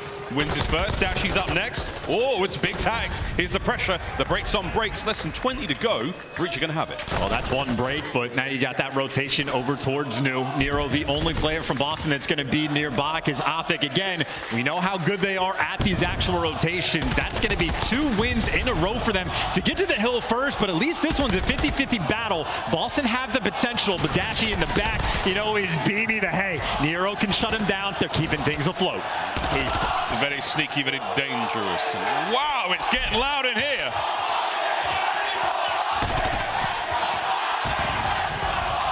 We had questions about whose fans would be the loudest, and I don't know, but the Garena right now, sing it here at the MGM. Well, some things are singing, but right now, the rotations, while they're good for OpTic, not actually the breaks and the holds, right? Because you have Boston trying to keep things mixy. Trophy getting in the mix, though, for iLLeY. And OpTic just desperate to actually try to collect this time. They have the back spawns, but you want the scrap because it is going to be a hike and a half to actually rotate towards new. So I think Boston doing a decent job of keeping them at bay, and I mean, they should be poised for that new rotation. Is OpTic going to collect this scrap? What a battle every hard point has been. Far right-hand side of the minimap, that's what we're going over to next. Boston Breach have been blessed with the spawns, but not necessarily the gunny at the moment. Vivid trying to slow down the approach. Dashy helping drive OpTic Texas forward across the halfway mark. In an interesting moment, because Methodz is actually going to play spoiler for this. He's going to be on the quick flank because he got the old spawns and he's causing problems. So the rest of Boston get to sit inside the hill. All the pressure coming from the right side. iLLeY, though, with the gunny to at least get Boston outside of the hill. It's the ARs now in the back for Breach, trying to keep things alive. It's a voracious approach now from the front. You got to watch out for the rest of the members there of OpTic. That's going to be Huke. Finding that last one on the Vivid, and that is going to open up the field now. Nero, he will be the tip of the spear for Boston. What can he find? Dashy on the back line there. Now a delicate approach. Calls a tough hard point, catches one out. Can Nero go any bigger? No. Here comes the rest of Breach, and forward they charge. Trophies down, and they haven't done the math. Shotzzy's alive in the back. They can't read the spawns, man. They're constantly just looking 2 different directions, but now at least you just try to keep them pushed towards the back. So Vivid looking for the pressure, but iLLeY looking for the gunny. And by the way, Shotzzy started off hot, hasn't really slowed down, 12-7 overall, but about a 40-point game going towards new. And we talk about rotations, we talk about holds. Neither team able to hold on. The breaks so far have been bonkers. Crazy stuff indeed. We'll take a bit of a breath now as the hard point is set up for this one. OpTic Texas now looking for every possible angle. Shotzzy through the front, through the top, not even at the health regen. And he's in. Tagged up. Good comms there from Boston Breach. They stay alive. That's going to be the time still in their favor. Now, you know, yeah, Dashy in the back, all of OpTic get a spawn in the back, and the question is, how well can Boston read it? They're piecing them up along the way, so the spawn awareness this time has been pretty respectable. iLLeY, though, trying to take a top route. Shotzzy's causing all sorts of problems in and around, and OpTic good enough to break through and get on the inside. But again, we knew this map was going to be mixy, as is this series, and so far it's delivered. Very mixy indeed. Well, we're close to turning this one around. Dashy now on the approach to the hard point. 8-14 from him, but big work there regardless in the kills. And now you actually have number 6, by the way. Shotzzy just got gifted a back spawn. So you talk about long rotations over towards P2. Number 6, number 3 on the minimap. That's a battle that's going to have long-term implications. But for Boston, at least trying to collect his P1 time. But in the middle of the map is open. Huke wanted to shut it down, but Nero always there, always dicey. Such a tough kill. Very tough indeed. iLLeY had to work hard for that one. No lead change just yet, technically. Here come OpTic towards P1 once again. Second set already being gifted to a wild and crazy series, the last of the day. Shotzzy, though, calling himself off after what has been a tough run so far. Lead change, but here comes Shotzzy. Oh, no! Owakening reads him like a book. And how many times have OpTic been winning the rotational battles this game? This is the first time where Breach might actually be free and clear, but water routes are going to be a potential. Who's going to get the freebie? And Dashy showing up in the feed, so they're going to get the final 15 seconds and a little bit of time to work with to get towards new. And actually, they flip out half the spawners for Breach before the second hill pops. So now the question is, can you hunt down Methodz? Here's the question. He's a sneaky man towards the back line of the hard point, doing exactly what Huke did in the first go-around. Huke knows these tricks. Here comes the pinch from the front. Owakening finding the opening kills. Vivid on the trades there. You may take care of one on the back, but it's a technical break for Breach. Bro, and this is Huke doing it with the Vaznev as well. Gunning players at range and causing all sorts of problems. Headshot multiplier is in, and he just needs the little bit of help. The pinch is through on the hill, but Owakening for 2. Nero gets the 3rd, and Boston finally have locked this one down. That's a solid break, trying to push that front line forward. That was Vivid's job. 5-3 now for Owakening. Can he get himself 6? Can he get himself streaks? Here comes the attack from OpTic. Guns are up. iLLeY's going to keep him pinned in his corner. Oh my good God, iLLeY hits the top rope. Dives in, baits for his boys. What a break from OpTic. And now they're turning and running. OpTic are trying to rotate back so fast, and you get split spawns right there from Breach. So the foot race towards new is OpTic again are able to get this scrap, but towards P3, it's only 2 players versus 3 right now from OpTic and Nero. Now the last one standing. Last man standing. Can he get some kills? Can he get some time? You're looking to hold on to the lead you've worked so hard for. Let's go for a quick listen in. Boston Breach. No, don't. He's side time. Back. Toolbox. Use back blue. Okay, what's toolbox? I'm gonna name left side hill. I'm gonna go rocks. I saw top. I saw top. I didn't hit top. I shared the trophy now, I think. Okay. I'm gonna hit rocks. Sun's the back. Yep. Back side top. Nice. Hit a time. Nice. Killed that. Let's go. Nice. Rocks. He's going through mid probably. Get that shot. Get the shot. I'm there. Rocks. I'm walking back. You guys in the back. I need help. Backstairs. I need help. Outer back. I stun him. He's back left time and outer. Keep going. I'm coming. Reach. Keep fighting this. Yeah, he's mid water. He went mid water, guys. Mid water? Yep, he went like rocks. That's one of you. Get that. Ruins cross dead. Dash is behind us. He's up P1 in. P1 and Dash behind us. He's 10. Keep going bottom L or something. I'll take that, bro. I think he's L or something. I spawn on P1. Yeah, he's L. You want to go L. Yeah, I'm holding for Once he made that, guys. Keep over. I'm waiting for the back attach rock. He's out. Back right. Side rig. Going Ruins. Ruins Brandon. He's going through Ruins right now. Okay, Ruins right now. Ruins is dead. From P2 and attach rock. I'm going back with you. There's attach rock. I need left side hill. Stun on time.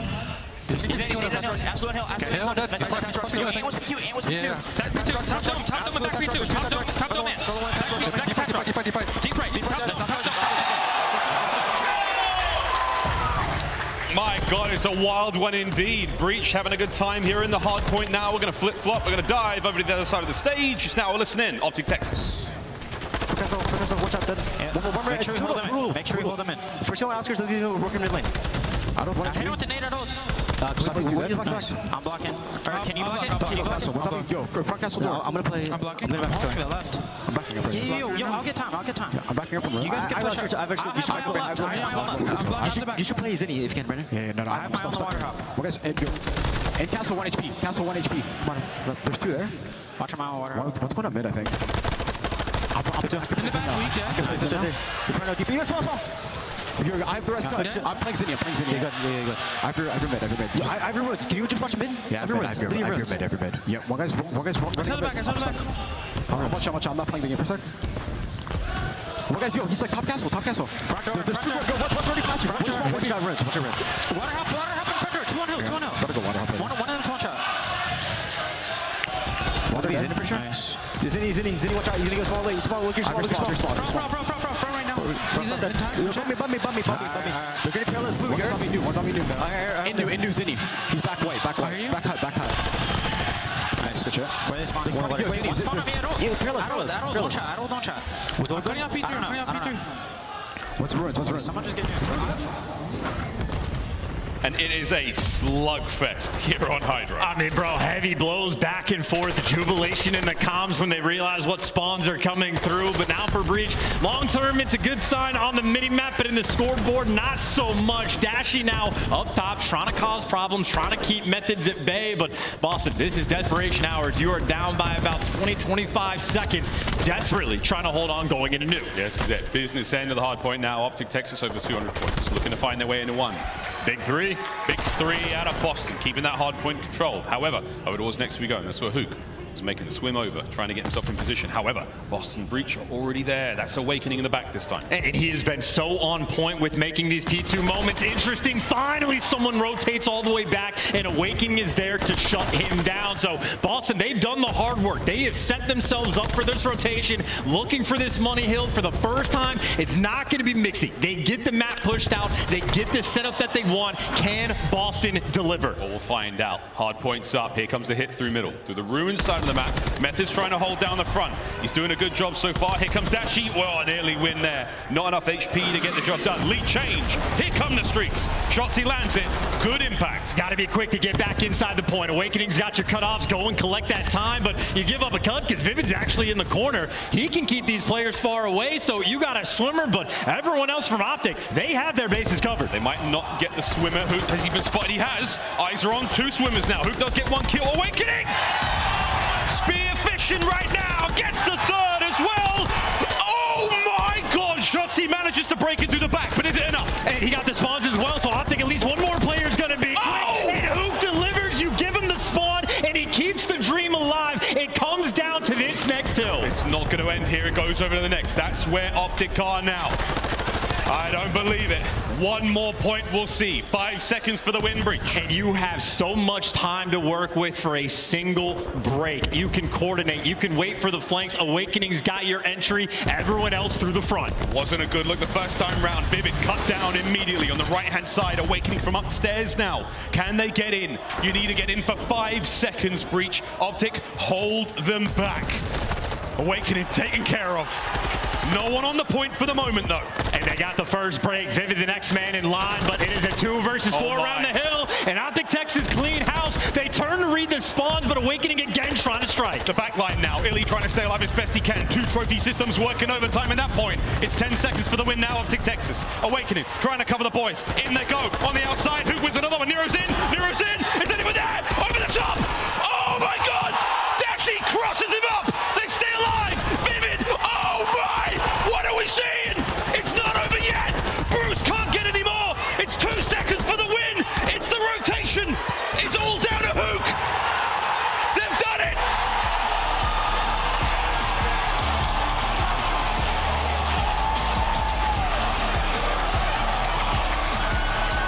And that might be the best hard point we see in MW2. I mean, we knew it was going to be close. We did not know it was going to be like that. Too many things to talk about. Too many things to break down. We got the last minute for you. No idea we're going to pick things up, but it was absurdities the whole way through. We nearly had we nearly broke the kill record. A ridiculous war of attrition on the hard point. And look at Dashy, by the way, because we know he turns into making the play. Everybody spawns up for Boston. Dashy number 7 spawns up, sprints over back towards the hill. And everyone from OpTic kept those forwards at play just long enough to get Bruce back in the mix. The man can fly. He had the grapple hook into the batarang for the reads. Vivid gets gunned up close, even with attacking. All of that to deliver just for the rotation. But I think the moment of the game for me, if you want to go back further, on the P2 when Boston had the setup, remember Owakening picks up the 3-piece, right? Shotzzy comes through the back. Awakening tries to kill him with the pistol, and literally Shotzzy gets that kill, Huke spawns up, and then actually breaks the hill for the extra few seconds. And in a 2-point game, that was all the difference they needed. So many little things had to go right for that 2-point game. You needed one more pistol bullet to land, and Boston Breach should be 1-0 up in the series now. Well. What's next, Search?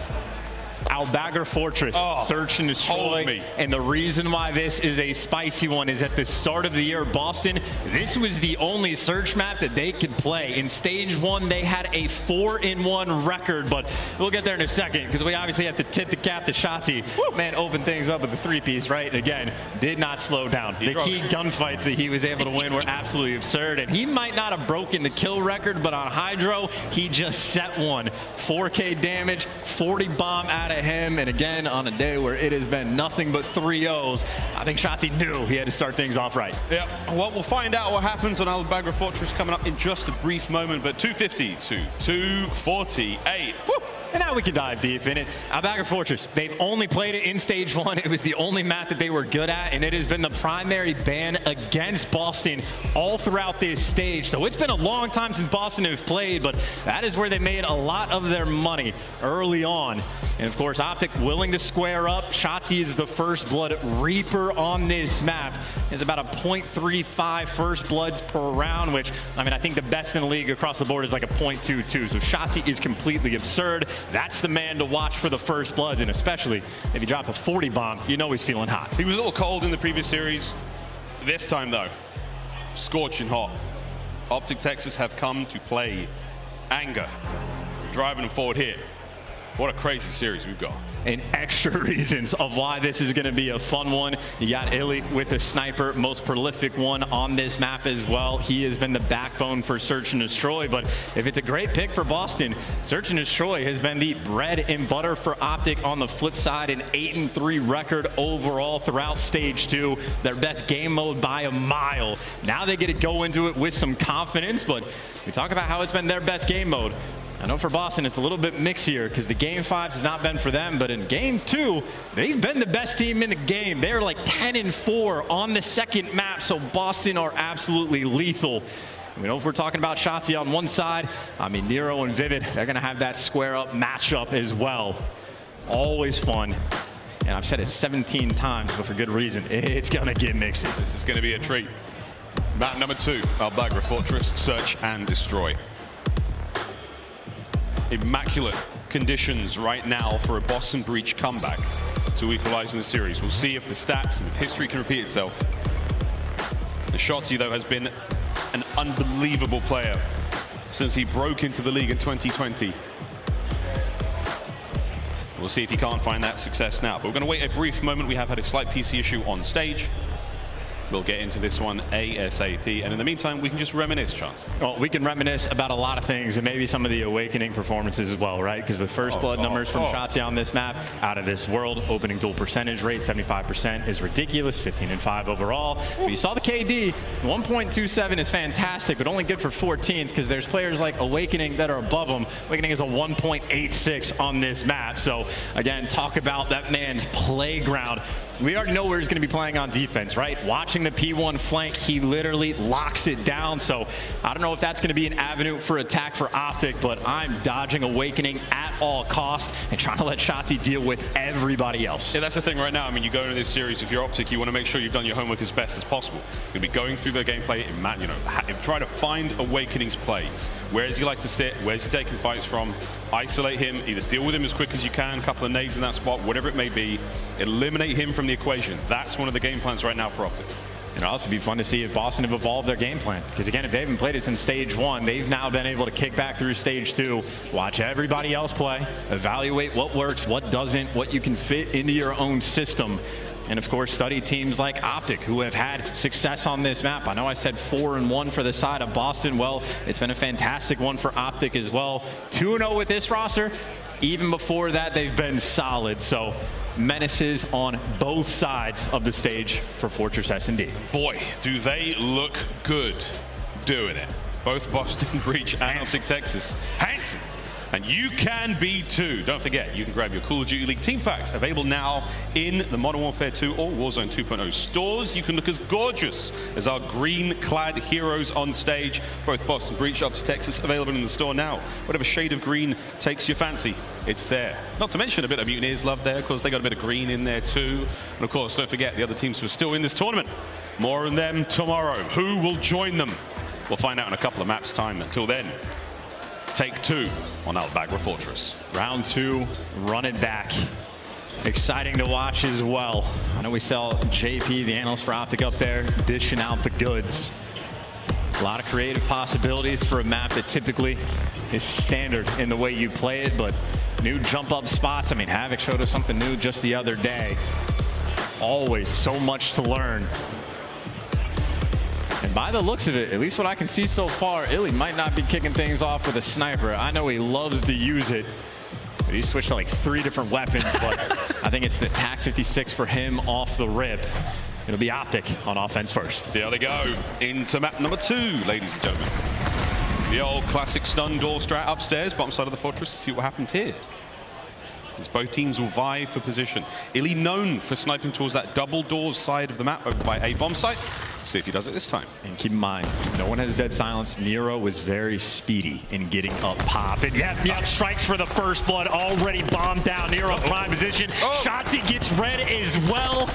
And they have not skipped a single beat. Boston, welcome to the S&D. They have smacked them in round 1.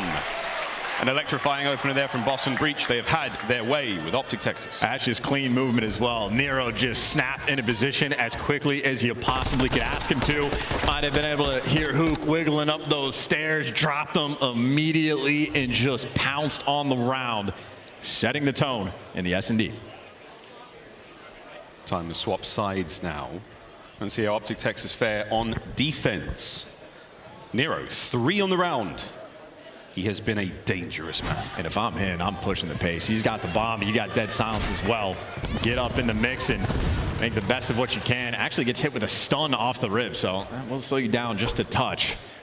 Clears out the jump up, that's available, but he's looking at both the jump ups from that angle. Obviously on the flip side, talk about angles on this map. iLLeY through a crack. He's really trying to thread the needle through that tiny, tiny little space, and he may be able to do it. We've seen him do it many times before. Will we find another here? Huke with the first blood, looking to get the second. There's the work for Nero. Gets himself his 4th in a row. Methodz. Oh, he's getting a bit ambitious. Will he read this? He spots out iLLeY. Or will he go for it? But there's a sneaky slithering Shotzzy just hit his ankles. Hello. He at least got one though. Now you have Shotzzy on site. Yeah, I was gonna say he has to do a little dance to get out of dodge, but Awakening's going hunting. You've trapped him in a corner, but Shotzzy still is able to get one. He's trapped. No trades coming through. And number 7, Dashy is flying for support. Nero got out just quick enough. And for Nero, this is for the round. This is for the cruise. Oh, what an opening. And Dashy's had to back on up now. 30 seconds to play with. There's the fight. Dashy will take the tactical retreat. He knows Nero's on streak. Oh, Jason! Ooh! That's a 1v1 out of Nero with the TAC 56. It's back-to-back, and what a win. That man is cracked. Picks up the TAC 56, hits the YY, and shreds him. Guns him down. 2 rounds in, already 6 kills. Operation Get Nero nearby. This is a terrifying prospect. When Nero gets going, we have seen him just do unspeakable things to teams. Double-digit kills in Search and Destroy. This is the makings of another one of those performances. I mean, he is leading the lobby and some at 6. Let's see what happens now, though. That's the stun check on the doors. Here comes the courtyard check. OpTic know what's up. You also had Boston, by the way, playing like distant. Awakening's over by the B bomb site, so they're waiting for interesting play calls coming out, but they got near Nero, and hey, at least you trade him out. You'll take that every day of the week. iLLeY for 2 in man advantage now for Texas. Look out for number 8 as well. Huke, oh man, he just hits the double windows, takes care of Awakening. All now down to Methodz 1v3. Not in a possible spot. They don't exactly know where he is. They are going to have to try to commit something here. Make sure this A-bomb site's totally safe. They've got the numbers. They can go for the plant. Well, now you know his position, so no need to plant the bomb just yet. Get everybody surrounded and just let iLLeY take care of business. Gets the bounce back, and again, I'd say for OpTic, after how those first 2 rounds went, as long as you are trading out Nero, you're feeling good about your potential. iLLeY able to put up 3. I mean, I'd worry now for OpTic, basically, with a cruise missile in play, you can't plant towards B on these offensive rounds. It's so open, there's not a lot of place to hide. It does change the game dramatically early on. Let's see how things evolve. You just have to be particular about your trophy usage as well. Got to stay on top of it, got to make the reads, and always stay nearby. But Boston back on the attack. Nothing too crazy just yet.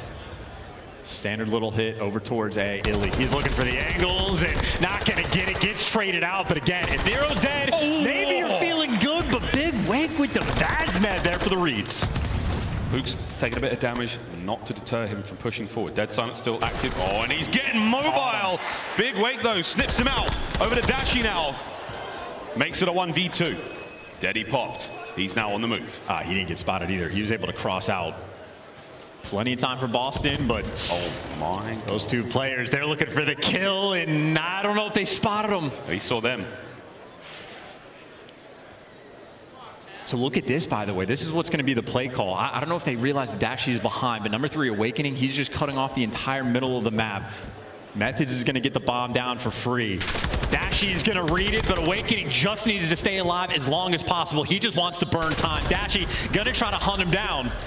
The nade might be enough to get it done, and he's worried about the trades, but Methodz, belly down, not moving. I mean, there's off angles, and then there's this. Zinni's making a lot of noise, though, so Methodz has to play this sensibly. Will Dashy check it? Absolutely no! Whoa, whoa, whoa, whoa!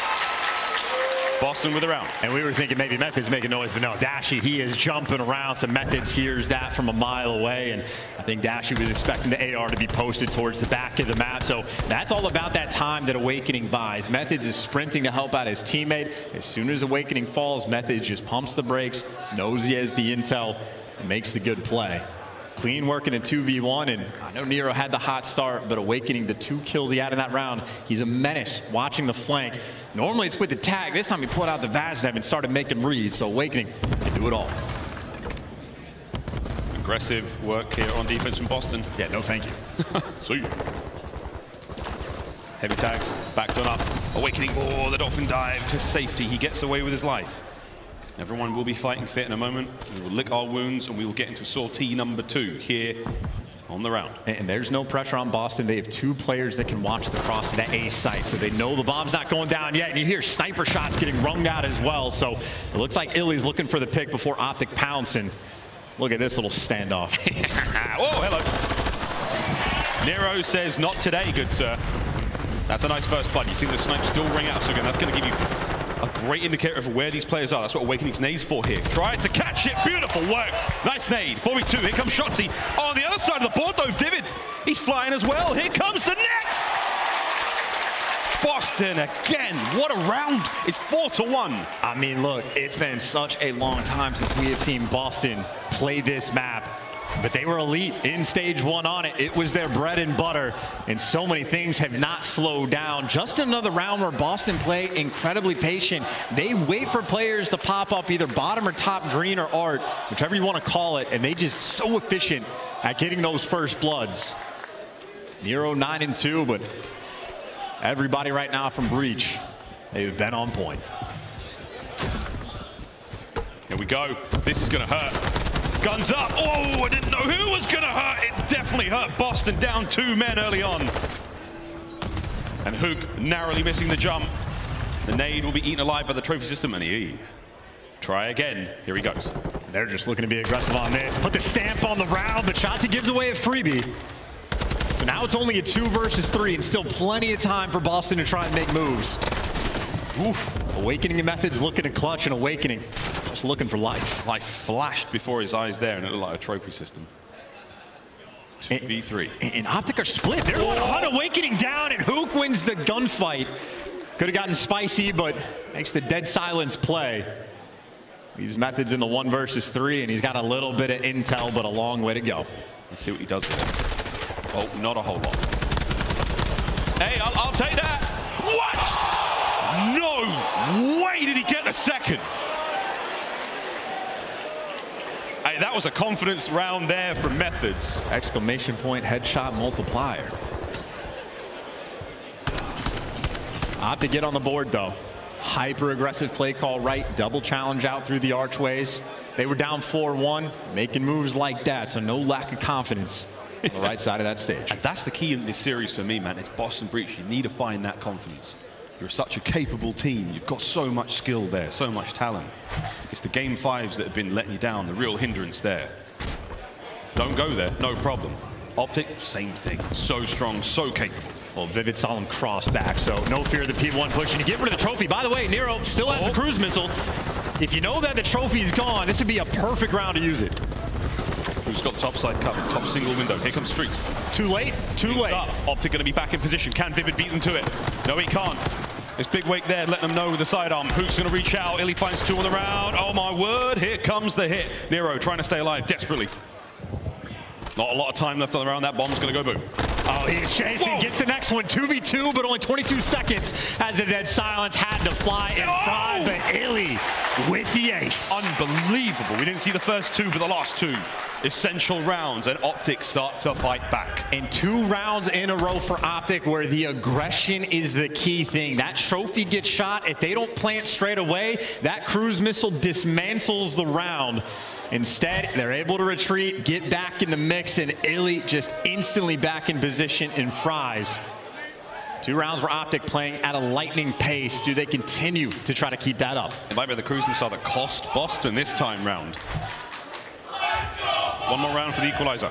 They're trying to get, they are out and about. Going in, Shotzzy's found himself a sweet corner. Look at that line across the map now from OpTic Texas. They're expecting a B hit. And I don't think they know. They got Shotzzy out here with the tag. They're nading the wrong thing, and it's a freebie first blood. The game plan on point. Here comes the hit from Huke. He's going to now fight his way forward. Should be able to take care of Vivid. Shotzzy's going to get away with his life. OpTic playing the map so brilliantly right now. However, towards the back line. Methodz has managed to get over towards A. This is everybody playing for OpTic, dude. They are flying at them and frying them along the way. And iLLeY knows everything. It's another sensational kill from iLLeY. What can Methodz do? It's a 1v4. The equalizer has been found. And the backbone for OpTic in search and destroy, iLLeY is piecing up 11 and 5. He's caught up to Nero. He's got a cruise of his own. iLLeY just flipped the switch, and even on the play call front, aggression has been key. This time they get Shotzzy out into position, and he had the tack in hand. 3 rounds in a row, 7 spree from iLLeY. He is in his element. We promised no more 3-0s today, but you never truly know. Here we go. Dashy with the opening blood. God knows how that one came to be. But for now, Nero scrambling to try to make his way into the top side of Fortress safely. He's made his way in, making a decent amount of sound, though, towards the backside of the site. iLLeY. Here come the Streaks. Can he find any trophies out or maybe force these players inside? The best chance is probably in the archway. See if you get the read. Methodz does have the trophy. It's there to protect, but you have the information. Number 6 is flying at him. Shotzzy. This is a aBeZy. This is the gunfight you dream of. Oh, here it comes. Methodz turning away. 2v3. Advantage, OpTic Texas. You got players behind enemy lines as well. Who's got dead silence? Who's got dead silence? And they couldn't hear him coming. He does get traded. This is Nero for a 1 versus 3. Pops the dead silence, and he is moving. He's moving, but is he moving in the right direction? He's not going to spot. Wait, what? He's out. Shotzzy's underneath the archway. Great work. 1v1. Nero is rolling. Shotzzy is laying prone on a crate. Oh, now seated, and he's creeping his way forward. 25 seconds on the clock. Will Nero check this? He is moving with tremendous pace, and he's just run past him. Unbelievable. 20 seconds to go. Uh-oh. Wait. Oh, my sweet Christmas. Not a... What is going on? You're going to check this in a minute, and it's going to make you scream, Shotzzy! How many times, how many moments where it could have gone Nero's way? Map point, OpTic. And I want to hear the OpTic comms when they were down 4-1, because it seemed like they just said, we're better than these guys. Just start flying, get them. Dashy again in that moment, I think he just insta-chowed out P1. He found a first blood in the first 6 seconds of the round just to give it the odds. They already had the cruise missile in the back pocket. That is now 4 rounds in a row for OpTic. Everything has been hyper aggressive. I see no reason to slow down. We're at Boston now. You've been hit by that Shotzzy magic. Don't forget the game plan. Keep the comms up. Don't let this get out of hand. iLLeY waiting so patiently here time and time again. Oh my God, and it's another your one. boy, Anthony.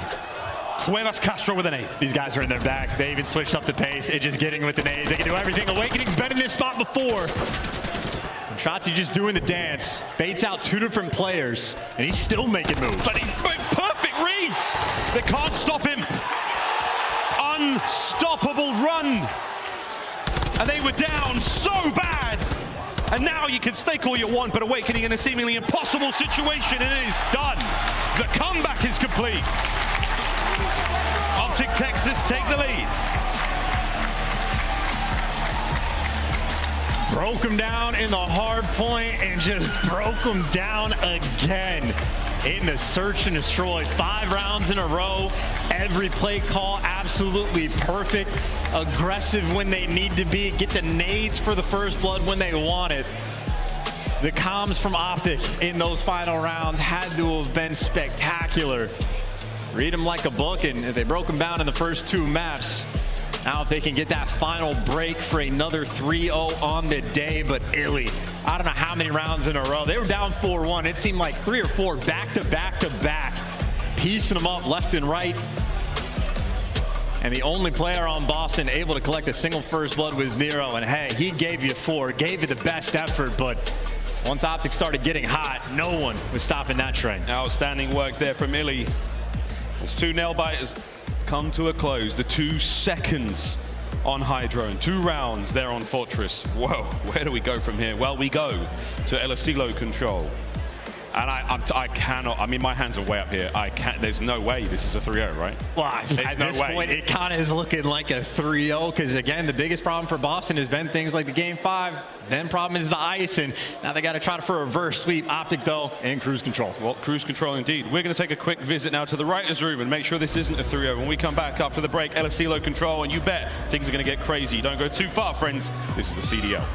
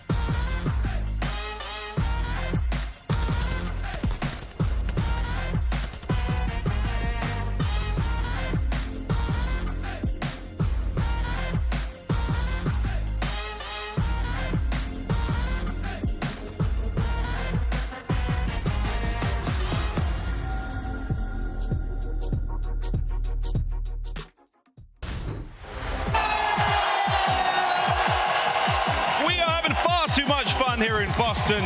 As map number 3 crawls around the corner to iLLeY we go.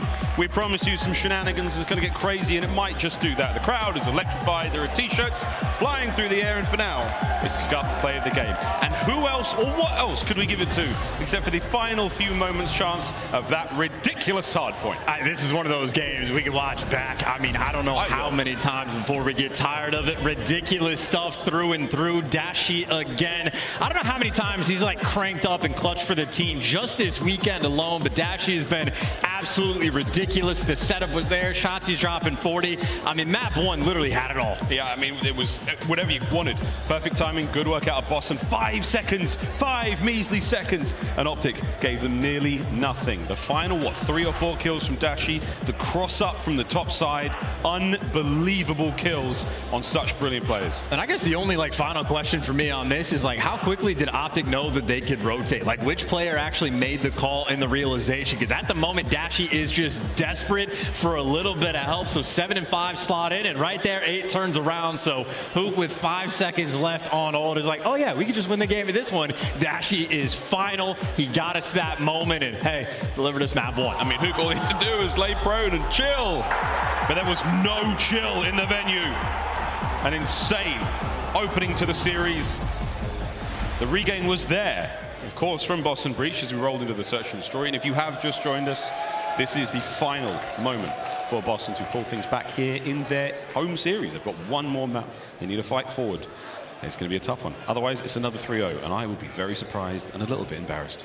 Oh, speaking of 3-0s, though, that actually is Boston's record on this map. So they're undefeated on a CeeLo control, and we'll see if they can keep it up and continue it. But I don't know. No lead is trustworthy at this point. OpTic are looking ferocious. But this is going to be a long one. A lot of long-range gunfights, and maybe Methodz feeling a little bit of that pain. Whether or not Scump's on the other side. Struggling so far, and that is a player that is not struggling. He is having a dandy time.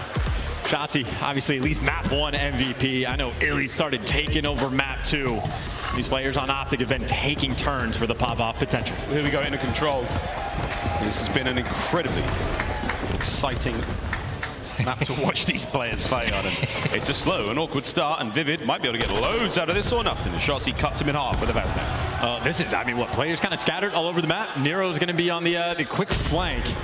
Shotzzy maybe looking to deal with him. Nero actually maybe aggressive enough to get pretty good timing. Shotzzy's going hunted, but now he has become the prey. Nero just took the longest route to try to set his team up, but in the meantime, everybody else is getting cut down. OpTic pushing the pace right from the jump. And look at Huke go. Second segment's already cleaned up, and he's made his way across map. He might be able to catch a kill or 2 here. That would be outstanding. Work from the youngster, the newest addition, technically, to the squad. As they're about to close out A as well. OpTic, an incredible opener. Well, this is maybe a last-ditch effort. Nero trying to make the play, but everything is getting shut down. Comfortable, clean, and easy. Compassionate around the map right now. OpTic trying to dish out the goods, and right now Boston looking to stabilize, and hey, that is the 3 kills that they needed. Settle down just a little bit. Try to settle for a little bit of map control. You see Shotzzy actually for the approach on this one. He's already pulled out the tack. Different looks across the field, and that's where he's going towards the final zone remaining in the round. It's B. And Shotzzy, slowly but surely coming forward. Methodz first up, wins the battle. Nero gets one of his own, and now Huke will roam the halls of iLLeY and try to cause nothing but discourse and chaos now for the Lions of Boston Breach. Well, you see the pace has truly been slowed down quite a bit.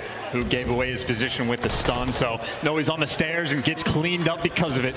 The Vaznev's picking things up just a little bit here for Boston. As you see OpTic, I mean, they have all the pressure on the bottom side of the minimap, if anything.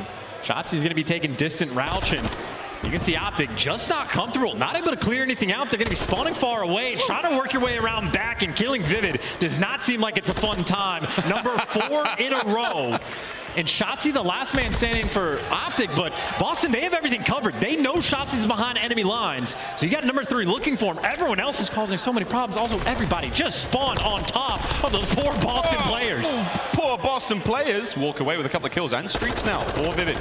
Nero's Vaznev not quite as effective at range, but that's good news to pass on to his teammates. However, Shotzzy, he is the top of the mound. Oh, he's dead. Top of the hill, gone, taken care of. Claims it. A few more. as Boston spring the light. Oh, he is challenge right now. Nero feeling himself. We talk about Vivid going on the spree to get the streaks, but Nero right now 9-3, feeling like he can't miss and certainly playing like he isn't. You had more than 2 minutes just about for OpTic to try to capture 1 point. They have gotten slaughtered since then. I don't even know if they've touched the B zone since that moment. So final 20 seconds here. As Boston strengthened their already incredibly strong lines. Nero. Oh my God. That was filthy. The cross up on the other side of the door. Final few seconds. 10-3 from Nero.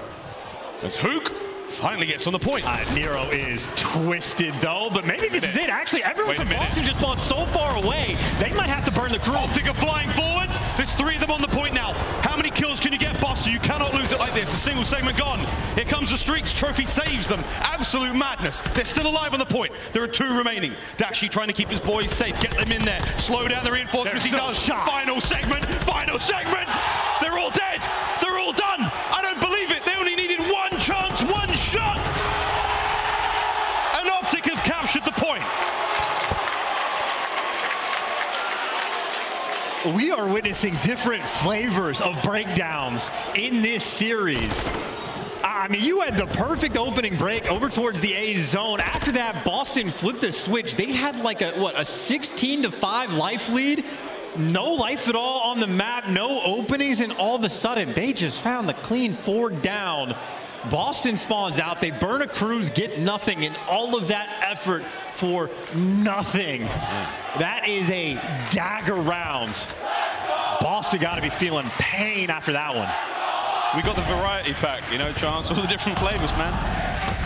What flavor will we sample this time round? 2 players from Boston upstairs. Shotzzy, his teammates are there to give him the information, and he may cross over and get this one going.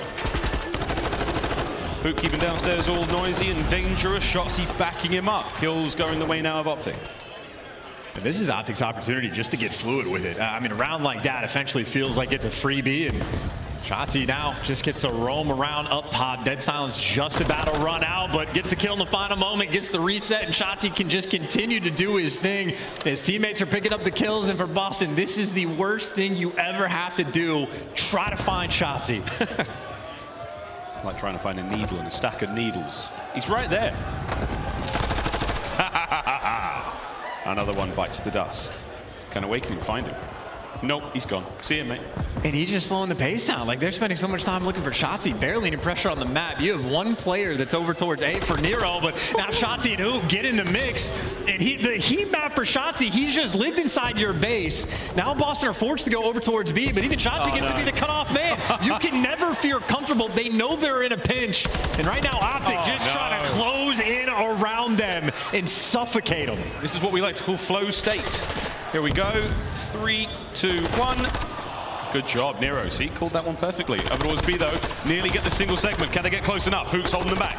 Awakening. Can he fight his way forward? There's a tiny little bit left. He's got to get on there. And there we go. Onto A. Stops the clock there. Draws the attention of the defenders. They might be able to snag B2. You're down to like 7 seconds, though, right now. You have to live on this point. You have to be so clean if you're Boston, but they get 3 down. But even Shotzzy trying to soften up the flow. The nade's going to connect.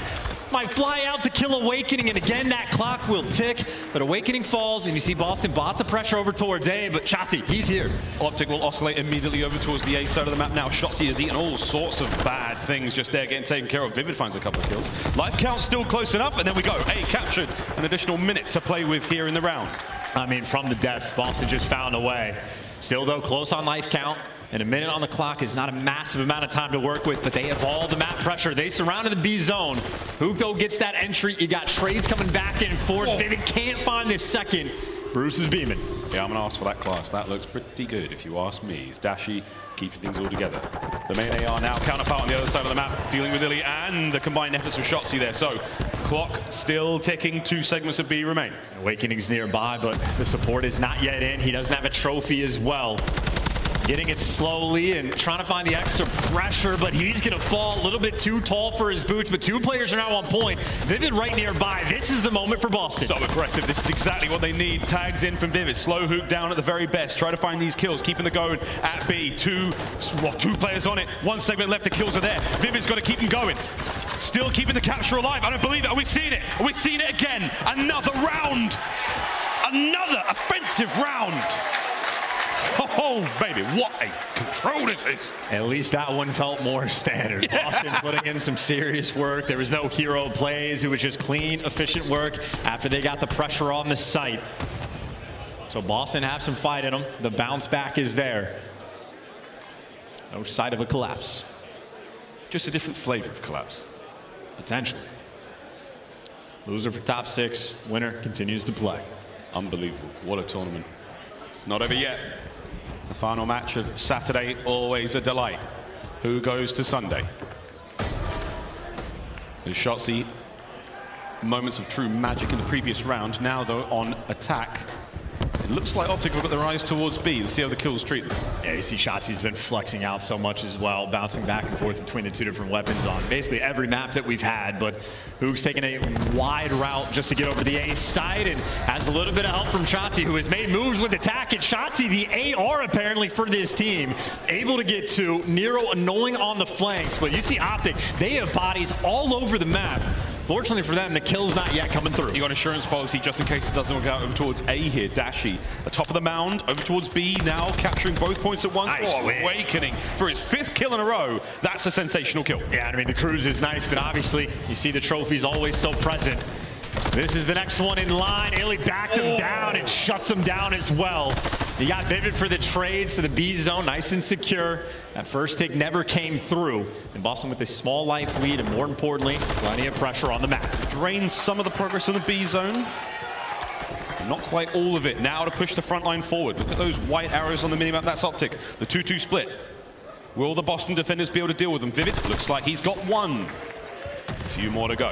Yeah, Nero still twisted as well. 21 and 10, and we add a next one. He can hear all these players as well. This man is in the zone. He's truly in the zone. He's still moving silently as well, so he gambles towards it, towards A. Oh, but it doesn't matter. Shotzzy can see him. Sensory overload there as the nades go off. Doesn't seem to change much. Nero!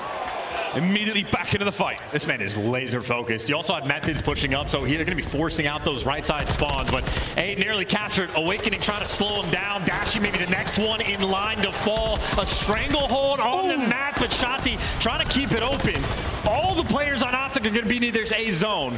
So quick, should be able to get it captured, but kind of similar to the first round, a massive life lead. Well, at least only 6.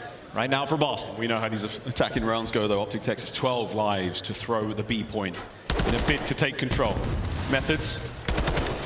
Toe-to-toe with Shotzzy. Nice win. That's a scary fight. Just trying to keep things secure. 2 players for Boston over towards Garage. And talk about a trade you need to get. Awakening delivers. All the pressure from OpTic now coming through the mid. They're trying to get these bad spawns for Boston if they can force them. But it's going to take a little bit of time to orchestrate. Oh, Awakening trying to poop the party that OpTic have set up here. Nice shots at range there. The Shotzi's out the equation. The trophy a little too late to this one. As Huke now gunning for him. Awakening, how long can you stay alive? Tagged up. He's waiting for his teammates to come out of spawn and help him. That's great coverage from Methodz. Awakening stays alive. And this man is doing pirouettes and he's beaming at the same time. Boston have kept it secure, but we already know 30 seconds left and 6 lives. That is all OpTic needs. It takes less than that to see the round vanish. 11 lives for Boston Breach on defense still. Hello, right into the lap of Nero. Trades abound though, inside of the map, not safe. The last 3 members alive, all on the point, and they're dumbing. And Huke on the flank, look at where Boston are spawning. Huke's on the flank, so things are going fast. Methodz wins a big one though to keep these players slowed down, but Huke is still going on his tear, trying to keep him away. And Huke is doing everything. He's brought him to the point. 7.9 seconds are on the point now. It's a 2-man stack. Can you get involved? Nero, you have got to go so big. You've got to get Dashy off of it. Shotzzy's got the coverage there. Now the players from behind. Second bit of progress gone. Are we seeing it again? Is it deja vu? We're running out of lives. iLLeY though, a rage! He may have just done it. That's it! The 3 from iLLeY. It seals the deal and another attacking round win. OpTic Texas, match point. Huke is an absolute monster. I mean, you had guys like Vivid down low, getting kills on OpTic, keeping the push a little bit scattered, and then Huke just starts world starring in your spawn with the Vaznev, manipulating the spawns at the same time. In miraculous plays, OpTic are orchestrating on offense. I mean, Nero's trying to put on for his team right now. Man has 26 kills. But in those final moments, OpTic They have just been so clutch. What a contest this has been. Here we go. Boston, can they do it again? Win another attacking round. OpTic just have to hold the line for over a minute. 28 lives. The Shotzzy tries to whittle them down. And this is again, I mean, we saw the previous round when he's on defense. He just loves to get behind you and cause problems. And he knows that as long as he is alive, that is incredibly valuable. Eventually, though, does get caught. So the slow progress on A, continuing to develop. Waiting from down range, going to back down iLLeY. Still, the Boston have only left one player alive on the point, but Methodz does deliver with the gunfight win. So A-Zone continues to get captured. You see OpTic what they're doing. It's the top side of the map where most of those players are going to roam. They're just looking to keep things under control. Shotzzy just chilling. Nero silently making his way to the top side here of aBeZy. Top side of the party as well. Great work. Vivid and Nero both in the feed, get those kills. 2 minutes added to the clock, and they're immediately onto B. You've got numbers. You can do it right here, right now. My goodness, what a moment this could be. Just snap on it. Just snap on it to go. At least a double stack for the moment, but all three players nearby. Dashy at least able to take down one, but that first tick is through. And you even have Methodz, the AR, trying to work up on the mountain. So the players out of the hill fall, but long term, at least you got one guy in the right spot. But looks like Methodz doesn't have hops. Can't quite get up to the top. It just needs to find some intro because the rest of OpTic are now just jumping on Methodz' teammates. So even if he gets a kill, he's sort of out of the play. And able to get the first, but he does get traded out, but at least his teammates are a little bit closer. David going for the old howitzer approach there with the Semtex. iLLeY is going to reposition, should be able to catch him out here. Full health regen, onto the point we now go. A little bit of back and forth. Again, you are trying to get those reinforcements forward. Huke is the man delaying that plan. iLLeY at the front as well. Boston all down. Yeah, iLLeY had a slow start to this game, by the way. He's turned things around, caught back up to the rest of the lobby, and now Boston lost enough map pressure that they're going to start to work these flanks, but a minute and 10 seconds to work with. And Shotzzy back in his happy place. It really is just always behind. There you go. Owakening has to turn. Immediately halts the progress. It halts the advance now. Pressure. Oh my God. Awakening got another one there with a little bit of help from Vivid. Now, surely, you should be able to get them towards the B point. And a key gunfight as well. If Vivid can take down Dashy, it could have been a moment, but Dashy there. Oh! I see, and now Huke snapping into position as well. Boston has nobody anywhere near the B zone, and they are staring down the barrel of another 3-0. No way. Vivid lives. 35 seconds remain now in Boston Breach's tournament, unless Vivid can get onto that point. His teammates are there in position, but Shotzzy, he is about to play spoiler. Ooh, doesn't finish the kill. His teammates do, though. Awakening now. Pressure. Keeping the point alive. 30 seconds remaining. Starting to get those numbers forward. Go, Boston, go. Under the coverage of Awakening from the back line. They clear up one. Less than 30 to go. This is your tournament. This is your tournament right here, right now. You get a little bit of pressure towards the front. You've now made it to the zone. All of these gunfights. Talk about the importance. Here we go. Starting to get players towards it. Dashy finds the angle. Oh, that's two. Fight That's forward. three. They fight forward. And I don't believe what we're seeing here. I don't believe it. It's another 3-0. Boston, you've not got the time or the space to work with. They've got to go. Fly forward, run. Lives are out. A few more seconds. Who cuts down the last man? It is over. It's done. No one there. OpTic hold it. And it's another 3-0.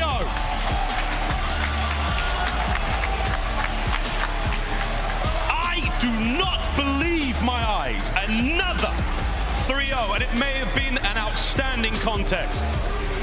But OpTic Texas have somehow pulled out a 3-0 in that series. And look, man, you go to that HyDra. Boston put themselves in a situation where they were 5 seconds away from winning the game on like a P2. Shotzzy makes the push. Huke's there for the follow-up off spawn and buys them to the next hill.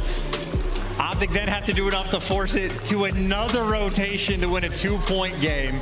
OpTic found themselves down 4-1 in the search and destroy, make the comeback, and both of their rounds on offense that they win. No lives remaining, no time left on the clock, and OpTic delivered time and time again. The ice battle they just won, without question. Incredible composure as we look across the stats. A 3-1 there on aBeZy. What a battle it was. An unbelievable show from start to finish. You have to hand it to Boston Breach. It is a painful, a heartbreaking exit from their own major. but boy, did they put on a show for the fans, and I'm sure one that they'll all remember.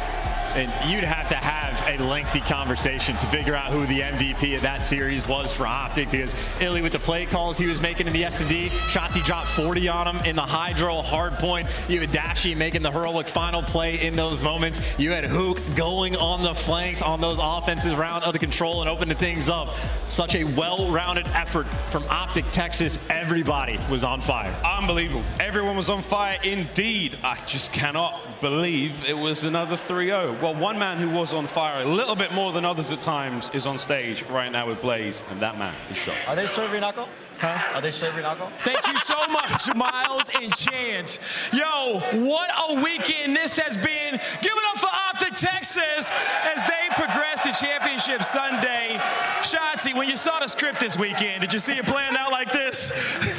Definitely not. You know, this script is crazy, I'll tell you that. It really is crazy, okay? And the craziest part of it, especially in this series, I want to go back to that map number 1 because it had to be one of the sickest hard points we ever saw. You guys were down by about 40 points, rotating to that last hill. Talk to me about it from your perspective on what happened. Dude, that was crazy towards the end. I'm pretty sure they could have won off that P2, and then I'm pretty sure we glided or something like that. We ended up breaking. Kyler ended up popping a 2-piece on the P2. He got that scrap time. Then we had the rotation for new, and then from there we just held the spawns. Brandon popped like a 5. Bro, something crazy. Popped off. Oh man. Now you're going to Championship Sunday, okay? Your squad is popping off. How you feel right now playing in one of the sickest crowds in which we've ever seen? This crowd's crazy, man. I couldn't tell if they were cheering for Boston or us, but nonetheless, whoever you guys are rooting for, we appreciate you guys. Yeah, you know, hey, it was a tough matchup, but the hometown team put up a fight, and it was a tough one right there. Anything you want to say there to this hometown crowd and the people that's supporting you? You guys are crazy, man. Keep cheering for whoever team you guys are going for. We love you guys, and yeah, hopefully Sunday is going to be fun. Yeah, hopefully it's fun. I'm sure it will be. Fenway, that's going to do it for us tonight. Chris, close us out.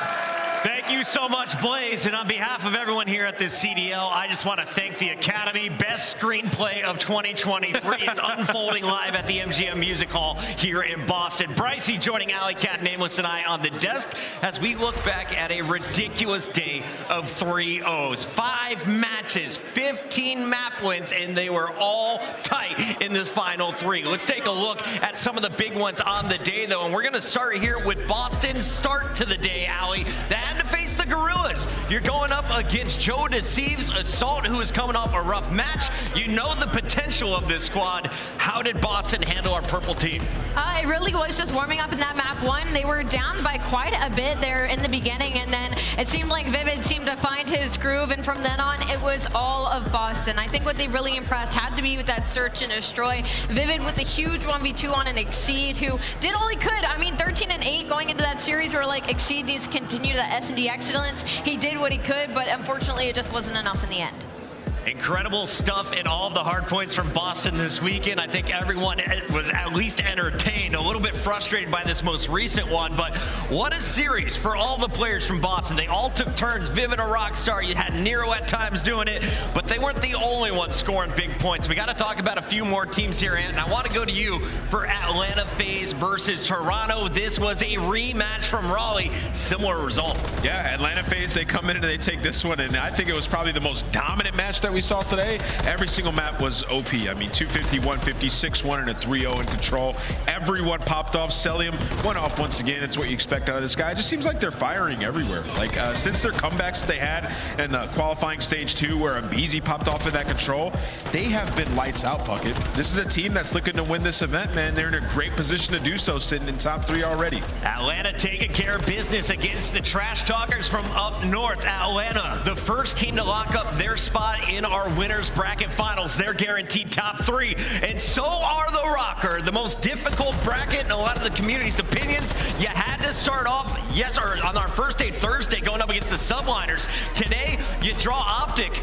But aLLeY, it was the Røkkr taking care of business in this one. Bance is still on fire. Afro had a heyday as well. I mean, every player from Minnesota Røkkr, I feel like, had a fantastic time. You have to highlight Bance and Afro as the SMG duo, just simply because of the control they had and the pressure they had on the maps, but everyone across the board was doing well. But I mean, to open it up with that map number 1 and then moving to that map number 2, Afro drops 12 for an aBeZy 6-4W, and they move that momentum straight into that control on aLLeY. It was just masterful from the Minnesota Røkkr.